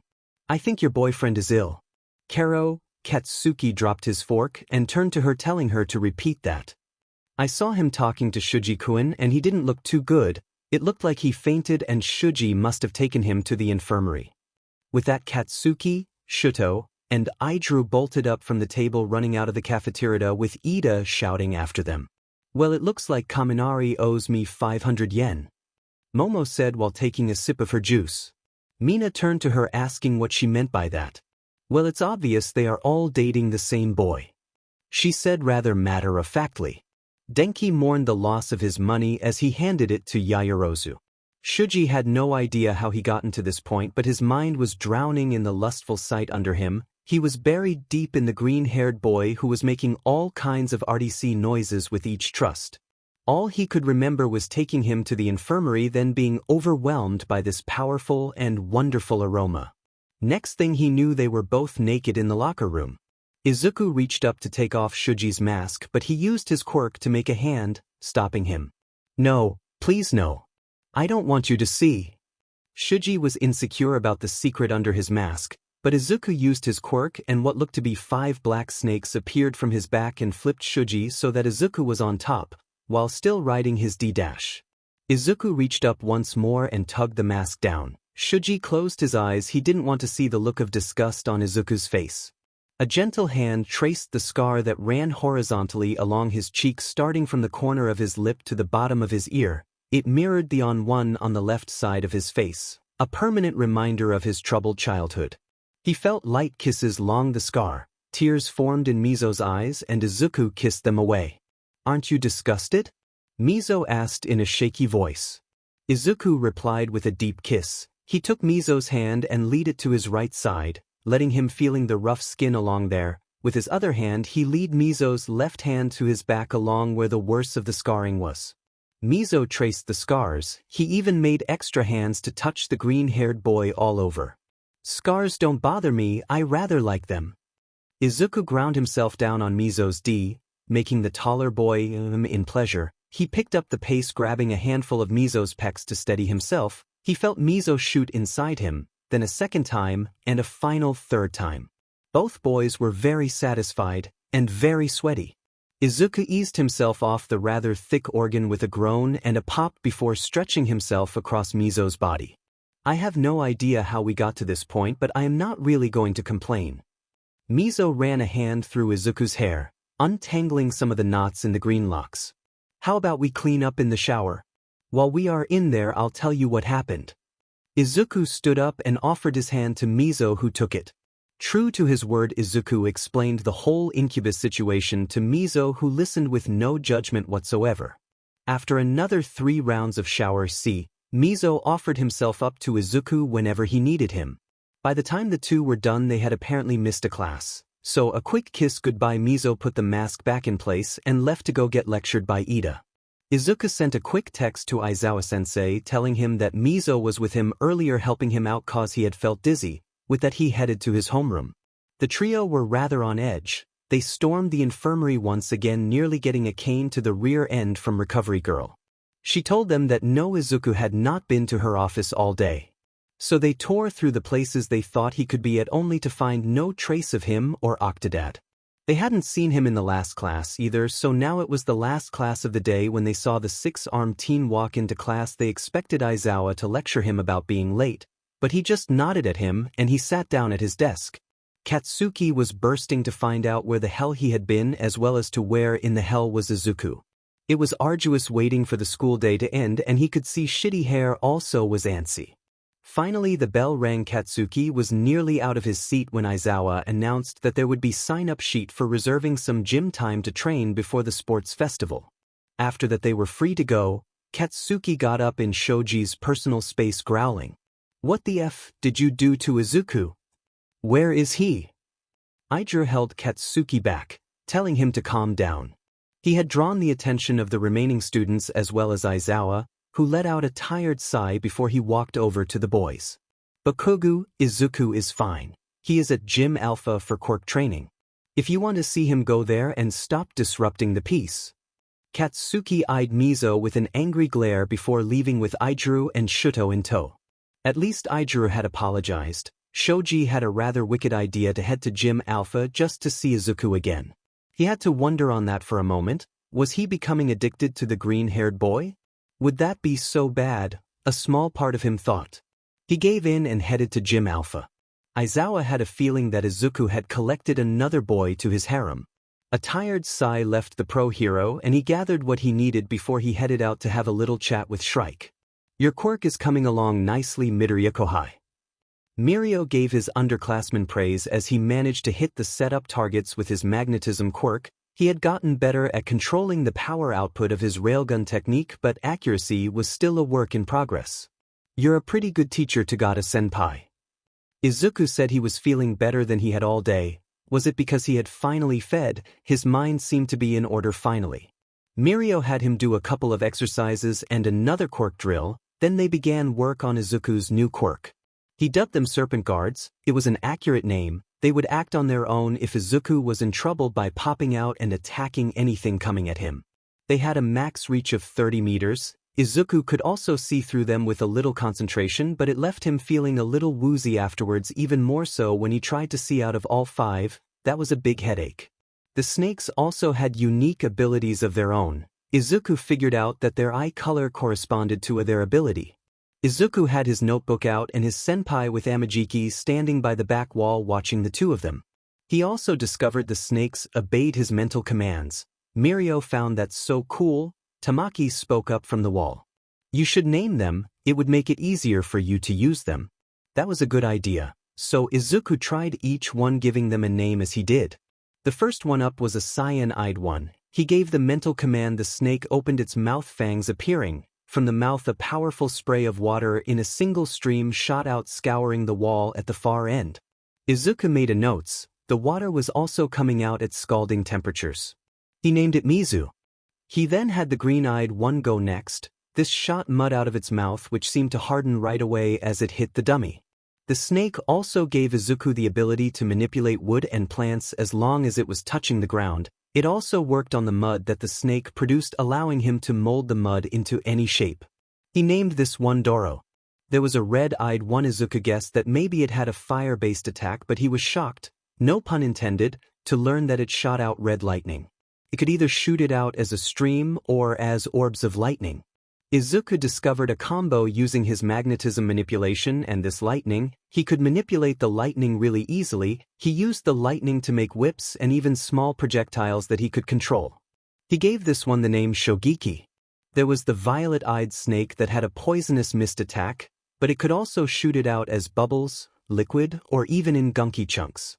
The poison was also acidic as it ate through the dummy. Some more Izuku used it, the more he discovered that he could control the levels of toxicity and acidic content. Izuku named this one Deku. The final one had eyes like moonstones. One would think it was blind. This snake had metallic fangs that were very small, more like the teeth of an anaconda, unlike its brothers? Sisters? Who had regular fangs. This one's bite seemed to make things susceptible to his magnetism manipulation. Izuku tried it on a cloth dummy, but he could not use his magnetism quirk on it. So after a bit of research and Mirio volunteering against both Izuku's and Tamaki's protest, the snake nipped Mirio and the effect was instantaneous. Izuku could use his magnetism to lift Mirio and even make him move like a puppet. So the bite only worked on organic things. But the snake was not done. From its mouth the snake sprayed out what looked like mercury, coating the dummy. The liquid took the shape of the target. It was liquid metal, and it seemed Izuku could use his magnetism to remove the metal and use it like he could with the lightning. He stroked the snake's head like one would a cat, and it seemed to enjoy it. He named this one Kinzoku. The other snakes also wanted head pats and strokes, all pressed against Izuku's cheeks and hands. He let out a giggle and tried to pet them all.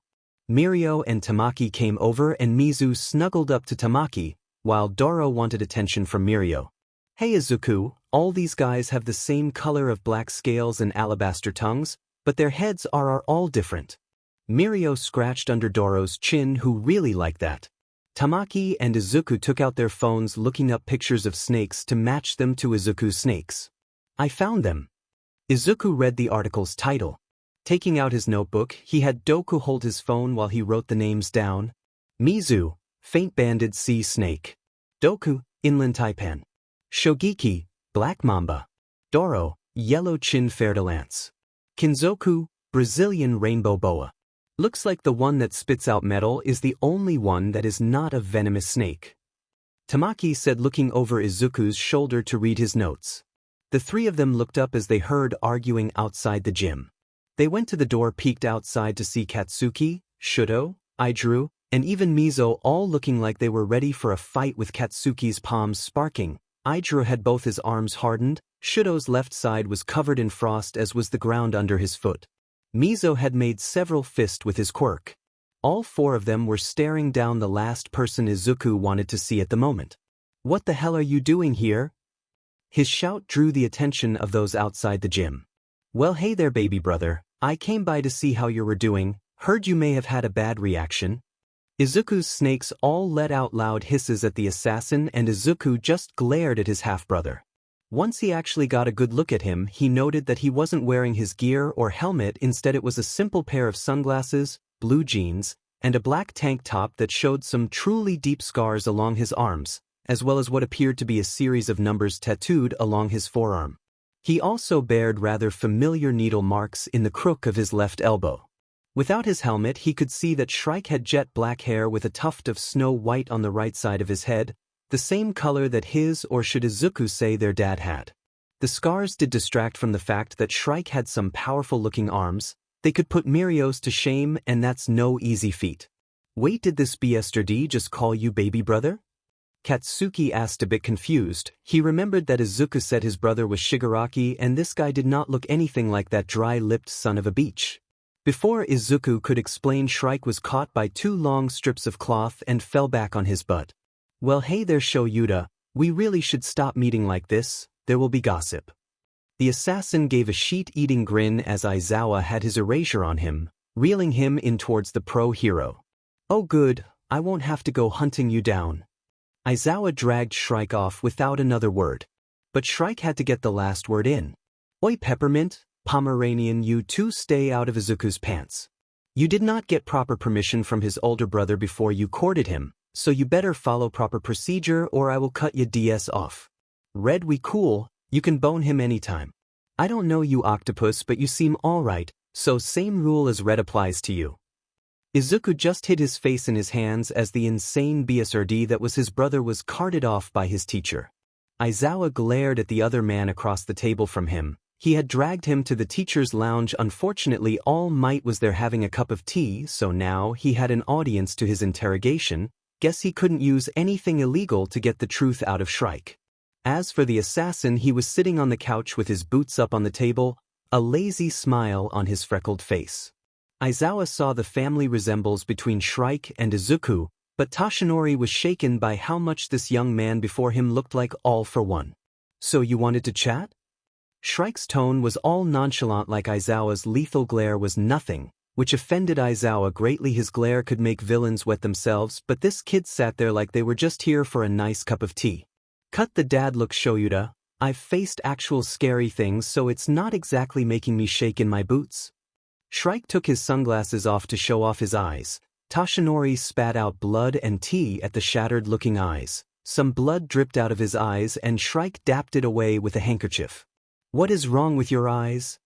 Aizawa was deeply disturbed by how casual Shrike was. He should be in tremendous pain by the look of how badly injured his eyes looked. "Backlash from using my quirk to walk through people's minds." More blood dripped from his eyes. "I would create a healing quirk, but then I lose one of the other quirks I have inventoried." "What do you mean by that?" Toshinori was greatly curious now. Did this young man possess the all-for-one quirk or something similar? Shrike took a moment to answer the blonde man. "I don't want to say, because if I tell you then you'll just turn around and tell Izuku, which is something I don't want him to know until he's won the sports festival." Shrike picked up the cup Toshinori had poured for him, taking a sip then making a grimace. "Got any sugar around?" "Damn it, Shrike, talk." Shoyuda slammed his hands on the table. "About? What do you mean about?" "About Izuku, your father, about you."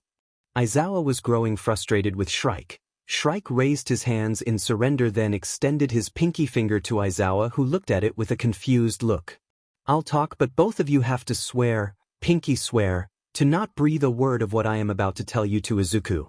I am the one who gets to tell him all this." Shrike finished with a mad grin on his face. You're effing with us, aren't you? Aizawa looked at the assassin with disbelief. Nope, now either Pinky swear or I have to leave. Got an assignment from the higher-ups, something about heroes dropping like flies in alleyways.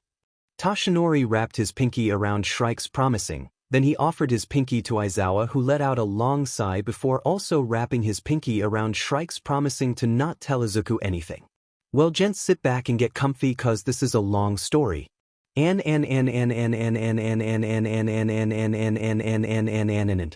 was curled up on the bear cot, my body hurting after the doctor was done injecting me. My veins itched and I wanted to scratch them raw, but last time I had bleed too much and father was mad. He thought I was trying to escape, so he punished me by taking away the quirk that stopped the pain.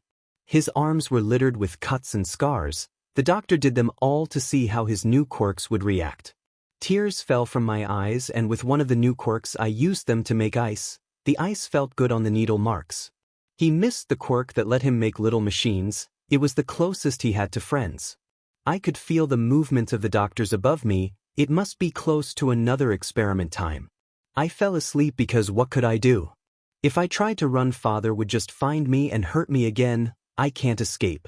Looks like you can only hold 3 quirks at a time, Mozukuin.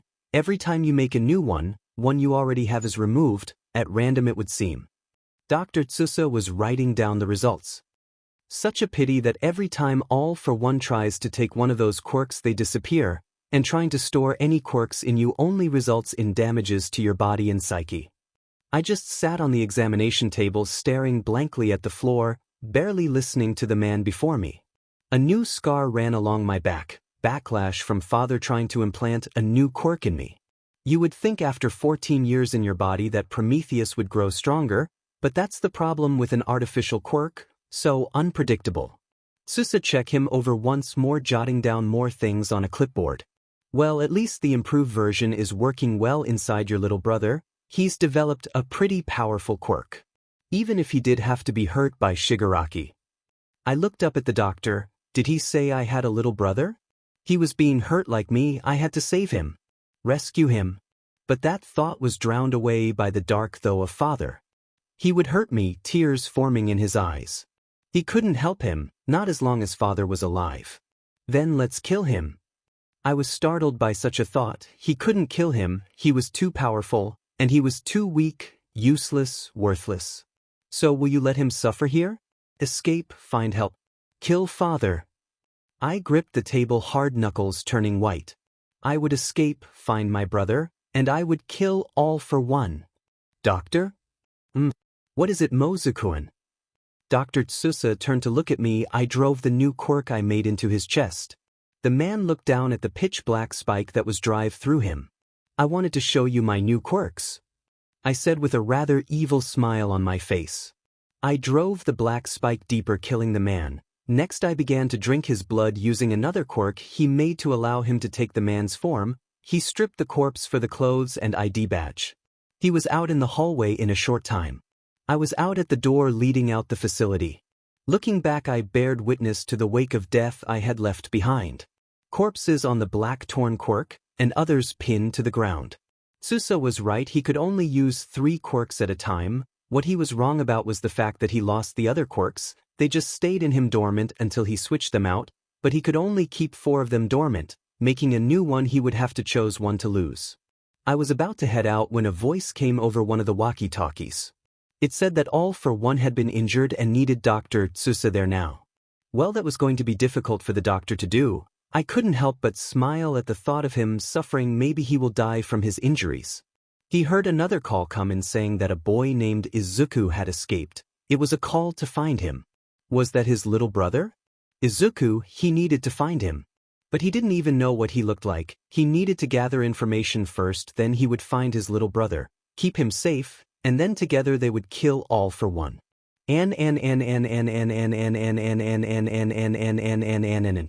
Toshinori could only feel sympathy for the young man before him. The horrors he had gone through at the hands of All for One, how could a father do that to his own sons? Aizawa was conflicted by what he heard. He still could not trust Shrike. The things he had done painted him as a monster in Shuda's eyes. But he now knew why he was such monster. Still he felt some sympathy for him, just a little. So this Prometheus that you and Izuku have is an artificial quirk made by all-for-one scientist, and it was forced inside of both of you, but why though? Aizawa took a sip of his tea. It had grown a tad cold. All-for-one cannot be passed on through genetics, neither can the quirks taken by it. So since he could not pass on his legacy, he decided to try and create a new one. That's what Prometheus is, his magnum opus. A quirk that can create other quirks for him to take and give as he chooses, but every time he took one of mine it would stop working. So I became a guinea pig for Prometheus 2.0, which is what Izuku has. But it seems that Izuku can't create new quirks, it will rather he generates new quirks at random when in response to harm coming to him. Shrike stood up stretching as he did, his shirt lifted a little and Aizawa saw a flash of more scars. Just how many did he have? Do you think that Midoriya Shounen will handle this well? Have some faith in my baby brother, he's a lot stronger than you give him credit for. What if he can't handle it? Aizawa asked, eyeing the assassin with a curious look. He can, and that is why I will only tell him when he wins the sports festival. And if he doesn't win? Toshinori asked. He will, because I have set the carrot before him and he really wants that carrot. Shrike headed for the door thanking Toshinori for the tea. You're lying, aren't you? You'll tell him regardless whether he wins or loses, you're just giving him a goal to strive for. I'm not lying, Shoyuda, I'm just using a logical ruse. Shrike winked at the pro-hero before leaving. Aizawa couldn't help the dry chuckle that escaped him. He would have to keep a closer eye on Izuku now, something told him Shrike would be a more present figure in his life. Hell would freeze over before he let someone like Izuku, who had talent for heroics, be turned into a government wet boy like Shriek. 2 sons, both abused by this man. I feel like all this is my fault. If only I had taken all-for-one down sooner, then perhaps both these young men could have had normal lives. Toshinori had a deep frown on his face. He had passed the torch of one for all to young Tagata Mirio, burdening him with facing all for one. He felt like a failure as a hero and as a teacher. There's no point in wallowing in the past. Shrike may be beyond our help, but Izuku is not. It is our duty as heroes and teachers to make sure he stays on the right path and help him become a great hero. Aizawa clapped All Might on the back before leaving All Might alone. Is he really beyond our help? Toshinori asked the empty room, before finishing his tea. Izuku snuggled into Katsuki's chest. Idru was spooning him from behind. Shudo was snuggled up to Katsuki with Shoji spooning him. After some explaining on his part about who Shrike was to Izuku, and the boys told Izuku that Shrike had basically told them they could not date him without properly asking him first for permission. That had set Izuku off, so this a-hole shows up, attacks Izuku, teases him with answers, then threatens his boyfriends. Next time Shrike shows up, Izuku was going to smack him. The 4 of them stayed to help Izuku train, freeing Tagata and Amajiki to head off on a date.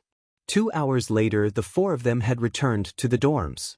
Izuku told them that Shoji had offered himself to help out in feeding Izuku's incubus quirk.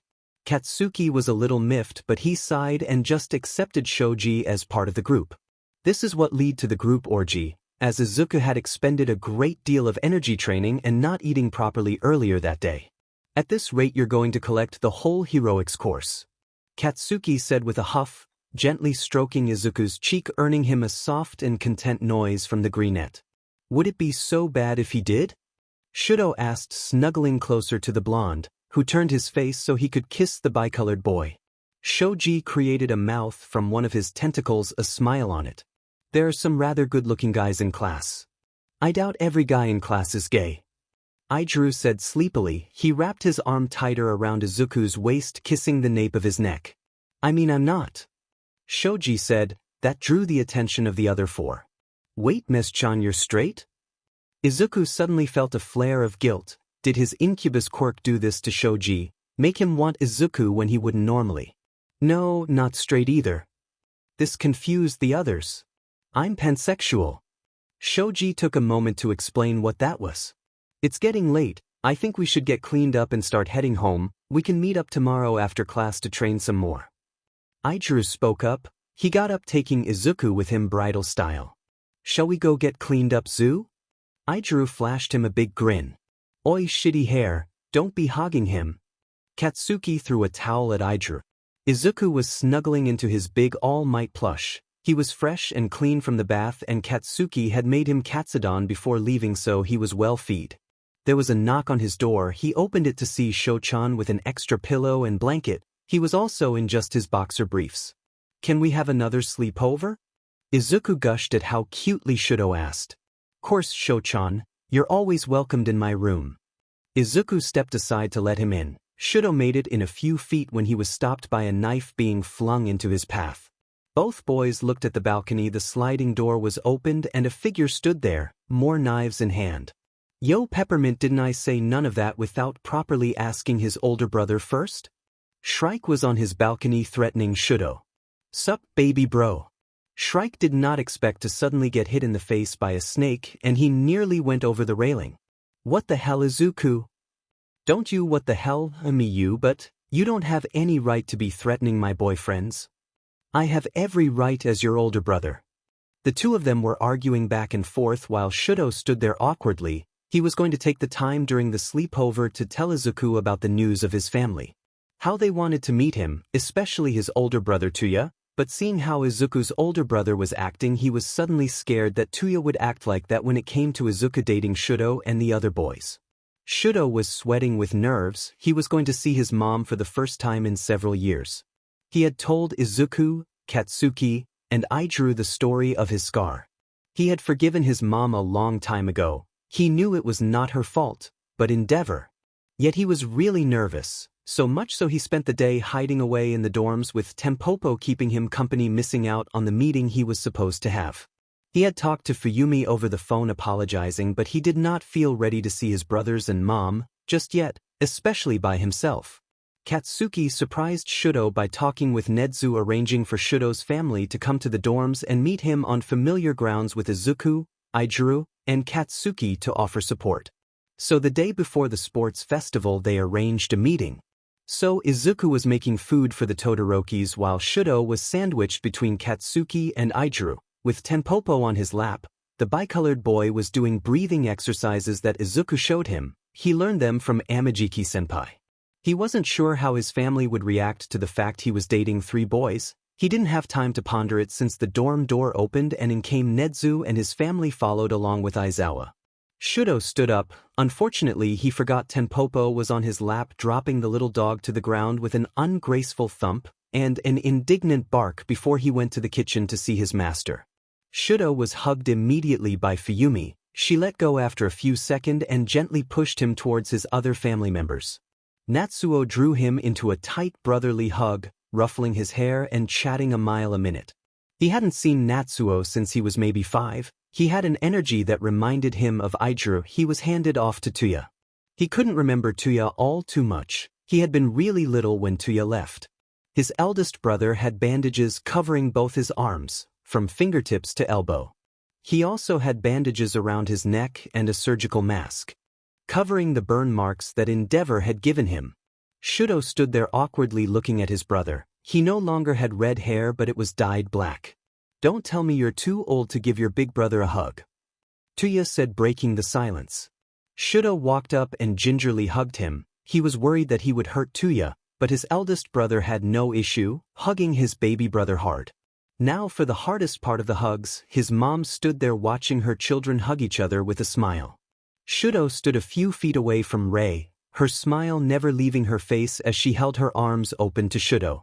He melted in that hug, tears flowed from his eyes. Rei apologized over and over again for hurting him, but Shudo shook his head, telling her that he never blamed her.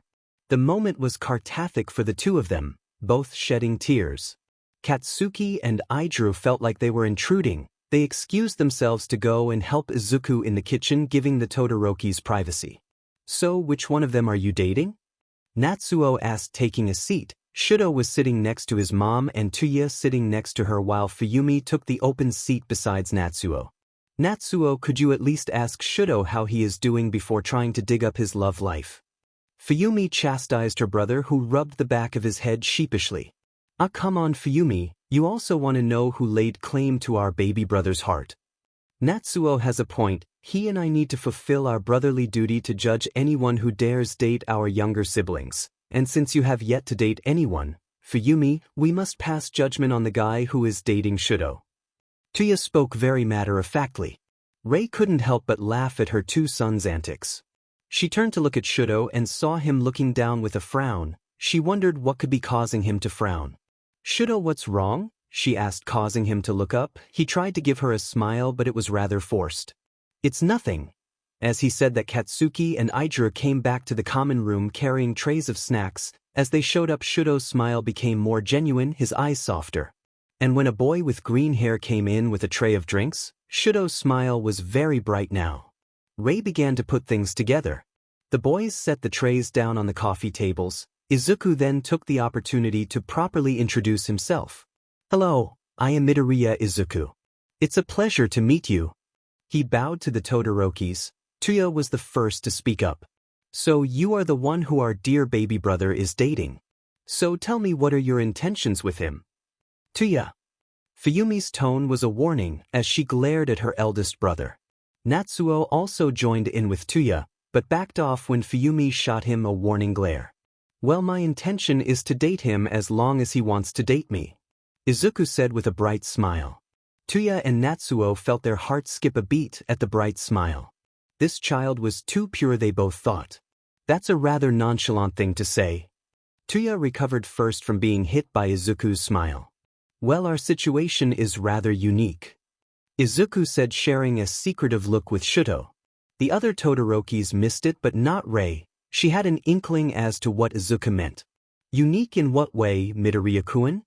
Fuyumi had gotten curious when Izuku said that. Well, you see. Izuku looked at Shudo silently, asking for help. Shudo swallowed the lump in his throat, stood up and walked over to the trio, taking Katsuki's and Idra's hand in his. They both stood up, and Izuku did as well, taking Idra's other hand in his. I am also dating Idru and Katsuki, who are also dating Izuku, and they are also dating each other. Fuyumi, Natsuo, and Tuya were currently experiencing brain.exe malfunction. Rei had a soft smile on her face. She stood up and approached the boys. She bowed to them and said, "Please take good care of my son." "Whoa, Mom, you're okay with this?" Natsuo asked. His tone earned him a smack from Fuyumi. "I don't mean it's a bad thing, it's just confusion. I mean, how does this even work?" "It works fine," Katsuki said rather sharply.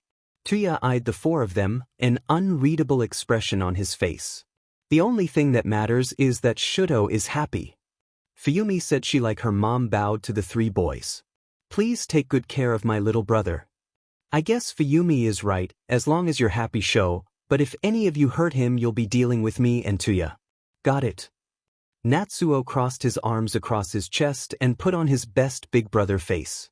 "Hold up, I cannot accept this." Tuya spoke up finally. "As the eldest, I am now the one in charge of the household, so if you want to date Shudo, you must do it properly and ask his eldest brother for permission." Tuya gave the three boys a hard look. Izuku, Katsuki, and Idru all sweat dropped at that. Tuya's words were a little too similar to a certain someone's words. "Well, I guess we still have things in common, huh, Dobby?" Everyone turned to see a new person leaning against the sliding glass door. It was Shrike, wearing a white button-down shirt and a gray undershirt, the blue jeans and boots present as well as his sunglasses. "What are you doing here? How did you even get in here?" Katsuki glared at the older boy. Shrike walked over and flicked Katsuki's nose. "It's called a door. Zuzu, your boy toy, is an idiot. He loses brownie points for that." Katsuki made a rather indignant noise and was about to take a swipe at Shrike, but Izuku stopped him. "It's just like you to show up out of the blue, huh, Shrike?"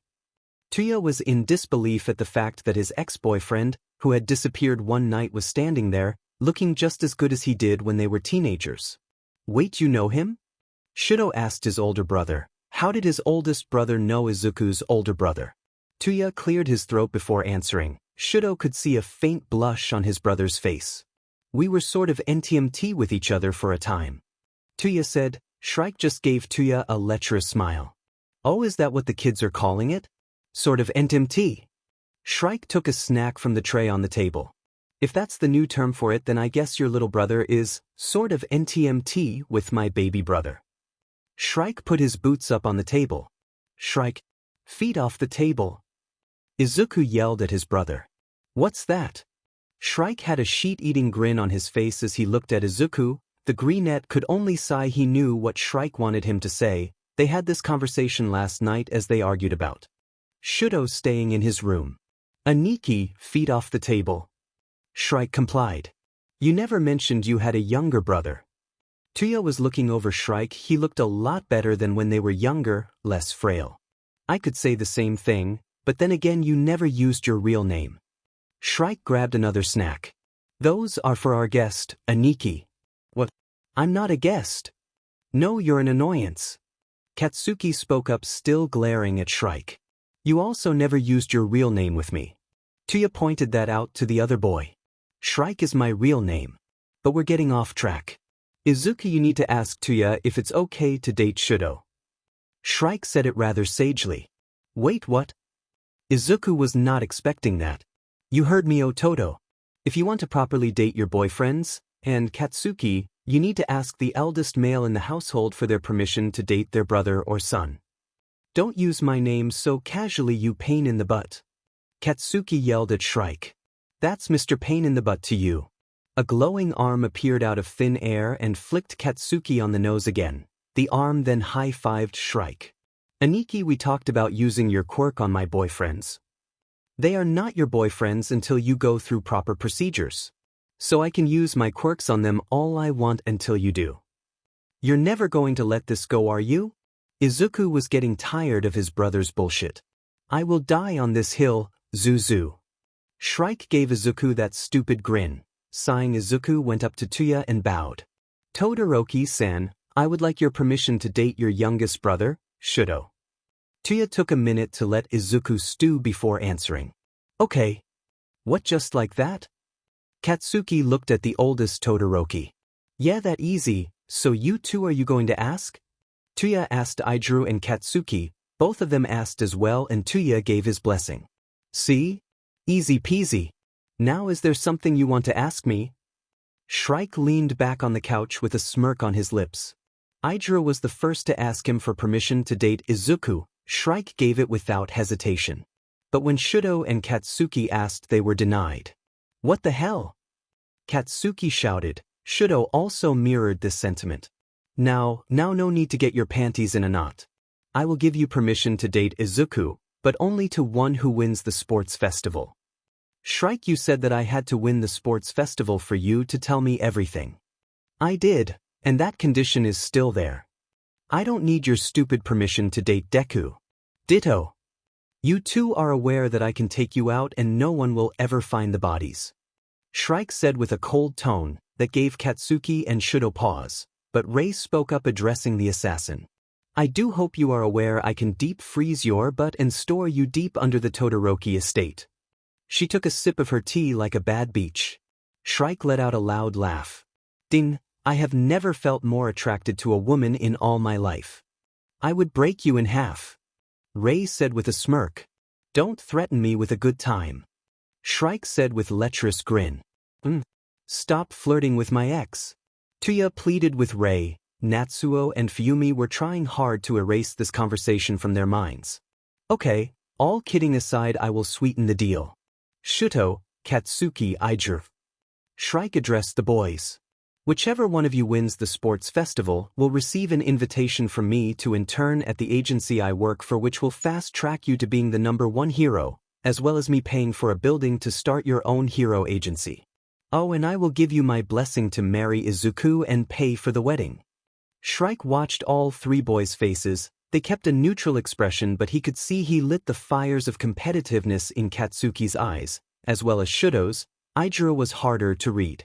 Everyone thought the boy was easy to read, but that was more than likely a ruse, because Shrike could see him working his odds out in his head. Good, this was all going according to his plan. But do keep in mind that this will also apply to anyone who wins first place. So not only will you be competing with each other, but with the entire school, Izuku included. Shrike smiled into his drink, ignoring the murderous glare his baby brother was giving him. This was for his benefit after all.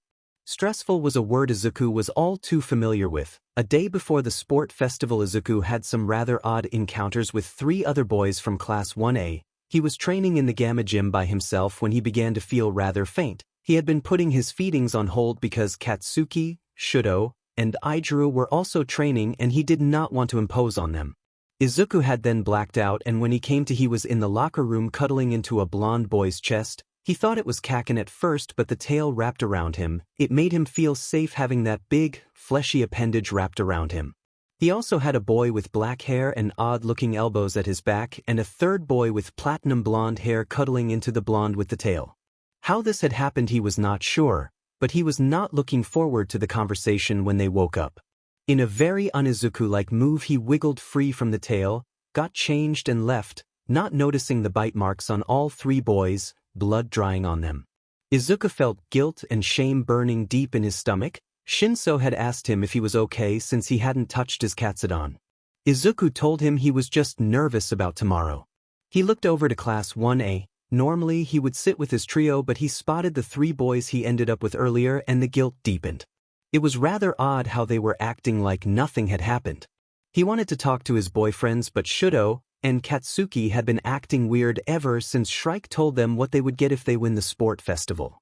Katsuki had become a tad more aggressive and Shudo was distant, cold even. At least Ijuru was the same. He had been more attentive to Izuku, trying to keep the peace between all of them. Izuku was heading back to class when he began to feel a strange sensation around his tailbone. It felt odd at first, but then it grew painful as something grew from there. Just as soon as the pain began, it subsided. Izuku looked back and his eyes grew wide in shock. Aizawa entered the infirmary. He had received a message from Izuku. He needed to talk to him apparently. Recovery girl was sitting at her desk writing something. Looking up, she pointed to the curtains. Before speaking, "He's at the far cot by the window. Shrike is with him." She went back to writing her reports after Aizawa thanked her.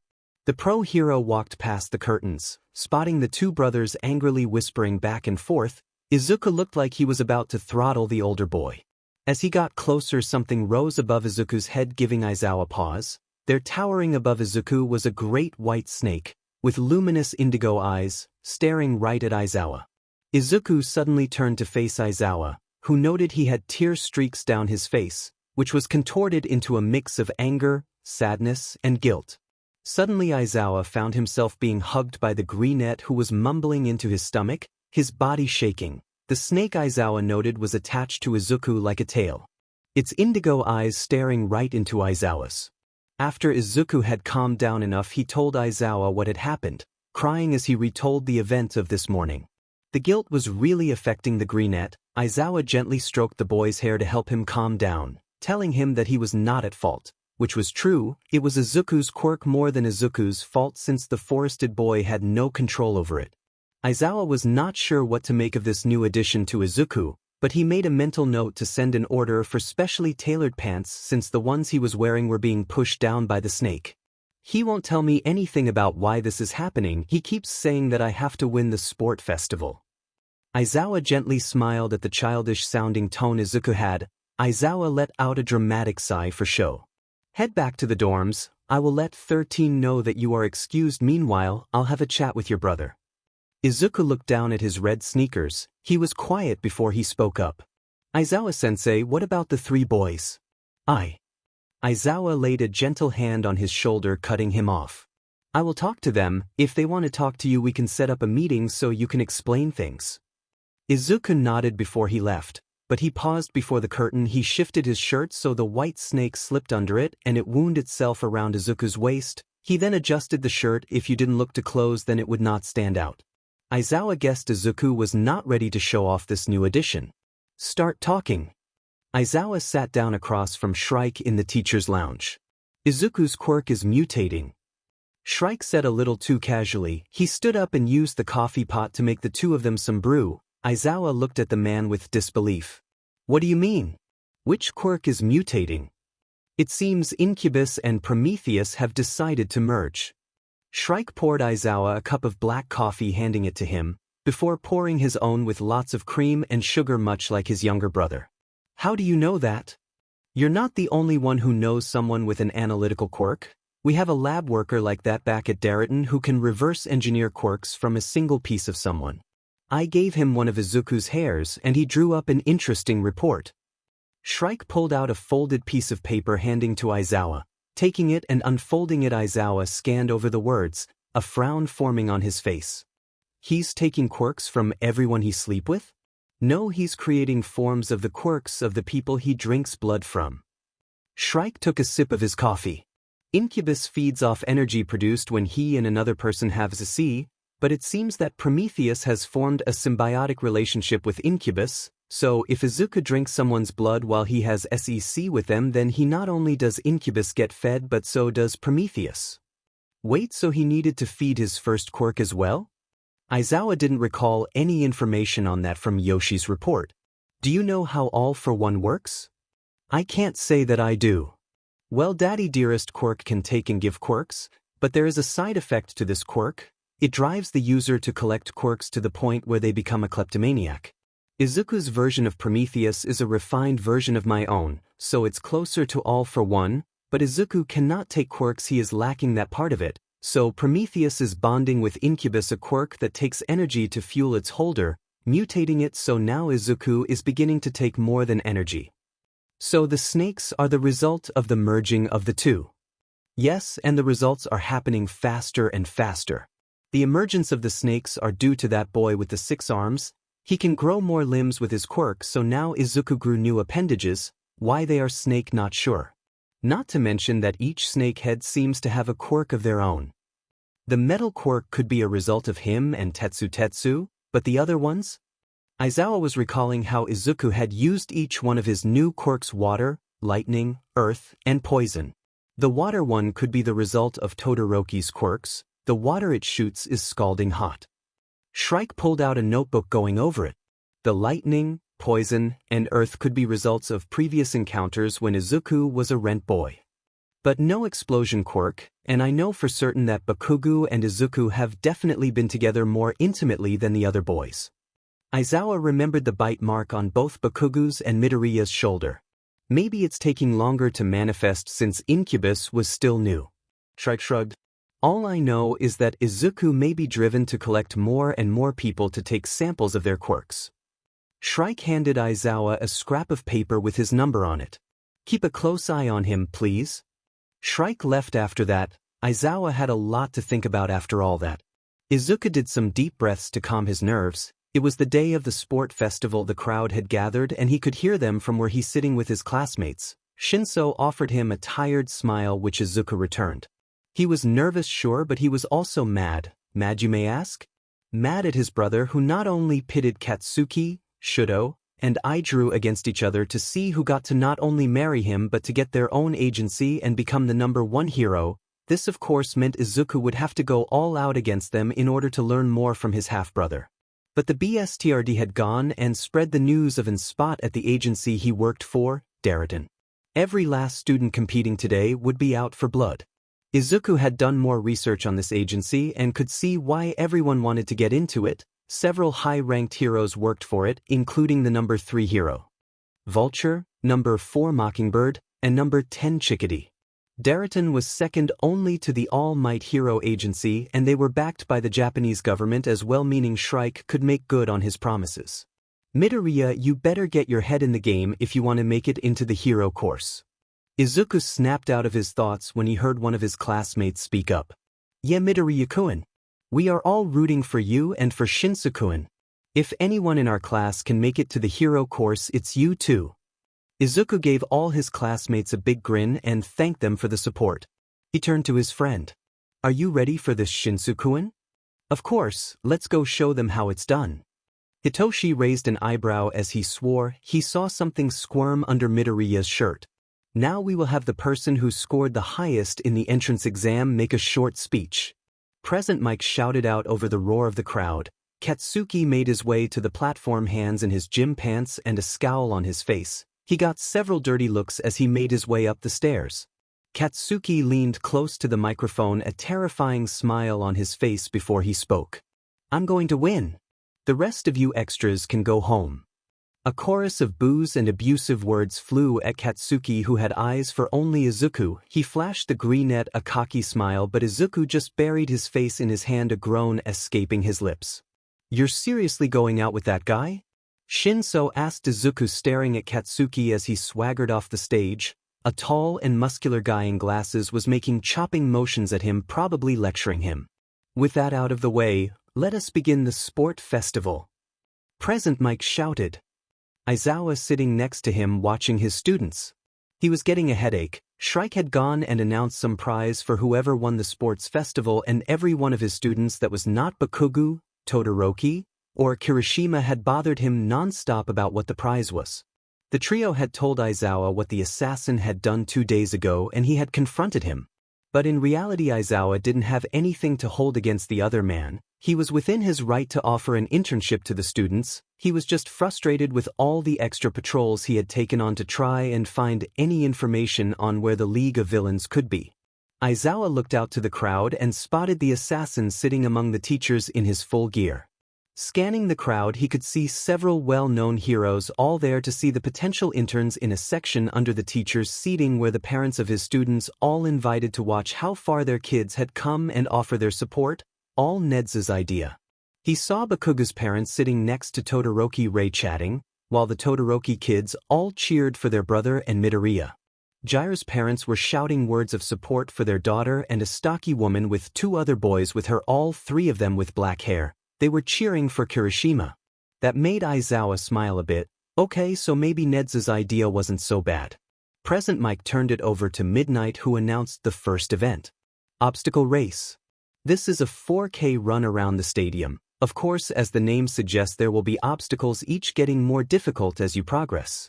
Only 42 of you will advance, so give it your all. The student body took their places at the starting line. Izuku noted that the hallway was rather narrow, so this was a trap. He began to make a plan, one he was not really looking forward to employing it, but it would be the best bet in order to get him to the front. "Hey Zu." Izuku turned to see Ijiro offering a big grin of support. "Do your best, okay, 'cause I am not going easy on you, alright?" Izuku felt his tension melt at Ijiro's grin. He also spotted Mizo, who gave him a thumbs up. Katsuki and Shudo were laser-focused, not paying attention to anything else. As he looked around, he spotted the 3 boys from yesterday, and he could feel the new snake squirm around his stomach. He named this one Kinu. "Are you okay, Midoriya?" Shinso asked, noting the squirming. What was he hiding? "I'm okay, Shinso-kun, I am just really nervous." "Begin." Present Mike shouted, nearly deafening everyone in the stadium. There was a stampede of students all rushing for the hallway. Katsuki let out a huge explosion from both palms, launching himself forward, and he avoided Shudo, who froze several students to the ground, but it would seem everyone from Class 1A avoided it, and they chased after the bicolored boy. Aizawa couldn't help the huge grin on his face as he saw his students advance. He could hear the parents cheer the loudest among the crowd. But his face fell a little as he saw Izuku was dead last, looking at the frozen and stuffed hallway. "What will you do, Izuku?" Izuku took a deep breath and slammed his foot down on the ground, using Doro to cause a hole the moment he fell in. He let the snake take the lead and make a tunnel under all the other students. The dark and cramped space of the tunnel was too similar to the room he was locked away in by his dad. His lungs burned from holding in his breath. He wanted out now. He couldn't take another second. Doro sensed this and dug up with terrifying force. Izuku greedily exhaled in fresh air. He turned to see he had popped up several feet ahead of Shudo, who spotted him as he landed with a stumble, his eyes wide with shock as he just saw Izuku pop out of the ground. Shudo picked up the space to try and catch up to Izuku, but he saw that Izuku had not stood up from his knelt position. He wanted to slow down and make sure he was okay as he saw him breathing hard, even tears in his eyes, shaking. He wanted to stop, oh so bad, but Shudo did the unthinkable and rushed past him, quietly asking for Izuku's forgiveness, but he had to win, especially after the call he had gotten today. Katsuki was catching up with his explosive propulsion. He saw Izuku knelt on the ground. He stopped and rushed over to the green net, but as he got closer, Izuku suddenly sprung up and ran. Katsuki called after him. He saw that he was crying and shaking. Something was wrong with Izuku. Izuku ran, tears blurring his vision. He was having a panic attack. His mind kept going back to the small room. The tunnel was a bad idea. He ran. He could see Sho-chan ahead of him. He was sure Kaken tried to check on him, but he couldn't think straight at the moment. As he kept running, he felt Kinu wrap its way up his chest and back, gently squeezing him in a safe. His breathing started to even out. Kinu was pulling Izuku out of his panic attack. He could think again. He saw Sho-chan up ahead and Kaken was closing on him by the sound of his explosions getting closer. Izuku nearly caught up with Sho-chan when suddenly the ground rumbled and a massive robot blocked the way. Smaller robots also blocked the way going for the students. Izuku reached out with his magnetism quirk and crushed one of the giant robots into a cube of scrap, while Sho-chan froze the other one in place. But as Izuku passed it, he saw it start to fall. He reached out with his quirk, making it fall the other way to avoid hitting the other students. Sho-chan kept going, focused on only advancing. This was so unlike Shudo. Katsuki managed to pass Izuku as he stopped to make sure the giant robot didn't fall on the extras. He looked better. He had stopped shaking and the tears were gone. Katsuki felt a weight lift from his chest. Izuku ran forward once more, with the other students hot on his heels. They had come to the second obstacle, a massive canyon. Izuku spotted Shudo running across an ice bridge with Katsuki flying across to the next platform with his explosion. Izuku got another idea. He called up Kinzoku, who slipped through his sleeve. The snake sprayed out some liquid metal. Izuku used his magnetism quirk to shape the metal into a disc. Stepping on it, he used his quirk to fly him over the canyon. Aijiro was crossing to the second platform using Shudo's ice bridge, making it as the thing collapsed under the weight of the other students who decided to use it as well. The redhead spotted Izuku flying across the canyon on what looked like a metal circle. A fierce grin on his lips, he picked up the pace. He couldn't slack off now.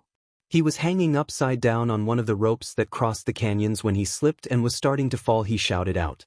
As Aijiro fell, he came to a sudden stop and began to float up. He was confused by what was happening, but he noticed there was a metal ring around his waist. He was set down on the end of the canyon and the ring melted away, floating back to Izuku, who touched down next to Aijiro.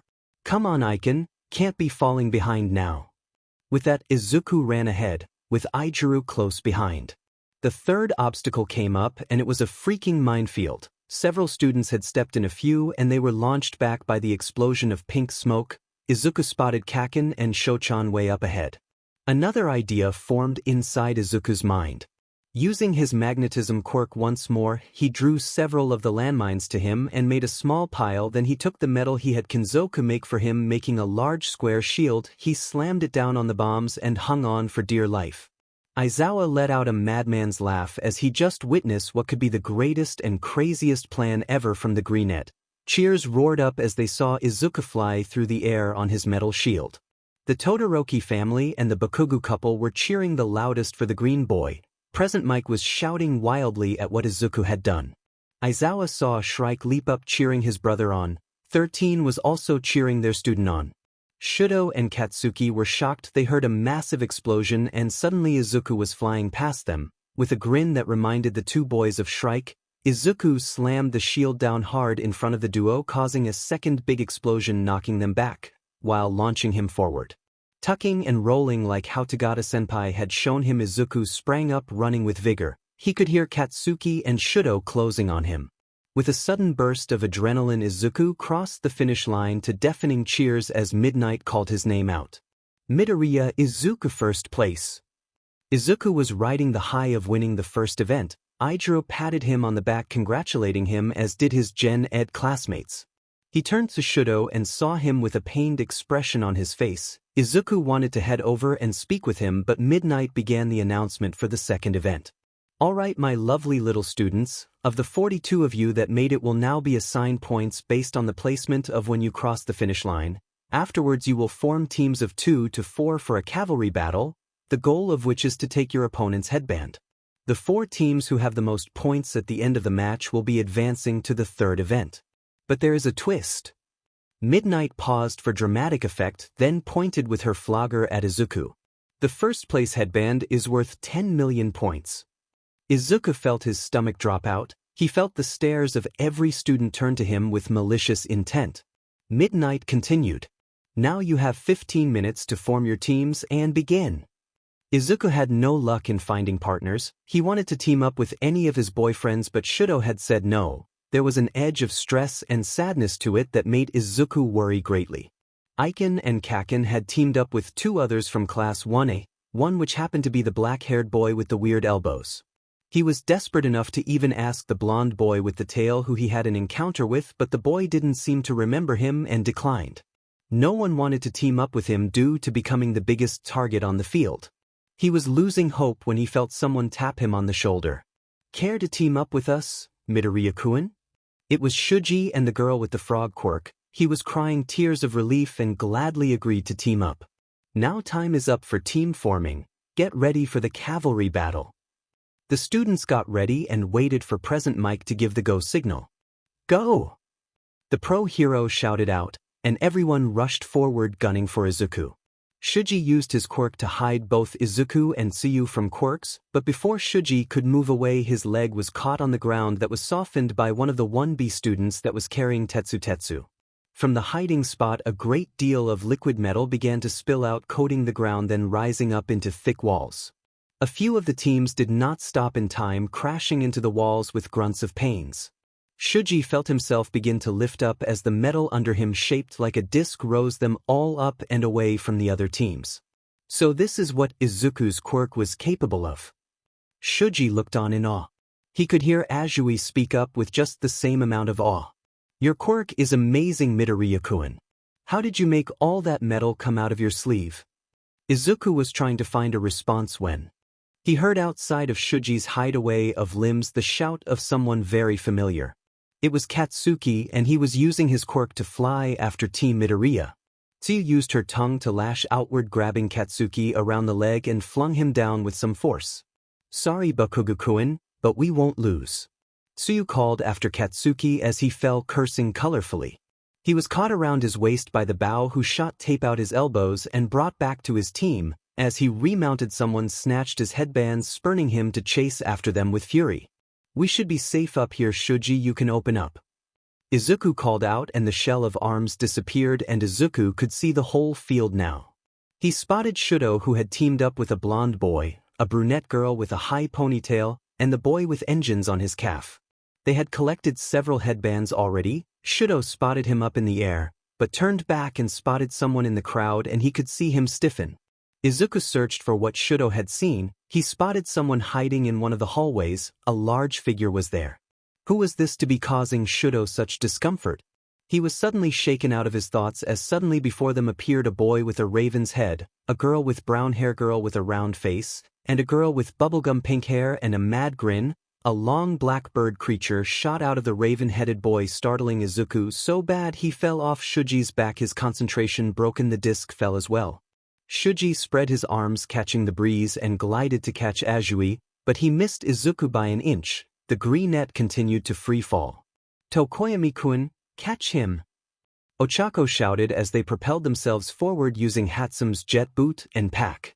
Tokoyami sent out Dark Shadow to try to catch Izuku, but the Shadow Demon couldn't reach him either. Katsuki saw Izuku fall and launched himself with desperate speed to try and catch his boyfriend. Before he could catch him, something big and white tore from Izuku's back, launching itself up to grab onto Dark Shadow and pulled Izuku up high, landing on top of Shuji, buckling him, but was caught by Izuku's metal disc. Katsuki was too stunned by what had just happened. He didn't realize he was falling now until he felt something wrap around his waist and pull him back to his team. Soy sauce had saved his butt once again. "Baku bro, what the hell was that thing that popped out of Izuku?" Ijiru's eyes were huge with disbelief at what had transpired. Katsuki did not have an answer. He dodged an extra, trying to get the headbands he had just taken back, grabbing theirs in the process. The crowd was going wild, cheering the students on. Mitsuki was cheering, her voice raw, as was Rei. Masaru was rather concerned by what appeared to be a tail coming out of Izuku. That was rather new. Regardless, he would ask Izuku about it later when they met for lunch. Present Mike was hyping up the crowd with his commentary, shouting out the action as student after student kept at it. They given up on trying for Izuku as he could just lift his team up into the air. Aizawa was proud of his students, but he was noting that Todoroki was acting off. He would keep looking off into the hallway up near the second floor. Aizawa looked, but he couldn't see anything. He would check it out in a moment, but he was brought back to the action as he heard the crowd roar in amazement. Izuku set his team down. They were probably safer on the ground. Kinu acted as a lookout, the white snake's head swaying back and forth alert to anything coming their way. Midoriya-kun, why do you have a snake for a tail? Karo, Tsuyu gazed at the appendage with awe. It was white in color, the scales seemed to glint in the sunlight like diamonds, the eyes were a familiar indigo color, a ebony tongue flicked out of its mouth tasting the air. Well, you see, I have two quirks, like Todoroki. One is magnetism manipulation, the other is the other is. Izuku was trying to find the words, but Shuji rescued him. The other is called Orochi, it lets him call up snakes from his body that have different abilities. Izuku sent a silent thank you to the taller boy when he was snapped back to the now as he heard someone shout out, "Receptor booster!" Izuku felt a powerful breeze rush past him and his headband came off. He recovered from his shock to see Shudo holding the 10 million point headband. Just then the timer had run to 0, Present Mike shouted, concluding the cavalry battle. Izuku fell to his knees in dismay. They lost. Midoriya-kun, what's wrong? Karo, Tsuyu asked as she gently patted the boy. Izuku was kneeling on the ground in despair, tears in his eyes. We lost Tsuken. I'm so sorry, because of me you guys lost. Did you check your snake? Shuji asked, pointing to Kinu, who lowered itself to Izuku's face, revealing all of the headbands that Shudo had collected in its mouth. Izuku hugged the snake, letting out a happy noise. We will be taking a break for lunch, and we will resume the third event in an hour. Present Mike announced. He and Shoyuta left the booth hand in hand to go and get something from the cafeteria. The parents were all waiting for their kids by the exit to go and eat lunch with them. Izuku was suddenly tackled as he exited the entranceway by a small boy about 8, his black hair spiked up. Izuku, you were so manly out there. Izuku let out a laugh, ruffling his little brother's hair. You really think so, Yoshino? His brother nodded vigorously. Izuku was then put in a headlock by his older brother, who was singing his praises. Okay boys, let your brother go so I can give him a big hug. Yumiko squeezed her son tight in a warm hug. She told him how proud she was of him. So where are these young men that have captured your heart? Mom, Izuku said, a bit embarrassed. He had told her about Izuku, Katsuki, and Shudo. At first she wasn't too open to the idea of him dating multiple people, but she soon came around after he told her more of how he felt when he was with them. She had come to accept it, but only if she got to meet them. Yeah, Izuku, we have a lot of stories to embarrass you with. You cannot deny me my right as an older brother to embarrass you in front of all your potential partners. Tatsuo said with a wild grin. Not sure, they said to go ahead and they would catch up with us in the cafeteria. Yumiko accepted the explanation and shepherded the 2 other Kirishima boys to the cafeteria. Izuku headed over to Bakugo and Todoroki's parents to let them know that their sons would be at the cafeteria in a few moments. All right, half and half. Why have you been acting all weird? Katsuki demanded, his tone angry. He was fed up with how Shudo was acting to him and Izuku. Kaken, don't be mean. Izuku laid a hand on Katsuki's shoulder before addressing Shudo. Sho-chan, we're worried. You have been acting kind of off all day. Is something wrong? Shudo took some time to answer. He took a shaky breath. Tears were welling up in his eyes, and this made Katsuki worry. He never seen the bicolored boy look so sad before. Endeavor is out on bail. He's here and he told me that if I don't win the sports festival and then intern at his agency, he will hurt you, Katsuki, and Izuku. Shudo was shaking as he spoke. He knew the BSRD would not make idle threats. He would do as he said and hurt his boyfriends. He remembered the abuse-filled call he got from the BSRD this morning, and he was watching Shudo from the shadows. Katsuki pulled Shudo into a hug, stroking his hair and making soothing noises. Izuku wrapped his arms around Shudo's back, kissing his cheek and promising that he would not let that BSTRD hurt him or the other boys. They stayed in that cocoon of safety for a few more minutes. When they broke apart to go to lunch, Katsuki was walking hand in hand with Shudo. Izuku hung back to make a quick call. Sup? Shrike, I need you to do me a favor. Why the hell can't I kill him? Shrike growled out. He looked at his hollow screen with his boss silhouette on it. A sigh escaped the man on the screen. Because Mozu, we need to find out who changed the system to allow him to be out on bail. Last time we checked, he was to be in jail until after he had his trial for his abuse of his family, and then his trial for corruption in the heroic system. Do you think there might be another person in Endeavor's pocket? Mockingbird asked. She was on the split screen on the conference call along with Chickadee and Vulture. The big boss had called them in when Shrike called in a report of Endeavor being at the school, making threats of harm against his son and the other boys. After the judge that was discovered, it would not be at a what is the word for it? Itendu for there to be others in this man's pocket. Chickadee chimed in, her Japanese heavily accented by her French accent. Then we must do a deep delve into the staffing in the governmental sector to flush out any other rats.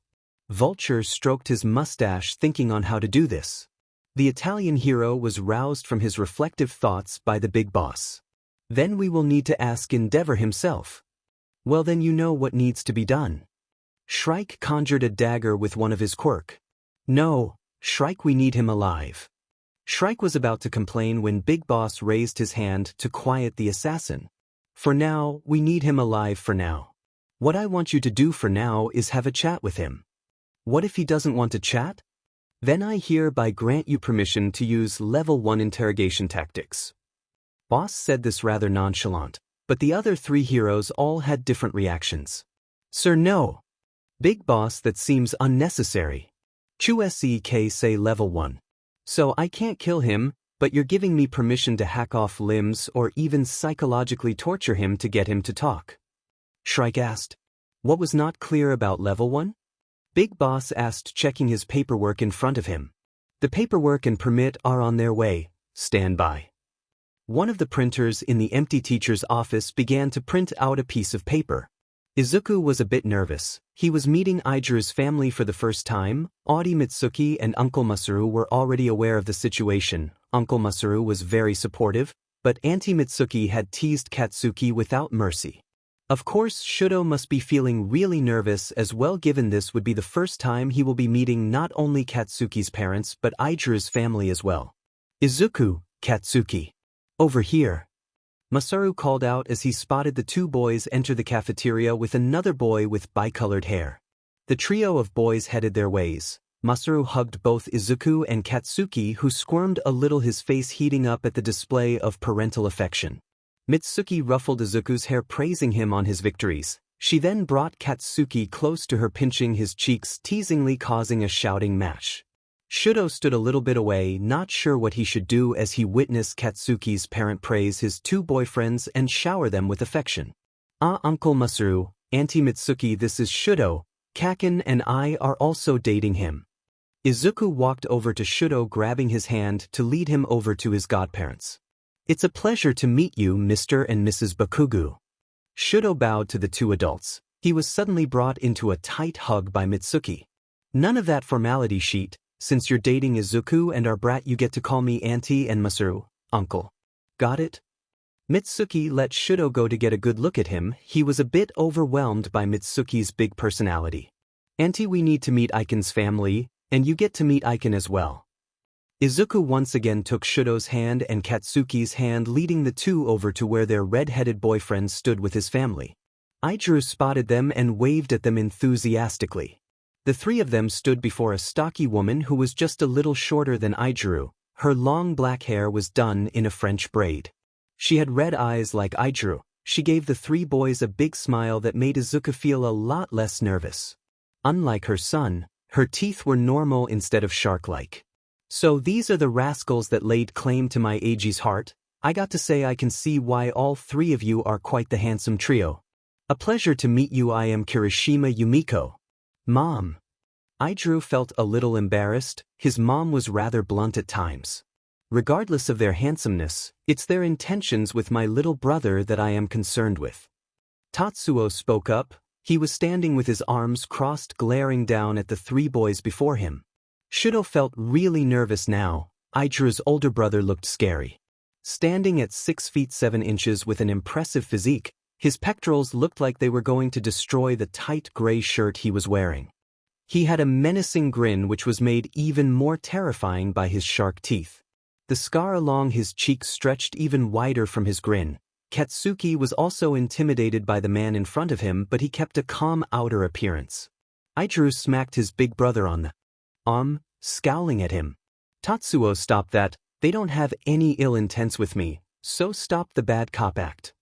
Ah, come on, Izuku, it's my job as a big brother. Tatsuo's demeanor changed in a second, from mean to good-natured. He ran a hand through his black, short, and spiky hair before offering his hand to the trio. Sorry, let me introduce myself properly, Kirishima Tatsuo, Eiji's older brother. It's a pleasure to meet you, I'm Midoriya Izuku. Todoroki Shuto. Bakugu Katsuki. Big bro Eiji. Introduce me. A small black-headed and shark-toothed boy was hopping up and down with an All Might plushie under his arms. Alright. Calm down, Squirt. Tatsuo picked up the youngest Kirishima male, putting him on his broad shoulders. The little boy waved with the energy that only a 5-year-old could wave with. Well, go ahead and introduce yourself, Yoshio, it's only polite. Yumiko encouraged her youngest. Yoshio gave the 3 boys a huge shark grin. His red eyes seemed to light up. Hi, I'm Kirishima Yoshino, I'm 5. He held up 5 fingers on his right hand, dropping his All Might plushie. Izuku picked it up and he handed it to the little boy. Are you an All Might fan? The greenette asked. Yoshio nodded vigorously, but he stopped for a second, thinking really hard before answering. I like him because he's awesome, but Tatsuo and Izuku are my #1 heroes, they are the manliest. Shuto couldn't help but smile at that, and even Katsuki had to admit that was some cute shit. I like All Might as well, but you're right, your big brother Izuku is the manliest. Izuku said, causing Yoshio to smile wider and Izuku blush. The two of them chatted over heroes, and it turns out Izuku's little brother was just as big of a fanboy as Izuku. Tatsuo and Yumiko were also liking this greenette. Are you and Eiji going to marry? Yoshio asked, suddenly catching Izuku off guard. Tatsuo had to swallow a laugh. His shoulders bounced a little, shaking Yoshio, who grabbed Tatsuo's hair to steady himself. Tatsuo put on his best cop face, eyeing Izuku. Are you? I'm well, you see. Izuku was shaking under Tatsuo's gaze. He did not know how to answer this without upsetting everyone. Yeah, Deku? You going to marry EI? But what about me, huh? Didn't you offer me your heart? Katsuki teased Izuku, who looked really nervous now. He was sweating profusely. Izuku, will I be left out then? Shuto joined in. Katsuki flashed him a grin. Shuto rarely joked around, so this was an opportunity to be seized. Mitsuki and Masaru had joined the others, hearing what was going on, and decided to chime in as well. Izuku, wouldn't you want to be a Bakugu? I mean, you and Katsuki have known each other for ages. Mitsuki teased her godson. Rei and the other Todoroki children had also heard the conversation and wanted in on the teasing. Oh, Izuku, won't you join our family? Fuyumi gave Izuku her biggest puppy eyes. It would be an honor to have you as a brother-in-law. Right, Tuya? Natsuo nudged his brother, who nodded, his medical mask hiding the huge grin. Well, Midoriya? Who are you going to marry? Tatsuo asked, his face hard, but eyes teasing. Izuku looked like he was going to pass out. Suddenly from under Izuku's shirt, Kinu and the other snakes emerged, all staring at Katsuki. This startled the adults, except for Yoshio, who thought it was super cool. Deku, why are they looking at me like that? Katsuki asked, but before Izuku could answer, the snakes all lunged at him, or he thought they were going for him, but they were going for something over his shoulder. A figure seemed to suddenly appear from thin air. One clad in gray camo with a black mirrored visor helmet. Aw, come on, those things see in infrared?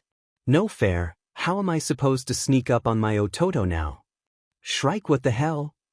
Izuku was both annoyed and relieved that his older brother showed up.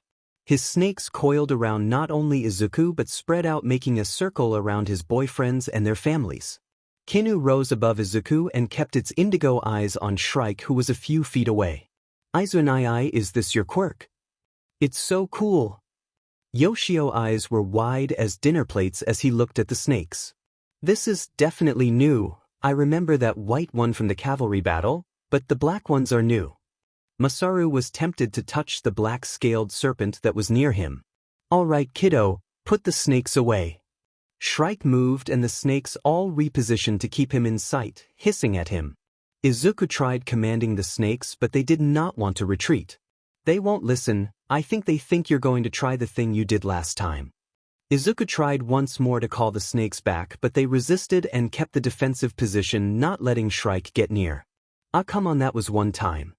Shrike needed to talk with Peppermint. The permit was only good for today and he had to find Enji. Alright, so they won't back down, then I will make them. Don't you dare try and hurt them. Shudo moved into position ready to stop Shrike if he tried to hurt Izuku or the snakes. Shrike did an odd movement. It looked almost like a dance as he swept his arms. Suddenly Shrike grew 8 glowing arms of blue light, 6 of them detached and rushed out, grabbing each snake around the head and pinned them to the ground. They struggled but could not move. Shrike walked over to Shudo, gesturing to the boy to follow him. Shrike led Shudo just a few feet away and asked him what he came here to ask. Where is he skulking around? Shudo took a moment to answer as he remembered that the BSRD calling himself a hero was here, watching him, waiting to hurt his boyfriends. He's watching from an empty hallway by the east entrance. Thanks, Peppermint, and make sure you're giving it your all. I won't accept your win if you only half-butted it. Shrike walked off. As he did, the arms disappeared, releasing the snakes. The black snakes retreated, but Kinu tried to go for Shrike, but he disappeared in a puff of feathers. Who was that? Yumiko asked Izuku as Kinu returned, winding round Izuku's waist. My older brother. Sorry about him. Enji clutched his right hand, which was bleeding from the 2 stumps of his index and pinky finger.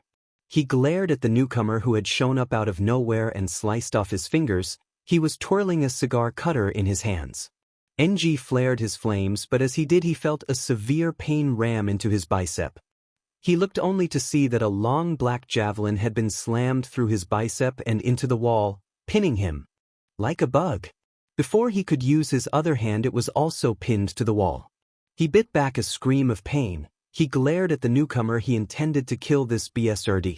Hey there, Enji, why don't you and I have a little chat? Shrike conjured the arms once more and they each had one of his daggers. Shrike was cleaning off his brass knuckles, looking over at the heap on the floor. One could almost not recognize Endeavor. His face had been beaten into raw meat, or close to it.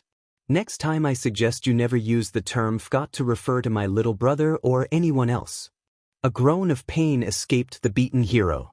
He was struggling to get up. He spat out several teeth, trying to glare through his swollen eyes.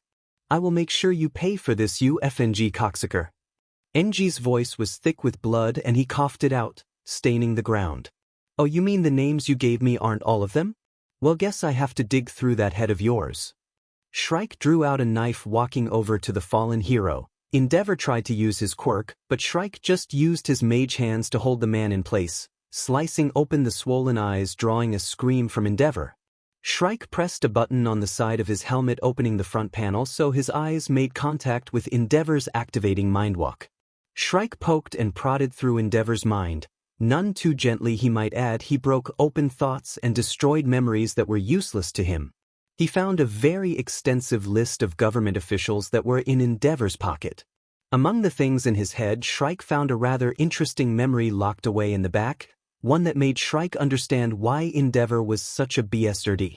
It was a young Endeavor. He must have been like 8, on the ground vomiting, his father standing over him with a belt, striking the small boy over and over again with it. Useless boy, look at you losing to an inferior quirk. I should have drowned you like that FG that dared call himself my son. Shrike almost felt pity for Endeavor. This would explain why he was such a BSRD, but this did not excuse any of his actions. He would have made Endeavor relive this memory over and over again, but he was not that cruel. Shrike pulled out of Endeavor's mind, nearly collapsing. The backlash from this quirk was bad, but going that deep had really fed him up. His eyes were bleeding badly. Endeavor was out cold and would be for a while, so Shrike did not worry about him. He was on his knees, losing too much blood, so he had no choice this time. He reached down to his Prometheus, using it to create a new quirk. He would lose Mindwalk, but at this point he had to survive. He was getting woozy. He needed to focus. If he lost it now, he would die here. He would not die until All for One was dead first. The new quirk blossomed into Healing Ooze, and he could feel Mindwalk fade away. Shrike called his new quirk out, creating greenish goo in hands, slapping it on his eyes. Immediately he could feel it start to work. The pain faded, his eyes began to slowly mend. Now he could feel an extreme thirst after using his quirk.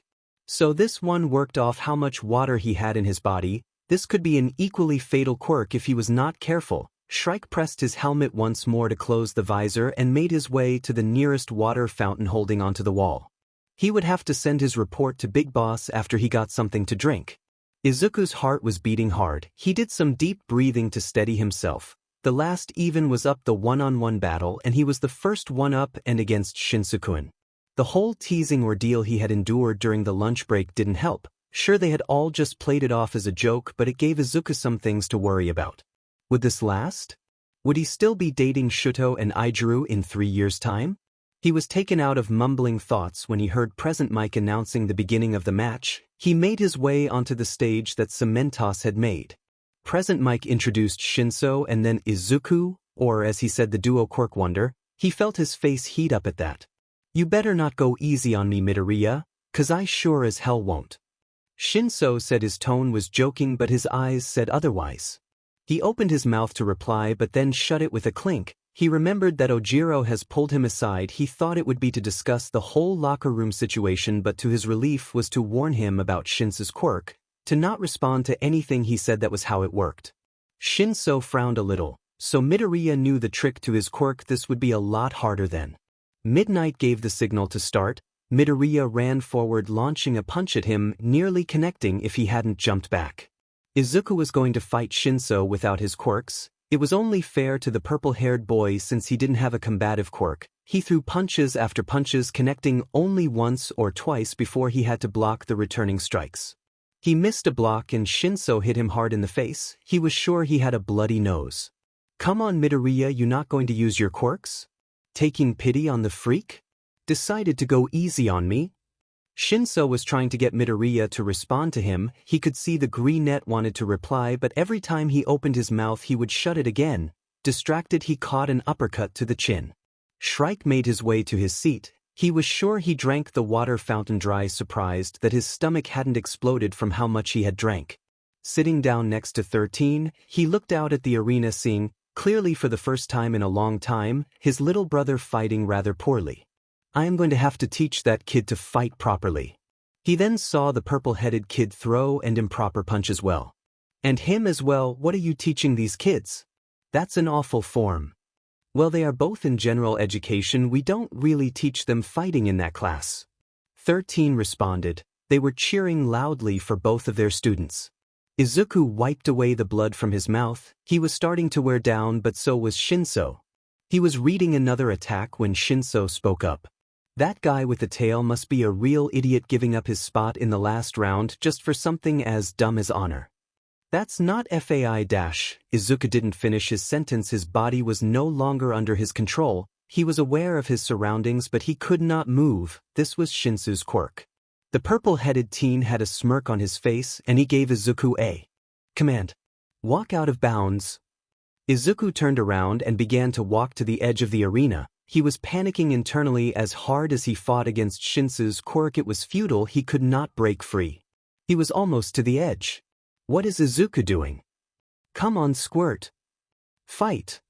Mitsuki shouted out. Rei and Yumiko joined in the cheering for the greenette. Come on, Deku. Don't let that extra play you like that. Katsuki shouted out from the Class 1A seating. Ijiru was also shouting with Katsuki, their voices carrying. Shuto cheered as well, just not as loud. He was not used being really loud. The other students of Class 1A and Tetsu from 1B were also cheering for Izuku. The students from Gen Ed were split in cheering for both of the star students of Gen Ed. Izuku was almost over the line when Kinu unwound from under Izuku's shirt. Opening its mouth, a long stream of white silk shot out from the white snake's mouth, attaching to the ground and pulling the green net back from the edge. Izuku was cheering internally. His body kept trying to walk to the edge, but his shirt tore apart as his other snakes appeared. Doro and Deku lifted Izuku off the ground using their bodies to prevent him from walking to the edge, while Kinu, Kinzoku, Mizu, and Shogeki all aimed themselves at Shinso, who had a look of utter disbelief on his face. The crowd was cheering loudly as Izuku's Orki quirk made itself known. Shinso rolled away from the white snake's silk shot only to get drenched in water from the blue-eyed snake. It was hot but not scalding. He heard the crackle of electricity and saw the red-eyed snake with its mouth open and red sparks dancing in it. The snake lowered its head to a puddle of water. Shinsu's eyes widened in realization he had been led into a trap. If that spark hit the water, he would get shocked. He had little option. He was sure his quirk would not work on the snakes since they could not respond to him. Shinso released Izuku from his quirk and the greenette looked around in confusion. He recalled his snakes and took a fighting pose, facing Shinso. Really? You had the match in the bag if you kept using your quirk, so why? Shinso asked the greenette, who kept his mouth shut. He let out a chuckle and got into a fighting pose as well. This prompted Izuku to launch into a flurry of punches to Shinso. All Might had a huge grin on his face. Young Midoriya did not want to fight an opponent with an unfair advantage. His sense of fair play was a mark of a true hero in the making, but it would seem that his brother did not share that sentiment. What is that dork doing? He should have finished the match from the get-go with his quirk. Honestly, this kid is going to need a great deal of training. He did not want an unfair advantage. His sense of honor is a mark of a great hero. All Might gave Izuku a heap of praise. Honor is the tool of fools. Going to have to teach that kid how to properly end a fight. Shrike's helmet made it hard to gauge his tone. All Might frowned at the younger man. He wanted a fair fight. Young Shrike, is that so wrong? All Might could never get a bead on the man. Shrike scoffed, a bitter laugh coming from the helmet. If you're fighting fair, then you've already lost. That gave All Might a chill. Shrike's tone was cold and dark. Shinso threw a hard punch at Izuku, but it was caught by Izuku. Then Shinso found himself being flipped through the air and coming down hard over the out-of-bound line. He heard Midnight call out he was out of bounds and Midoriya was the winner.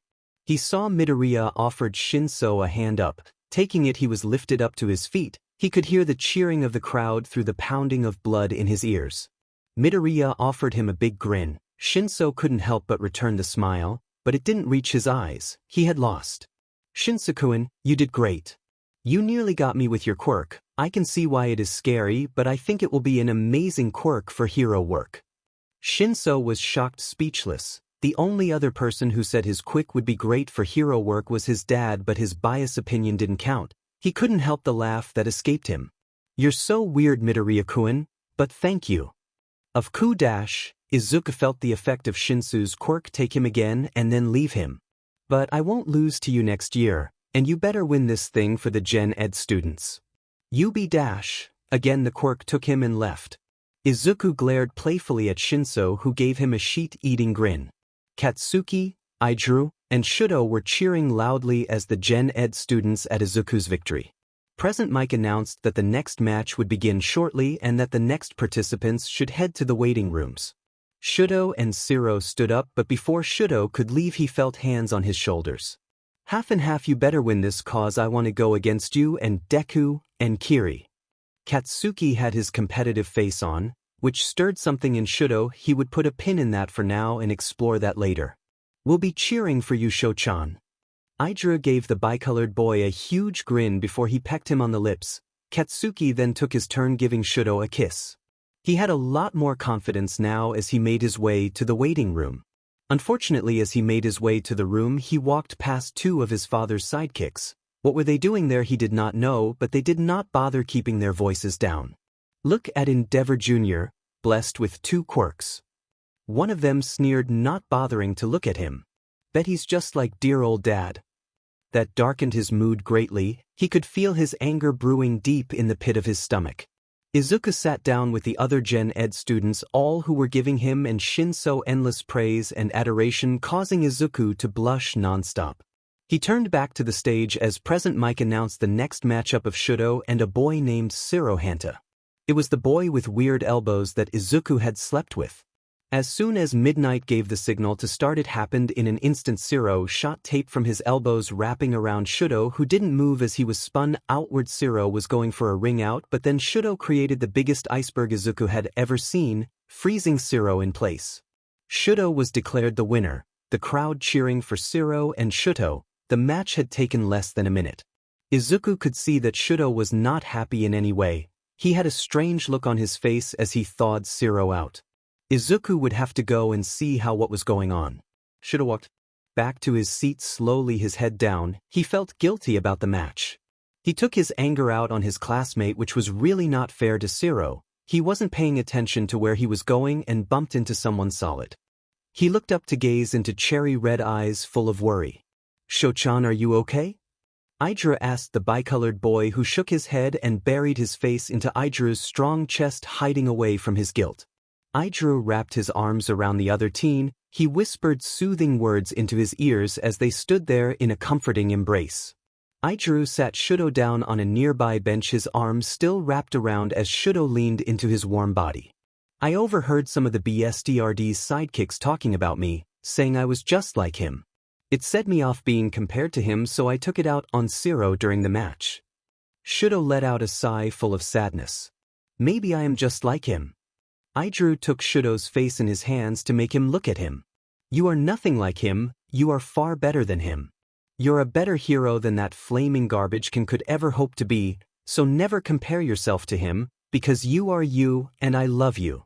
Idra captured Shudo's lips in his. Shudo melted into it and allowed himself to straddle Idra's lap, deepening the kiss. They broke apart to breathe, smiling at each other. They looked up as someone spoke up. "Hope we're not interrupting something." Izuku and Katsuki stood there holding hands. Izuku let go of Katsuki's hand to head over to Shudo, planting a soft kiss to the bicolored boy's lips. "Are you okay, Sho-chan?" Izuku's brilliant eyes were full of anxiety and worry for Shudo, that made the half-redhead's heart beat faster. He was definitely nothing like his father. He actually had people who loved him. He stood up from his position on Idru, and as he straightened up, Katsuki wound an arm around his waist, pulling him close to the blonde. "Did that BSRD do something to you?" Katsuki growled out, gently biting Shudo's ear, making the other boy. "I swear I will blow that BZ straight to hell." Izuku hugged Shudo from the front, peppering his neck with kisses. Idro hugged Izuku from behind, sandwiching Shudo and Izuku between him and Katsuki. "So how's Peppermint?" Shrike was leaning against a wall. Izuku was startled by his brother. "Why do you feel the need to sneak up me like that? Wait, how did you even sneak up on me? Kinu should have warned me." Shrike shrugged. Izuku was sure that his brother was smiling like a fool under his helmet. "Fine, keep your secrets." Izuku used the quote that Idru had taught him. His red-headed boyfriend loved sharing what he called memes with him, and Izuku had to admit he loved spending time with Idru, just laughing at the images. Katsuki called it childish, and Shudo didn't really get it. Shrike chortled at that. Before moving away from the wall, Izuku explained the situation with Shudo, and Shrike gave him the details of the match he missed when he went looking for Shudo. This was rather nice. He was bonding with his older brother. The two boys walked back to their respective seats, discussing theory and strategy for Izuku's quirks in his next match. A sigh escaped Kurogyari as Shigaraki destroyed another glass. He had managed to save the fancy brandy glasses, but unfortunately he could not save the wine glasses as the dry-skinned man disintegrated another one. He was scratching at his neck and ranting furiously, the TV in the bar showing a replay of Izuku's victory in the race and cavalry battle. "That little bee has been hiding at you today with that fucker all night this entire time." A bar stool turned to dust under his grip. Shigaraki was breathing hard, the skin on his neck bleeding from the scratching. "Tamaru, I am sure that Kurogyari is not appreciating you destroying the bar." All for One spoke up from the small monitor, reading, "Audio only." "But sensei, he betrayed you, left to go play hero, turned against your vision." Shigaraki was close to foaming at the mouth. "No, none of that. My son may have gone a little wayward, but I will bring him back into the fold. He just needs to be re-educated is all, for that I have a special plan in getting him to us." Shigaraki and Kurogyari could feel the malice and evil in their leader's tone. It made them shiver. Izuku was taking notes on the matches before him. This one was less a match and more a commercial. The pink-haired girl from the support course who helped Shinso, Hatsune Mei, remembering what Present Mike had said, was in against Ida Tenya from the hero course. She was dodging every attempt from Ida while showing off her inventions. Regardless, Izuku took notes. She may be unconventional, but her inventions looked useful. After a few more demonstrations of her babies, she walked out of bounds, allowing Ida to advance. The next match was Shuji against a girl with pink hair and skin. It was a rather close match. Shuji had the disadvantage given Mina's quirk allowing her to shoot acid at him. He kept her on her toes by creating tentacles with his quick, forcing her to dodge and weave, but with a squirt of acid at his feet causing him to slip. Mina took the attack and managed to ring out Shuji. Then it was Ijuru's turn. He was up against Tetsu. This was a brutal match. Izuku was screaming his lungs out, cheering for the redhead and the steel teen. They landed blow after blow. Their quirks were evenly matched to the point where they both landed a savage punch to one another, knocking them both down. A tie. Midnight said there would be a tiebreaker after the next match, which was Kaken versus a girl with round cheeks. The sounds of explosions were deafening, the heat bit her skin, but Ochako pressed on. She was sure her strategy would work, she just had to get in close. Bakugo was playing right into her trap. The explosive boy was not going easy, and Ochako was glad for that. It meant he didn't think of her as weak, and she would prove that as she caused more debris to float upward using the smoke as a cover. Katsuki could hear the crowd booing him, calling him all kinds of names just because he was treating Roundface like an actual opponent and not a girl. Fingy extras. He let out another explosion as he saw her emerge from the smoke. She had gotten dangerously close that time. If he wasn't on guard, she would make him float and it would be over. He would be lying if he said the crowd wasn't getting to him. He had been called a villain before, and it had stung just as bad then as it did now hearing it. Coming from pro heroes. Sure, he was aggressive in combat and maybe he could do with being a bit nicer, but he wasn't a villain by any means. Through the crowd's disapproval, he could hear a voice screaming the loudest, back up by two other familiar voices. Kaken is not a villain. He is treating her like she is a strong opponent. So shut up. Maybe the crowd didn't hear his green-haired boyfriend or his other two boyfriends who were shouting just as loud, cheering for him, but he saw Roundface standing there with a big grin, her fingertips inches away from touching. He's right, you may be abrasive and kind of a JRK Bakugo, but you are no villain. So thank you for not treating me like some weakling. Release. She touched her fingers together as she shouted the last part, and suddenly shadows started to get bigger under him, causing Katsuki to look up in shock as all the debris he had created was falling down. He raised his aching arms skyward, not seeing Roundface nearly touching him when he let out a massive explosion, destroying the falling debris, and the resulting force he created launched her back. She was too tired to continue, and Katsuki had won. The crowd was a mix of cheers and boos, but he ignored them in favor of hearing his boyfriends and parents cheering for him. Midnight congratulated him before sending him off as Cementos began to fix the stage, then set up for the next match. Izuku was nervous. He was going up against Shudo. He did the breathing exercise that Amakiji-senpai had taught him to steady his nerves. There was a knock on the door to the waiting room. He looked up as the door opened, and in the doorway was his brother. "Hey Toto, you ready for this?" Izuku gave a strained smile, false confidence on it, but it did not seem to fool Shrike. He sat down next to his little brother and rubbed his back, offering supportive words. "Look kiddo, I know you are nervous about this match, but you can't go easy on Peppermint. It would be disrespectful to him and to you as a would-be hero. Give it your all right? Now go kick your boyfriend's butt." With that, Shrike ruffled Izuku's hair. Izuku felt a little better after that. He left the room as he heard Present Mike calling out the match. Izuku stood facing Shudo, who looked just as nervous as he was. Izuku could feel his heart hammering in his ribcage as Midnight called for start. Izuku had to roll out of the way as a line of ice shot out from Shudo. Quick as a flash, Izuku stripped off his gym top and called out his Orochi quirk. They helped him dodge the increased ice attacks. He used Shogeki to blast away the ice before it could get close to him. As he dodged another ice blast, he used Kinu to tie Shudo up and then Kenzoku to coat his legs up in metal, lifting Jim up from the ground to prevent any more ice attacks. Shudo struggled against the webbing and metal. He could have gotten loose if he used his fire quirk, but he would never use it in battle. He refused to be like that BSTRD. He would win with his mother's power. Izuku was looking at him with a disapproving stare. Izuku dropped him to the ground with a thud. Shudo looked up at Greenette in confusion. "What are you doing, Shudo?" The bicolored boy was further confused by this. "You're not fighting with everything you got. Do you think it's okay to only give it a half-hearted attempt when everyone else is giving it their all?" Shudo grit his teeth and struggled into a sitting position. "It's not that simple. I will win this with my mother's power and not his.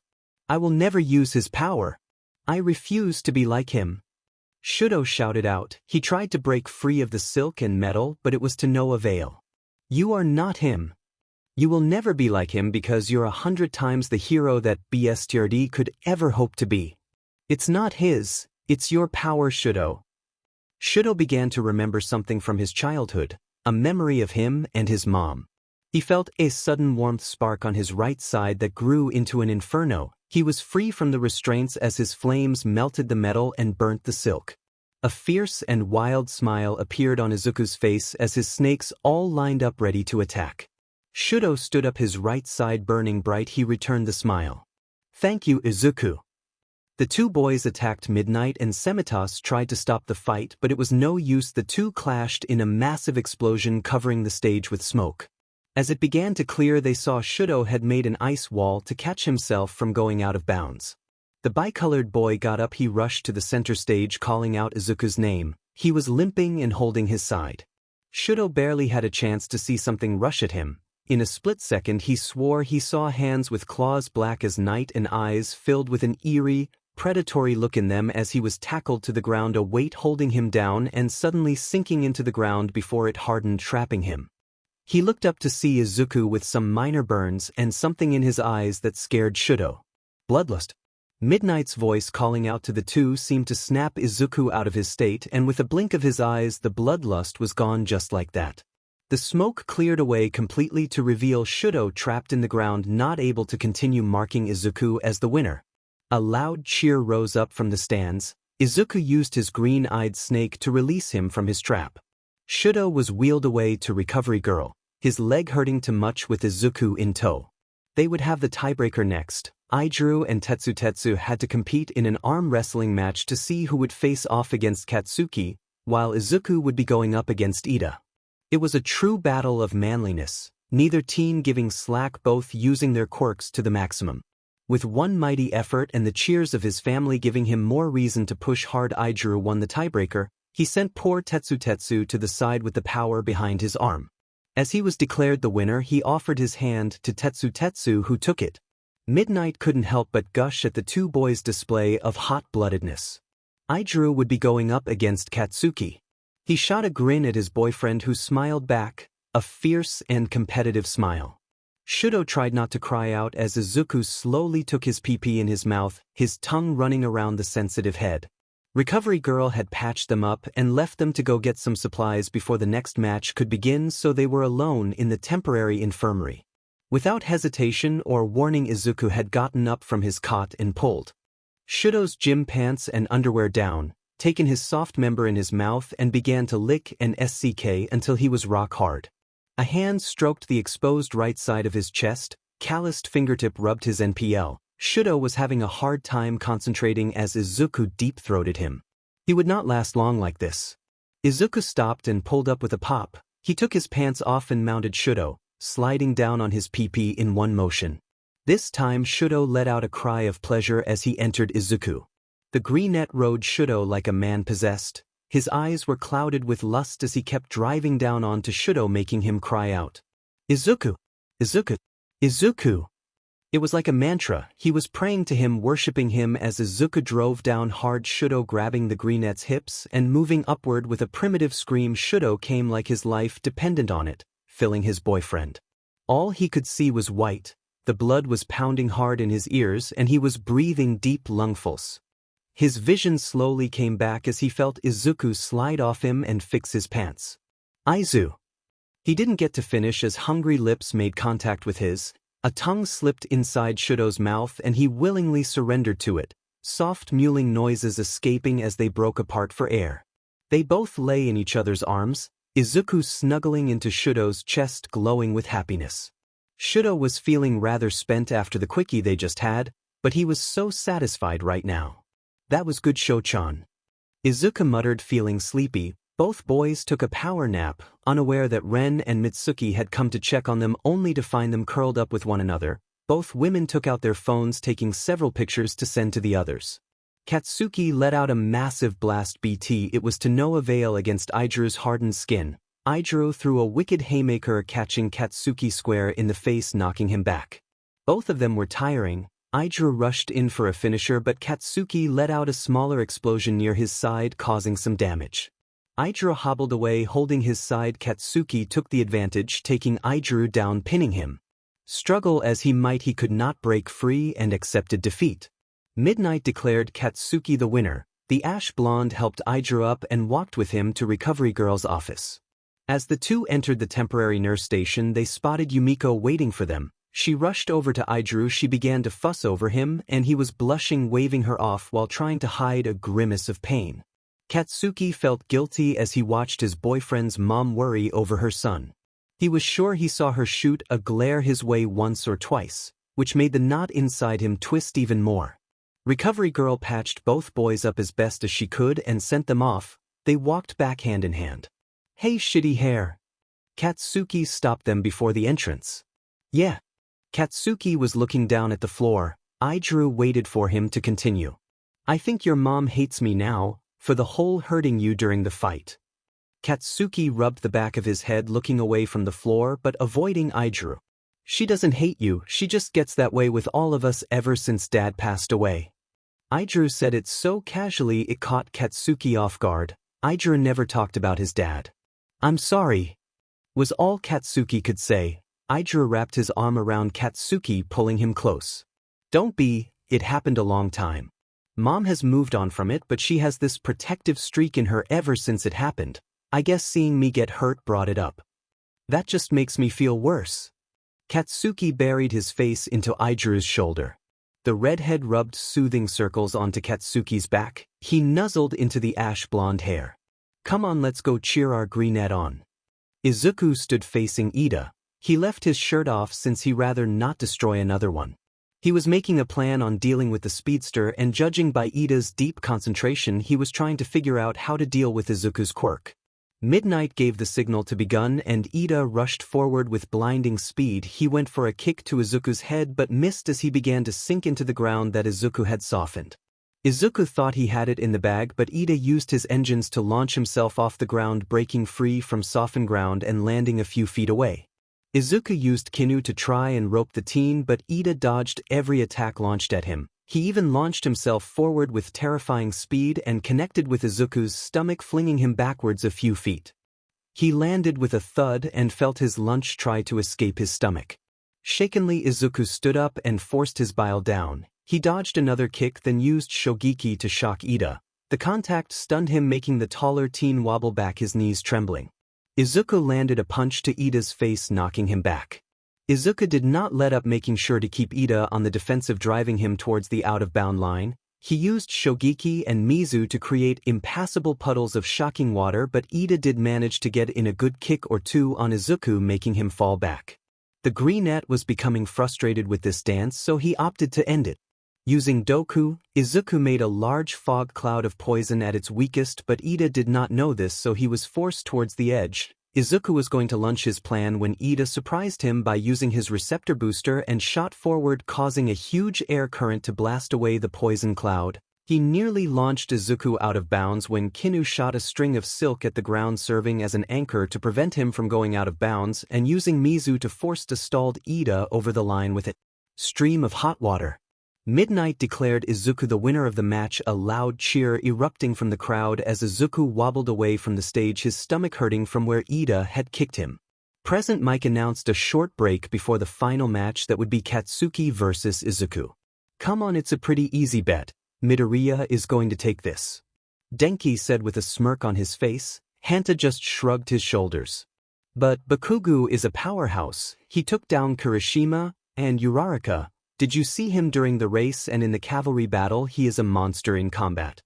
But Midoriya-kun is more versatile with his strange quirks." Karo, Tsu chimed in. Ochako agreed with her, as did Momo. "Come on, Bakugo will go for the win even if he is dating him." Kyoka spoke up, twirling her earphone jack. "You with an extras, I am standing right here?" Katsuki shouted at his classmates. They ignored him and kept making bets on who would win. Sparks flew from the blonde's hands. "You need to head to the waiting room, Katsuki." Shudo defused the situation by speaking up. Katsuki let out a breath and was about to head off when he was stopped by Shudo, who gave him a peck on the lips, and Izuku, who also gave him a kiss before sending him off. Katsuki was bounding with energy as he made his way to the waiting room, but he was also set off at the extras in his class talking about him like he wasn't there. He growled and kicked the door to the waiting room, causing the occupant to let out a yelp of surprise.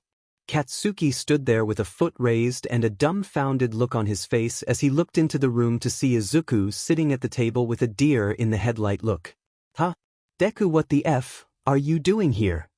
What do you mean, what are you doing here? This is waiting room 1. Izuku spoke up after his heart stopped racing from the sudden intrusion. No, it isn't. It's... Katsuki looked at the sign by the door to see waiting room. Okay, so I was wrong on this one. With that, Katsuki turned around about to leave when he felt something wrap around his waist, pulling him in and against a warm body. Kaken, don't go easy on me. You got that?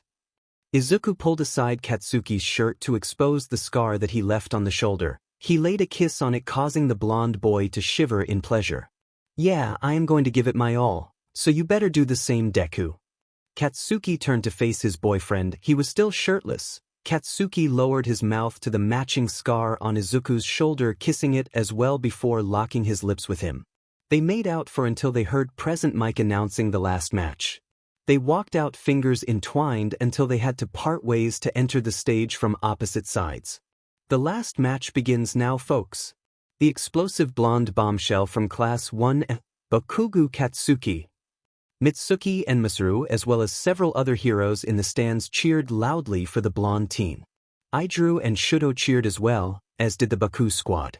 And his opponent, the rising star of general education, Midoriya Izuku. Mitsuki, Masaru, Izuku, and Shudo's cheers were drowned out as the stands erupted into a cacophony of cheers. The Todoroki's and Kirishima's cheers were also lost in the uproar. Shrike was grinning like a maniac at the cheers. Looks like his little brother had made quite the impression. Big Boss was also watching the broadcast as well with deep interest in the green teen. If Izuku was anything like Shrike, he would definitely need training and guidance, lest he became like Shrike was before Darrington found him. Midnight raised her flogger, then shouted for the match to begin. Katsuki launched forward with several explosions, closing the gap fast. His best bet would be to beat Izuku's Quirk with speed to prevent him from using the snakes. He went with a big right swing but was surprised as Izuku caught his fist and then flipped them over his shoulder, then onto his back, knocking the wind out of him. He recovered in time to blast himself away as Izuku used that white snake to launch Silk at where he was a few moments ago. He flipped himself up and dodged a punch from Izuku but got hit by one of the snakes, pushing him back.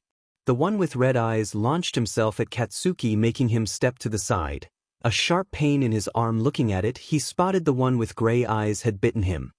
He blasted the snake away, but as he reoriented himself to face Izuku, he was lifted up, his body not responding to him. Sorry, Kaken, but I win. Izuku had a competitive look in his eyes, and that got some blood flowing to Katsuki's nether region. Katsuki gathered every ounce of will he could and let out the biggest explosion he could muster. The resulting force freed Katsuki by knocking Izuku back. As Katsuki landed, he sent several smaller blasts towards Izuku. Smoke filled the stage. He couldn't see where Izuku was, but no movement was detected, which worried him. He wasn't going easy, but that didn't mean he wanted to hurt Izuku. There was a beat of silence. Katsuki was standing still, straining his ears to hear Izuku coming. Midnight called out to the obscured area of the stage. Midoriya? Are you still conscious? Respond, please. No response. Midnight was about to declare Katsuki the winner. Suddenly the smoke was blown away by a powerful gust. The entire stadium was dead silent. Katsuki's eyes were wide with shock, and he would never admit it out loud, but fear. Standing there was Izuku. His arms up to the elbow was black as pitch, and his fingers had grown deadly-looking claws. He also had 2 small black horns growing from his forehead, but the most shocking thing was the 2 big and black bat-like wings growing from his back. Izuku. Katsuki did not get to finish saying anything because in a blink of an eye Izuku had crossed the stage and grabbed Katsuki around his throat, lifting him up with ease. Up close, Katsuki could see Izuku's eyes looked animalistic, slithe like cat eyes, and in them he could see something he would never have thought Izuku capable of having. Bloodlust. Katsuki tried to wiggle free from the steadily tightening grip at his throat. A very demonic-looking smile appeared on Izuku's face as he tightened the grip just a bit, watching Katsuki begin to panic before he threw the blonde hard, making him hit the wall with a nasty-sounding crack. Katsuki was out of bounds. Midnight recovered first from the shock of seeing the greenette like this and declared him the winner. Izuku's knees hit the floor, his new features dissolving into black mist before Izuku bent over and threw up some black-looking bile, then falling over unconscious. Midnight called the robots over to cart Izuku to Recovery Girl, and Semitos went to check on Katsuki. He was dazed from the impact, and by the look of his crooked arm it was broken. He too was sent off to Recovery Girl. The stadium was quiet as the grave. No one knew how to react to this outcome. The Todoroki, Kirishima, and Bakuga families all got up and rushed to the infirmary to check on the boys, while Present Mike tried to break the tension over the stadium. Shrike was the first to the infirmary, already dialing a number he memorized by heart. Izuku was in that strange place once again. There was Incubus sitting on his throne. He looked rather smug. He sat there surrounded by 6 rather beautiful-looking men in what appeared to be in different designer-looking outfits. Izuku approached the throne. Incubus saw gently stroking the violet-eyed man with brunette hair under his chin. The brunette turned to face Izuku, as did the 6 others, and suddenly the greenette was surrounded by beautiful men. They all looked at him with colored, unblinking eyes. The brunette with violet eyes leaned close to Izuku's face, then suddenly flicked out a white, long, forked tongue that tickled his nose. Startled, Izuku moved back and bumped into a very solid body. Turning around, he saw a big and buff man with gray eyes in what looked like a custom-cut Armani suit in tones of gray. The larger man leaned down to stare into Izuku's eyes. A white, thick, long, and forked tongue slid out to taste the air around Izuku. The greenette spotted a kanji monogram on the lapel of the larger man's suit. Kinzoku, it read. It finally dawned on Izuku, this was the Orochi quirk, so it had manifested like Incubus in this representation of his subconscious mind. Looking at each of the men, Izuku saw that each one also had a kanji monogram on their clothing. The violet-eyed brunette had a button-down that looked like it was made of some expensive material in shades of lavender, with some tight black pants that had scale patterns. On the BRSD pocket was the kanji for Deku. A green-eyed man with sandy brown hair in a V-neck and cardigan nuzzled against Izuku, as did a man with pink hair in a loose tank top, board shorts, and cerulean eyes. The blue-eyed one looked almost like Shudo, except for the pink hair, lack of scar, and mono-colored eyes. Their kanji read Doru for the green-eyed man and Mizu for the blue-eyed one.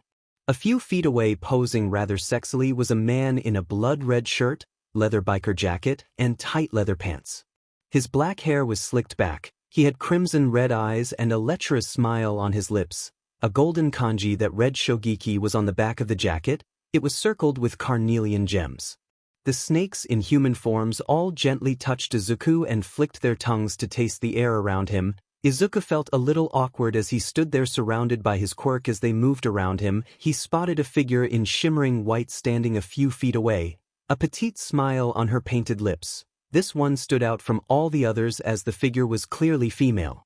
She wore a kimono of sheer white with silver designs of snakes winding around it.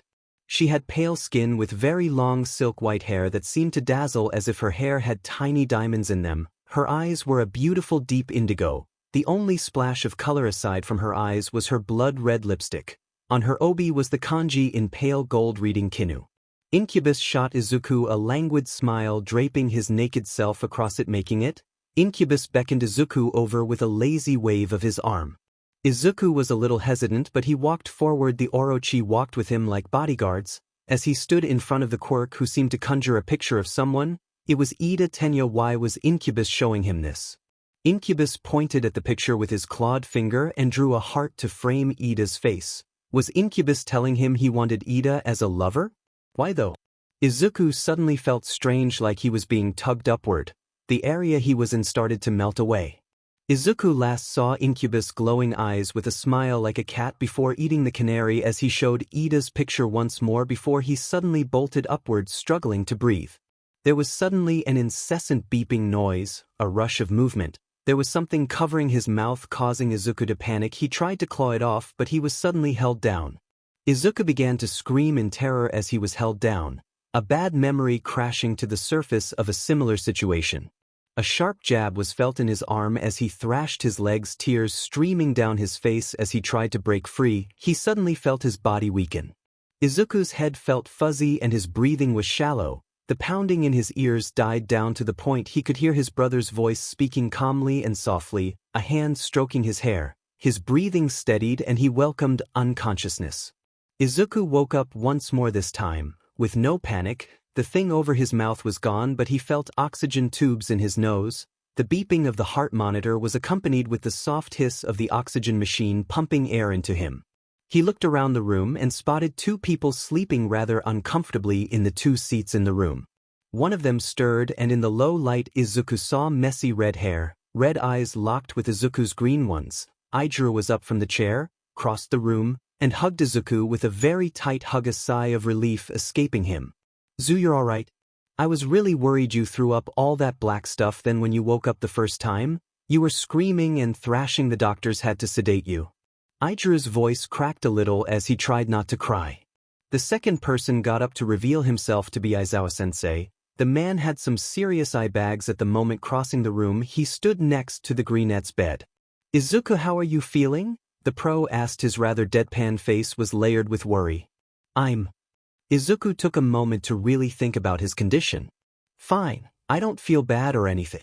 Nothing hurts as far as I can tell." Aizawa didn't look convinced. He pressed the button on the side of the bed to call the nurse. After a few minutes the nurse came and saw Izuku awake and came over to check over him, asking general questions, taking his blood pressure and temperature. Izuku was feeling really thirsty, and without missing a beat the nurse picked up the pitcher near the small table, filled a cup, placed a straw in it, letting Izuku drink his fill. She fluffed the pillow and helped Izuku get comfortable. The ways she did everything made Izuku think she might have a quirk that let her anticipate patients' needs. She told Izuku that she would get the doctor to come in a bit to have a talk with him. "Aizawa-sensei, where is Shrike? I think I heard his voice earlier." Aizawa dragged the chair over to the bed and sat in it, getting comfortable, to tell Izuku some hard news. "Your brother is the ICU." Izuku tried to sit up, but Izuku gently pushed him back down. "He used a quirk of his to heal you up. You were throwing up this thick black tar as well as bleeding from your eyes. This quirk let him create this ooze with healing properties, and he used a great deal of it to make sure you stopped throwing up and staunch the blood from your eyes. The drawback, it turns out, is the ooze uses the water in his body to create it." Izuku felt a pang of guilt in the pit of his stomach. Izuku took over for Aizawa. "He was severely dehydrated when he finished patching you up, that he was rushed to there. The doctors there hooked him up to several bags of saline and 4 drips, keeping him alive and hydrated. Last I checked on him he was conscious, bit loopy and giggly." Izuku let out a held breath. His brother was alive at least. "Izuku, where are Shochan and Kaken?"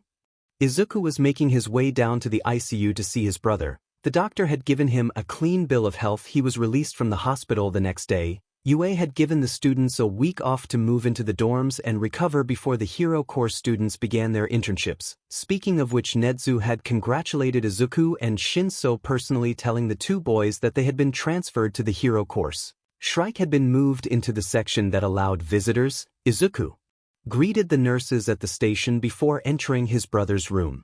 The bed Shrike was laying in was moved into the seated position. He had at least 4 bags on a hook dripping into his arm. He looked a little better than yesterday when he looked like he had been wrung out. His brother wasn't alone. Thought there was a man in a fancy suit with a shaved head. It sounded like they were arguing. He caught a few snips of the conversation before they noticed he was in the room. "You could have died, Moza, don't you ever think?" The man had a deep and rumbling voice. Shrike tried to wave away the comment, but his arms sort of flopped weakly. Shrike's voice was rough as he spoke. "What did you want me to do? Let him die? I would gladly give my life for him, boss. He's my little brother, the only family I have." "What are we to you then, Mozu? Are we not your family?" "Don't make me choose here, big boss. You won't like the answer." The air held a tension that was broken when Izuku cleared his throat. The man, big boss, stood up, said his goodbyes, then left without so much as a side glance to Izuku. "Did I interrupt something?" Shrike shook his head. Izuku sat down in the empty chair, an odd silence between the two brothers. Izuku reached into his pocket and drew out the first-place medal, showing it off to Shrike. Aizawa had given it to him when he returned to the dorms. Shrike settled into the bed, fixing his eyes on the medal. Guess I owe you some answers. Fill that cup with water, make sure you keep it at the ready cause this is a long story. Izuku was taking the train back to the dorms. He was still processing a great deal of informations. The sun was starting to set, so Shrike, or Mozu his actual name, was right, it was a long story. He was watching the video of the last match of the sports festival. This one was undoctored. Izuku felt like he was watching some horror movie. There he was, or should he say Incubus was. The Quirk had taken Izuku over during that last hit. His heart dropped into his stomach as he watched himself pick up Kaken and fling him as thought he was a rag doll against the wall with a sickening crunch. Mozu had pulled some powerful strings to erase not only the footage of this Quirk manifestation, but apparently his friend had erased the event from everyone who attended or watched the video. Izuku was not sure how he managed that, but he learned it was best not to ask. Izuku got off the train and walked to campus, getting to the dorm as night had fallen. He walked through the front door. He was suddenly washed in the sounds of several people talking, laughing, and joking, as well as Kaken's shouting at Kaminari, Ashido, and Siro, who had drawn on his arm cast rainbows, a unicorn, and a sparkly flower. Izuku smiled at the scene. Despite the huge knot of guilt in his stomach for being the cause of that injury, Shudo was there drawing a small grenade on the cast. He crossed to the stairs, ignoring the commotions, waving at a few of his new classmates who waved back. As he made his way up the stairs, he bumped into Ida. The taller boy had a deep sadness to him as of late. Izuku had learned from Idru that Ida's older brother had been badly injured by some guy calling himself the hero killer, Stain. Izuku could relate to Ida as his older brother was also hospitalized as well. Izuku had been avoiding Ida ever since the whole Incubus showing him an image of him. He was not looking to add more to his happy poly group. Oh Midoriya, I'm sorry, I was not looking where I was going. Ida had sunken eyes with dark circles, showing how little sleep he had gotten lately. It's okay Ida-kun, I was sort of spacing as well. How is your brother doing? Izuku wanted to kick himself for touching such a sensitive subject. Ida had a hollow smile in place. He is going to live. Izuku was about to say something when Ida started to shake. But his career as a hero is over, his legs are paralyzed. A sob escaped Ida. Izuku couldn't stand by and see someone be hurt. Physically or emotionally, he pulled Ida into a hug and let the bigger boy cry his tears of frustration, sadness, and relief. Izuku rubbed soothing circles on Ida's back, who began to calm down. Ida's tears subsided and he stood up straight, adjusted his glasses before bowing to Izuku, asking his forgiveness for breaking down like that. Izuku waved it off. Ida-kun, I know how you feel, my big brother is also in the hospital.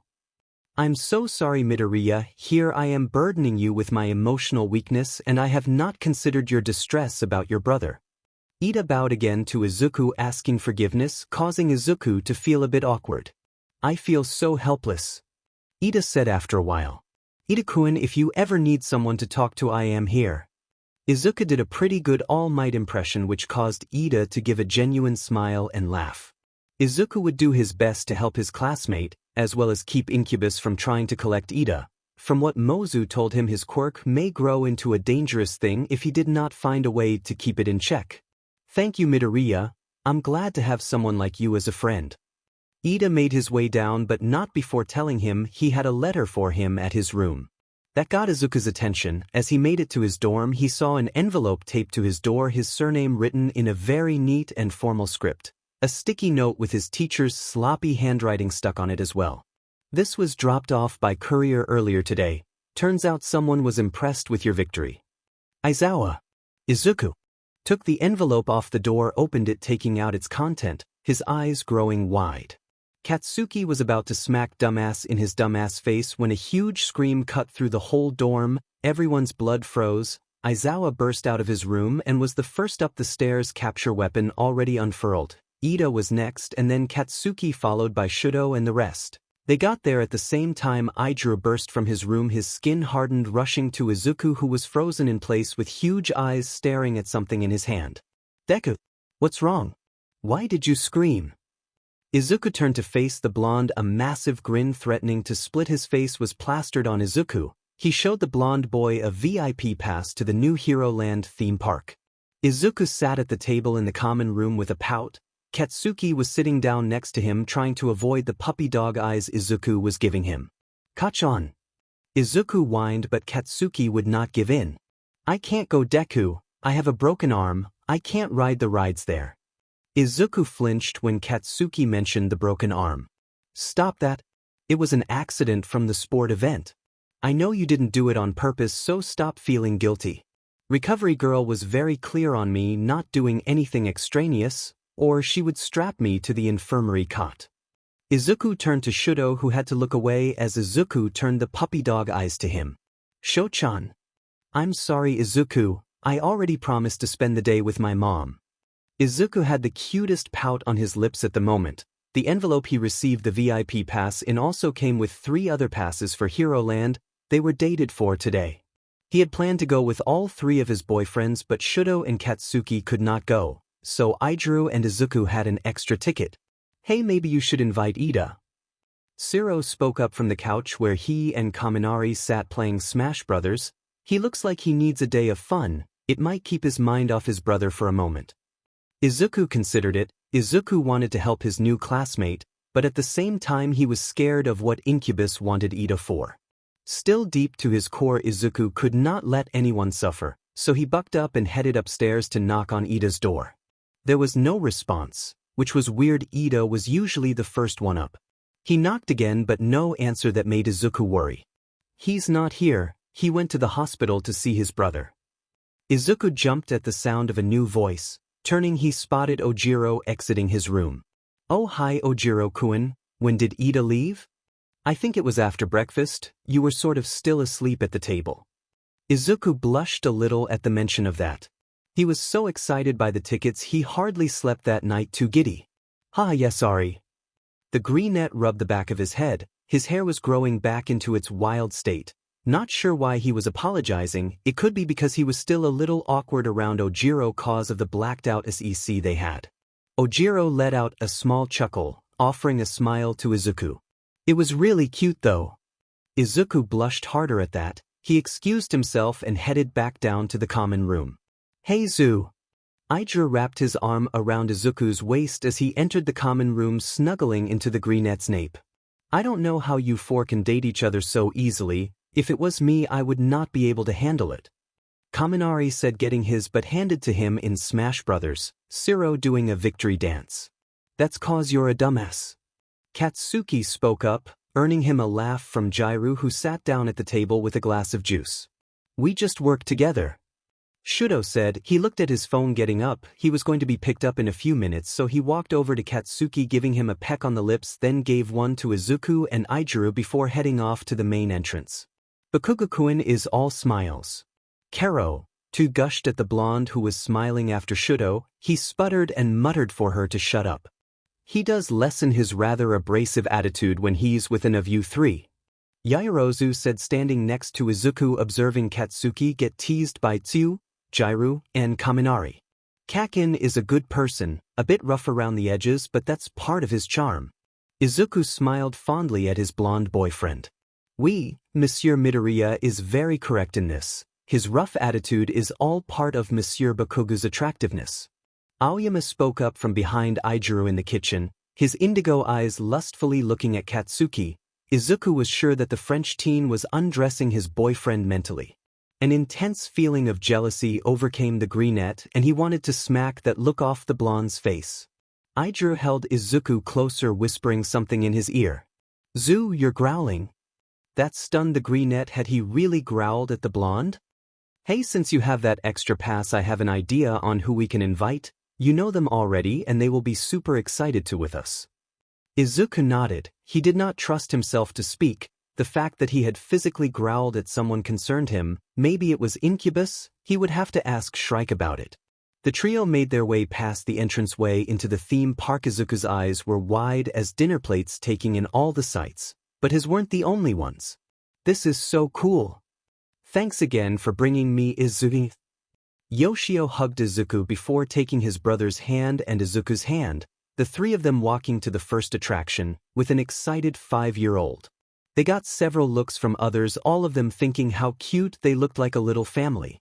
The three of them rode various rides and played the carnival games. They sat down at the outdoor table of a food cart. Yoshio was eating an all-might burger with gusto, Izuku and Izuku with their own, watching the 5-year-old eat like a shark. Izuku found it adorable. It was similar to how Izuku ate beef bowls. Thanks for this, Izuku. Mom told me Yoshio has been upset ever since I moved into the dorms. He got like this when Tatsuo moved out, so this has been great for him. Mom also said he has been asking about you as well. Oh. Yeah, he wanted to hang out with his future older brother. Izuku said with a big toothy smile. As they finished their meal, Izuku took Yoshio to the restroom to clean up all the sauce on his face and hands, while Izuku waited on the bench nearby. The greenette couldn't help but smile dreamily at how today went. Sure, he would have loved it if all four of them could have been together, but this was just as great. Look at you smiling like a goofy idiot. Izuku jumped at the voice, but before he could turn to face the speaker, a hand closed around his neck with one finger raised. Hello, little brother. Shigaraki spat the word out with so much venom. Kinu slid up from Izuku's shirt, hissing at the dry-skinned man. She lunged at him, but Shigaraki closed all 5 fingers around her body, cutting her off. Pain coursed through Izuku like he was on fire. Before he could stop himself, he screamed out in agony, his vision blurring. He spotted Kinu's upper half thrashing about, her mouth open as if to scream. Izuku and I. Yoshio's cry of terror cut through the park, drawing more attention to the situation. Park security had arrived but stopped when Shigaraki spoke. Come any closer and I kill him. To prove this true, Shigaraki disintegrated a trash can. Izuku could only look on his horror. If he tried to get close, Shigaraki would kill Izuku. What could he do? His mind was racing. Let Izuku and I go. Yoshio rushed forward, his quirk activated. It was similar to Izuku's, except his skin was covered in obsidian-like stone. Izuku lunged forward to try and grab his little brother, but he missed him by an inch. Izuku and Izuku watched in paralyzed as Yoshio rushed forward. Shigaraki had a cruel smile on his face. He reached out to the boy. Without even thinking, Izuku threw his left arm up. He gritted his teeth as the skin began to dry up and become destroyed. He called up Kinizuku, using him to push Yoshio back and away from the villain. The little boy dropped his quirk. He was crying and screaming at the villain as Izuku picked him up. His older brother was pale, shaking as he watched Izuku's arm decay into dust. Well, that was a rather stupid thing to do. Spending time with heroes has made your head all soft. Well, sensei can't be mad at me for your stupidity. Kurogiri, let's go. A swirling black portal opened behind them. Shigaraki dragged Izuku through it. Izuku dropped Yoshio and dead sprinted forward, his arm just brushing Izuku's remaining arm before the portal closed. He fell to his knees in absolute disbelief as to what had happened. Aniki! Yoshio rushed up and hugged him, crying. Izuku wrapped his arms around his little brother, trying to calm the little boy, holding it together barely himself. Tears bit at his eyes, but he had to be strong for Yoshio. Izuku woke up and threw up immediately. His head was spinning like crazy, his body hurt like hell, and he felt something was missing. Oh right, his left arm was gone. The day's event came back to him. He cried both in pain and relief. Yoshio was okay at least, and that is what matters. Ah, you're awake. I was worried that you may have slipped into a coma. I had to heal that nasty wound as well as remove that defected quirk. Izuku's body went rigid at the sound of a voice he had not heard in a long time. You. Is that any way to greet your father? Come here, my boy, give your dad a hug. All for one stood from his chair, arms spread out, the shadows of the room hiding his face. Izuku tried to call up Orochi, but he felt an intense emptiness. His eyes widened. The revelation, the quirk was gone. What did you do? Izuku's voice cracked, trying his hardest not to cry. He would not cry in front of this monster. He saw All for One's mouth twist into a frown. He walked forward just a bit. I had to remove it, it was going wild. It did not allow any of the doctors to come close to you, so I removed it. I was going to give it back, but it seems to have disappeared the moment it left you. All for One walked forward once again, which caused Izuku's heart to begin to hammer. He had to escape, he had to find a way out of here. All for One was just a few feet away now, his arm extending out. Stay away. He hated how weak he sounded. All for One stopped just inches away. Now Izuku, don't be like that. I am simply going to give you a quirk to help that missing arm. Do you really not trust your own dad? I want to get away, I need to get away. Please, I want to get away from here. Izuku thought this over and over. He was spiraling into a panic attack. This was not good. All for One almost touched Izuku when his head snapped up to look at where All for One's eyes used to be. He hesitated as he felt a terrifying aura begin to emit from his son, one that filled him with such dread. The metal pipes around him began to groan as they were wrenched from their place. The area around Izuku suddenly became dense, like a black hole was pulling him forward. All for One staggered back as there was a loud pop. As things settled down, he used his outliner quirk to look for Izuku, but he was nowhere to be found, just a lot of metal where he once sat. Too much pain. Missing, no stolen. It was stolen from us. Need more, we need more. There is one near us, strong. They have strong quirk. No two of them here strong quirks. Feed. Hey, are you okay? Young man, are you okay? I'll call an ambulance. A strong scent filled the alleyway where Chi and Kai found the collapsed young man with a missing arm. The smell was of wild roses, jasmine, and lavender. Chi felt lips connect with hers. She felt her mind go blank, giving in to the unimaginable pleasure of the kiss. Kai was about to pull this guy off his girlfriend, but as he touched his shoulder, he was overcome with a desperate need to touch him more. He felt lips kiss along his neck and a sharp sting against it, feeling teeth bite into the sensitive skin, causing him to shout out in pure joy. Chi and Kai woke up in the alleyway, not sure why they were there, or why they decided to nap there either. Neither paid attention to the healing bite marks at the nape of their necks. Katsuki was pacing back and forth. He wanted to hit something so badly. Izuku was sitting on the couch, his little brother buried in his chest, finally calming down. Shudo had an arm around the redhead's shoulder, whispering reassurance to him.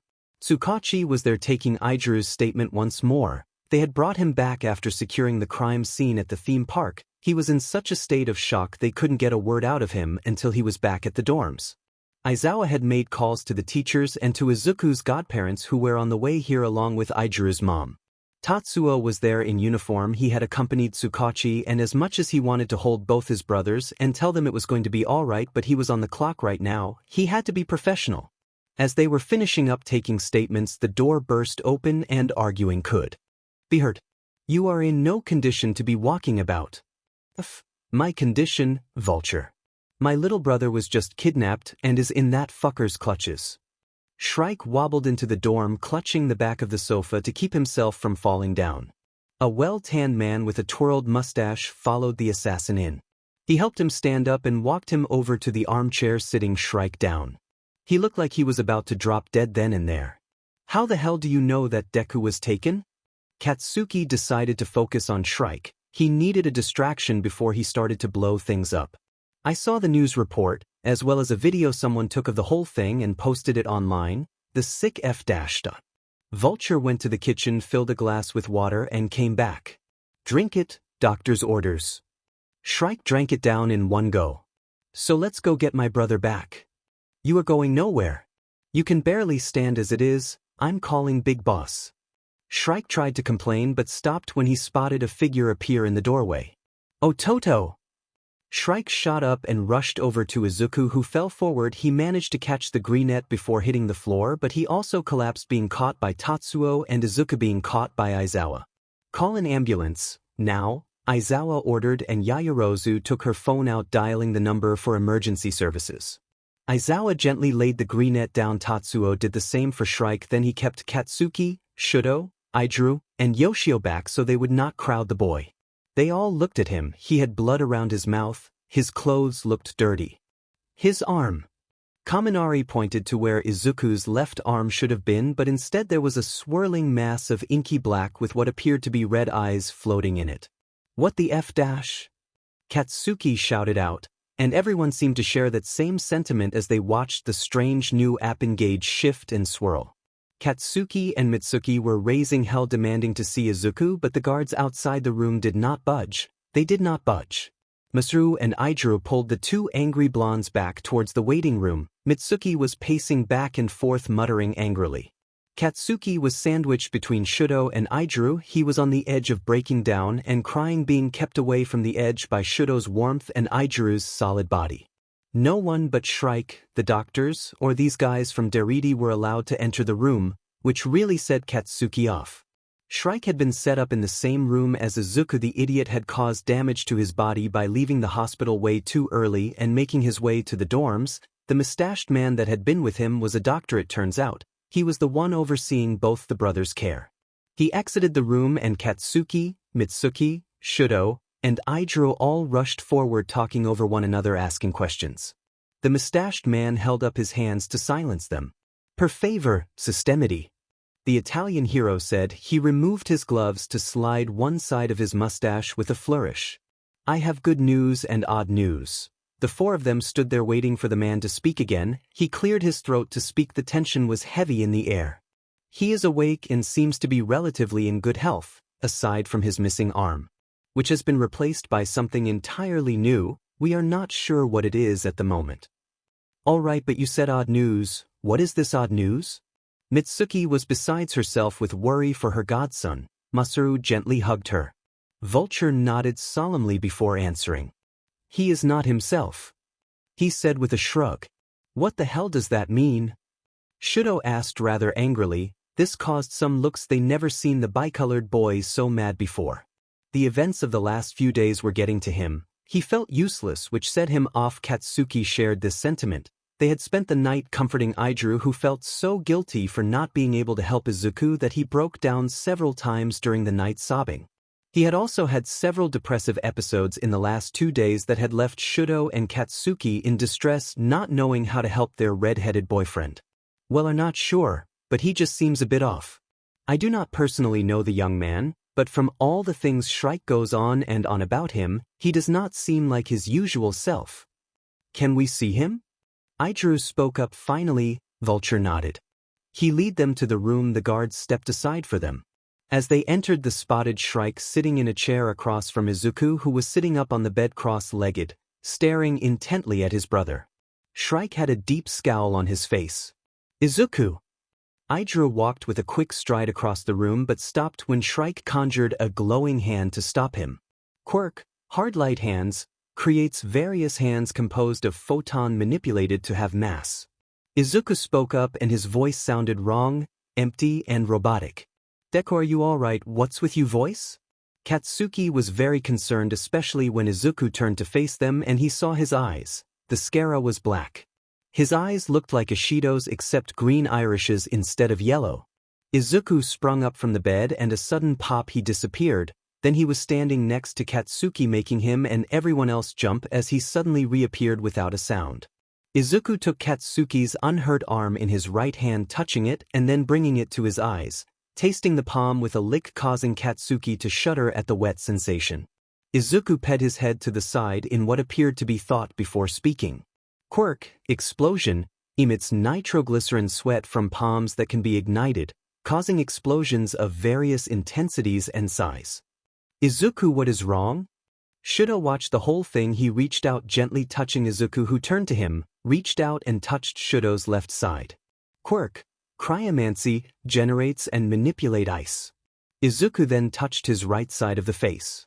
Quirk, pyromancy, generate and manipulate fire. Izuku ped his head once more, thinking once more before speaking again. Updated, dual quirk detected. Half hot, half cold. Izuku turned to Shrike, who was watching Izuku with hard eyes. What happened to Izuku? Why is he acting like this? Izuku asked, despair in his voice. It was his fault, wasn't it? For not saving Izuku. He could feel guilt creep its way up from the pit of his stomach. Well, it is and isn't Izuku, was all Shrike said. He stood up rather shakily, having to rely on Izuku's help to move across the room. He took Izuku by the shoulder and guided him to the mirror by the sink in the room. As Izuku looked at his image, he ped his head once again. He spoke. Quirk, analyzes, can identify quirks and update internal database based on sight, smell, touch, sound, and taste. Quirk, protean, artificial quirk. Body's cellular structure has been altered to create and house new quirks. Izuku then looked down at the swirling mass of darkness with red eyes floating in it. Quirk not registered. New quirk combination of umbromancy and hemomancy. Combination of quirks have created a new quirk. New name update, Faustian burn. This doesn't explain why he is acting like this. Katsuki didn't like how Izuku was acting, like a robot. Nor did he like the look of the strange swirling mass where his missing arm was. Shrike let out a sigh. He turned Izuku to face the people in the room, and with a shaky flourish of his arm he introduced them. This is Prometheus, Izuku's original quirk, and who is currently piloting Izuku. The room was so quiet you could hear a pin drop. Shudo spoke up first, breaking the silence. What are you talking about? Okay, get me a chair cause I am about to drop to the floor. This is a long but story and I don't want to repeat it, so make sure you listen and hold questions until the end. Izuku was back in his mindscape. Things seemed odd. For starters, the usual darkness was replaced by strange floating blood-red bubbles that floated lazily through the inky murk. He also noted a new addition aside from the bubbles. A massive lion's mane jellyfish the same color as the bubbles. It emitted an eerie red light from its bell. He also noted that the bubbles were coming from the jellyfish. He looked around the mindscape and noted that it felt strangely wrong. It dawned on him he was missing the Orochi quirk. He felt an overwhelming sense of loss and sadness fill him. You need to move on from that. The more you dwell on it, the more control this one will have over you. Izuku was startled out of his thoughts by a voice. He looked around and saw who it was.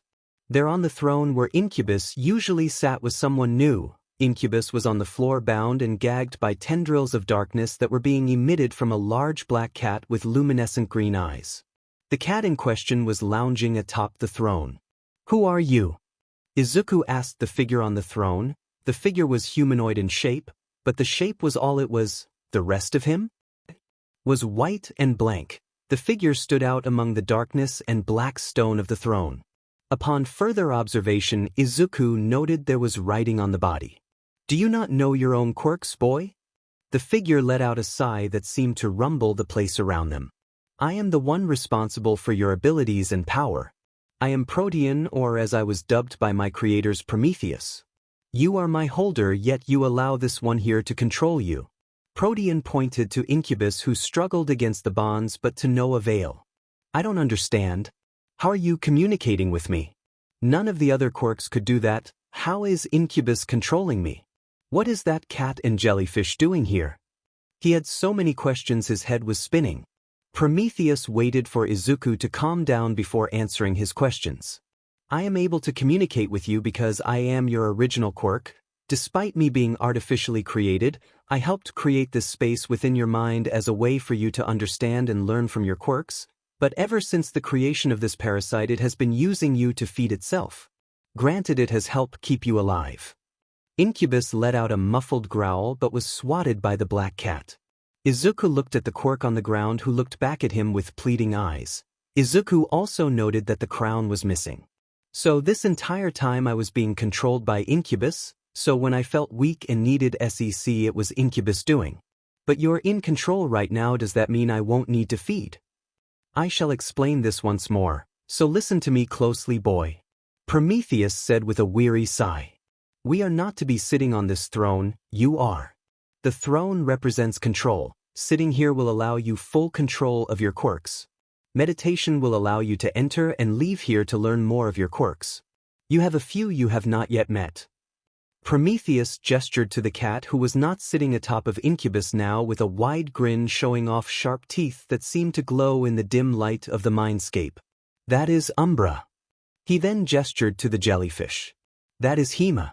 They have combined their powers to allow you a new quirk, one that will allow you to have your arm again. Get to know them. Magnetism, analyzes come forth. Prometheus called two more quirks forward. From out of the dark came what looked like a knight in armor, but the armor was made of different metals. With this armor came a man in scholarly robes with a very large book floating in front of him and a quill writing as they walked forward. Magnetism, manipulation, and analyzes. These are the first two quirks you created. Before Izuku could ask anything else, Prometheus rose from the throne and stood next to Izuku. Now that he was up close, he saw that the writing was the names of quirks residing within Izuku. He saw Incubus' name across his chest in what appeared to be a cuts instead of ink. Take your throne, stay in control, boy. If you allow that parasite to drive, it will end with the deaths of your loved ones. Prometheus guided Izuku to the throne and sat him down. Before he placed the crown upon Izuku's head, as soon as it touched his head, he felt the room spin and go dark. Shrike finished telling the entire sordid tale of his and Izuku's quirks. Mitsuki and Masaru were both in deep shock. Hearing what their godson had been put through left them speechless. Shudo had tears in his eyes, as did the other two. He turned to look at Izuku, who was still standing there observing them with those blackened eyes. Shudo was the first to move as he saw Izuku sway and then fall forward. He rushed forward, catching him. Everyone else moved to see if Izuku was okay. Vulture grabbed his medic bag, telling Shudo to lay him down, taking a stethoscope to listen to the greenette's heart. Izuku stirred as he felt the cold press of the medical instrument to his chest. He opened his eyes to see his godparents and his boyfriends looking down at him with concern. He had a weak smile to them. "Hey, what did I miss?" His voice sounded hoarse. It had been 6 days since the whole incident, and Izuku was ready to leave the hospital. Mozu had recovered enough to be discharged, but he had been coming by to help Izuku with using his new quirk, Faustian Burn. His classmates had stopped by during the time. Uraraka, Azui, and Koda had brought him stuffed animals with get-well-soon cards. Ojiro had brought him some comics, and Izuku had asked him to show him how to meditate properly. Hagakure sat with him, and the two of them caught up on the latest gossip of the school. Jair brought her MP3 player, and the two of them laid around listening to some good tunes. Yaoyorozu brought him a book on classic heroes of the pre-Quirk age. Sato baked him some super delicious cookies. Tokoyami had also brought him a book, this one umbral-based quirks. The two of them talked at great lengths about the nature of their quirks. Kaminari and Siro had shown up with their Switch and Smash Brothers to entertain Izuku. Kaminari had also talked about how cool Izuku's arm looked. Shuji had come by with Ida to deliver his schoolwork. The two of them stayed to tutor him on his missed subjects.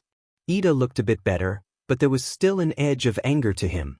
Shinso had brought some sweet plum candy for him. Shudo and his family had stopped by to visit Rei and Fuyumi, fussing over him, fluffing his pillows and getting things for him. Natsuo and Tuya told Izuku stories of baby Shudo. Katsuki and his godparents had also stopped by, and while his godparents went out to get them food, he and Kaken christened Izuku's hospital bed. Later in the evening, Idru and his family showed up with flowers and a get-well balloon. As soon as Yoshio saw him, the little boy rushed forward and hugged Izuku, sobbing and crying, trying to talk but unable to make words. Izuku just hugged him and thanked him for trying to save him. Yoshio bawled his little eyes out when Izuku called him his hero. After all the visitors were gone, he began to meditate the way Ojiro showed him. He used the technique to enter his mindscape. Before, when he entered this place, he would be like he was waking up, but now he could just appear sitting on the throne. Looking around, it wasn't as dark anymore, it was rather light and airy now. Hima still floated through the air, followed by the trail of blood-red bubbles. Umbra was sitting atop of Incubus, still the trail of darkness, still bounding the parasitic Quirk, who was glaring at Izuku. "Ah, good, you are taking the first step into become who you are destined to be." Prometheus spoke up from where he stood next to magnetism. "The next step is to fully embrace each of your quirks' true power. I managed to help you escape from your father's lair using magnetism manipulations to create a wormhole allowing you to teleport. Now I shall teach you to utilize this power. Are you ready? There's no going back once you start." Izuku couldn't help the fierce smile, very similar to Kaken's own grin when presented with a good challenge. "Let's do this." Izuku was excited. He had been back in UDA for 2 days. Thanks to Ida and Shuji bringing him his schoolwork and tutoring him, he was all caught up. Today was the day for internships. He had missed out the first day of when they got to choose. Izuku came second to the amount of internship requests that were sent. Shudo was the one with the most. "I bet you're super excited for this internship, huh, Midoriya?" Kaminari spoke up from where he was standing next to Jair. He could see the greenette vibrating with excitement. Shinso gave out a chuckle at his best friend's jittery energy. "If you shake any harder, people will think you're a chihuahua." Izuku pouted at his bestie, who couldn't help but laugh at the cute expression. Of course he's excited. Daratan is on par with the All Might Agency. Most of the heroes from that agency are in the top 10. Yaoyorozu looked up from her book, catching the contagious smile from Izuku's face. The greenette certainly brightened the room with his presence. "If most of the heroes from the Daratan agency are in top 10, how come your hot but brother not up there?" Kaminari asked the brunette leaning on the desk beside his. Well, that's because… Wait, what? How did you refer to my brother? Izuku narrowed his eyes at the blonde. Katsuki, Shudo, and Idro all heard the blonde and turned to pay attention to Kaminari. Well, your brother is rather hot. Kaminari said this with a rather perverted look in his eyes. Izuku just stared at the electric teen, in complete disbelief. Dums, don't make me smack you, stupider. Katsuki growled. Ah, you're just jealous of him, Bakugu. Katsuki made some rather indignant noises, his palms sparking. Idro stepped between Katsuki and Kaminari, the latter completely unaware of the dangerous look in the ash blonde's eyes. Kaminari does have a point, your brother has that bad boy aura to him, those scars give him an air of badassery. Hagakure spoke, they couldn't see it but she had a dreamy look on her face. He also has an amazing butt. Ashido had a lecherous look on her face, as she daydreamed about Shrike's butt. Izuku looked at her with utter dismay, he was so not expecting to hear these things about his brother. He also has those arms, I want him to wrap me up in those massive biceps then just foo. Kaminari, shut the F up. The whole of 1A fell dead silent at Izuku's outburst. Izuku's Faustian burn was writhing around like sinister snakes. Izuku had a heated look on his face as he glared at the blonde. I'm sorry, Midoriya, I didn't mean to upset you. Kaminari had his hands up in surrender. He'd seen what that left arm of Izuku could do to things and he was hoping he did not PSS off the brunette enough to cause him to use that quirk on him. Shudo took Izuku by the hand and gave it a squeeze. The brunette took deep calming breaths, his quirk reforming into an arm. No, I'm sorry Kaminari, I shouldn't have yelled. I guess it was just so weird having people think of my brother like that. To me he's just this big annoying dork. I'll love you too, Ototo. Izuku knew that voice anywhere and looked to the doorway of Class 1A. There leaning against the door jamb was Mozu, wearing some tight jeans, pale green shirt and a biker jacket. What are you doing here? Katsuki asked, his eyes narrowed at his boyfriend's older brother. Shrike gave Katsuki a big grin. Izuku knew that was not a good smile. It was a smile that came before Shrike said something teasing. Sup, second place. Shrike kept eye contact with Katsuki, who looked like he was about to have an aneurysm. Izuku took hold of Katsuki's hand and Idra hugged him from the side, Shudo placing a hand on his lower back, whispering calming things to Katsuki. Class 1A was waiting for the blonde to explode. Katsuki let out a long breath he was holding and flashed a big smile to Shrike that caused a wave of surprise through all the students, and even Shrike was taken aback. I'm going to be the #1 hero, and when I become the #1, I will marry Izuku, Shuto, and Iger. No one will tell me otherwise, and I definitely don't need your permission or anyone else's. Got that, Gikyodai? Shrike pushed off the door jamb and strided across the room to stand before Katsuki, looking down on the smaller male. His yellow eyes boring into Katsuki's red ones. The blonde was terrified of the older man at this moment. He kept a cool appearance but his heart was hammering really hard. He was sure Shrike could hear it. Shrike leaned down just enough that their noses were almost touching. In a deadly serious voice, Shrike spoke. Careful, Katsuki, you're making me like you. Katsuki blinked slowly, not sure he heard Izuku's brother right. Ha! Katsuki flinched when Shrike slapped his hands down on Katsuki's shoulders. Of course there is one little flaw in this plan. Shrike had a playful tone now, smiling wide, showing off his sharp canines. What's that? Izuku is going to be the #1 hero. It was Katsuki's turn to flash a toothy grin. Well then I guess I will be the #1 hero's husband. Shrike let out a very loud and genuine laugh. He patted Katsuki on the shoulder before going to Izuku, picking up his bags. Well, say your goodbyes, Zu, 'cause for the next week you'll be training your butt off. I'll meet you downstairs in the parking lot. Good thing I didn't bring my motorcycle. You drive a motorcycle? Kaminari asked the assassin, his eyes lighting up. Shrike gave him a wink before walking out the door. I sure do, perhaps I'll give you a ride in 10 or so years. Kaminari pouted a little at that. Izuku glared after his idiot of a brother.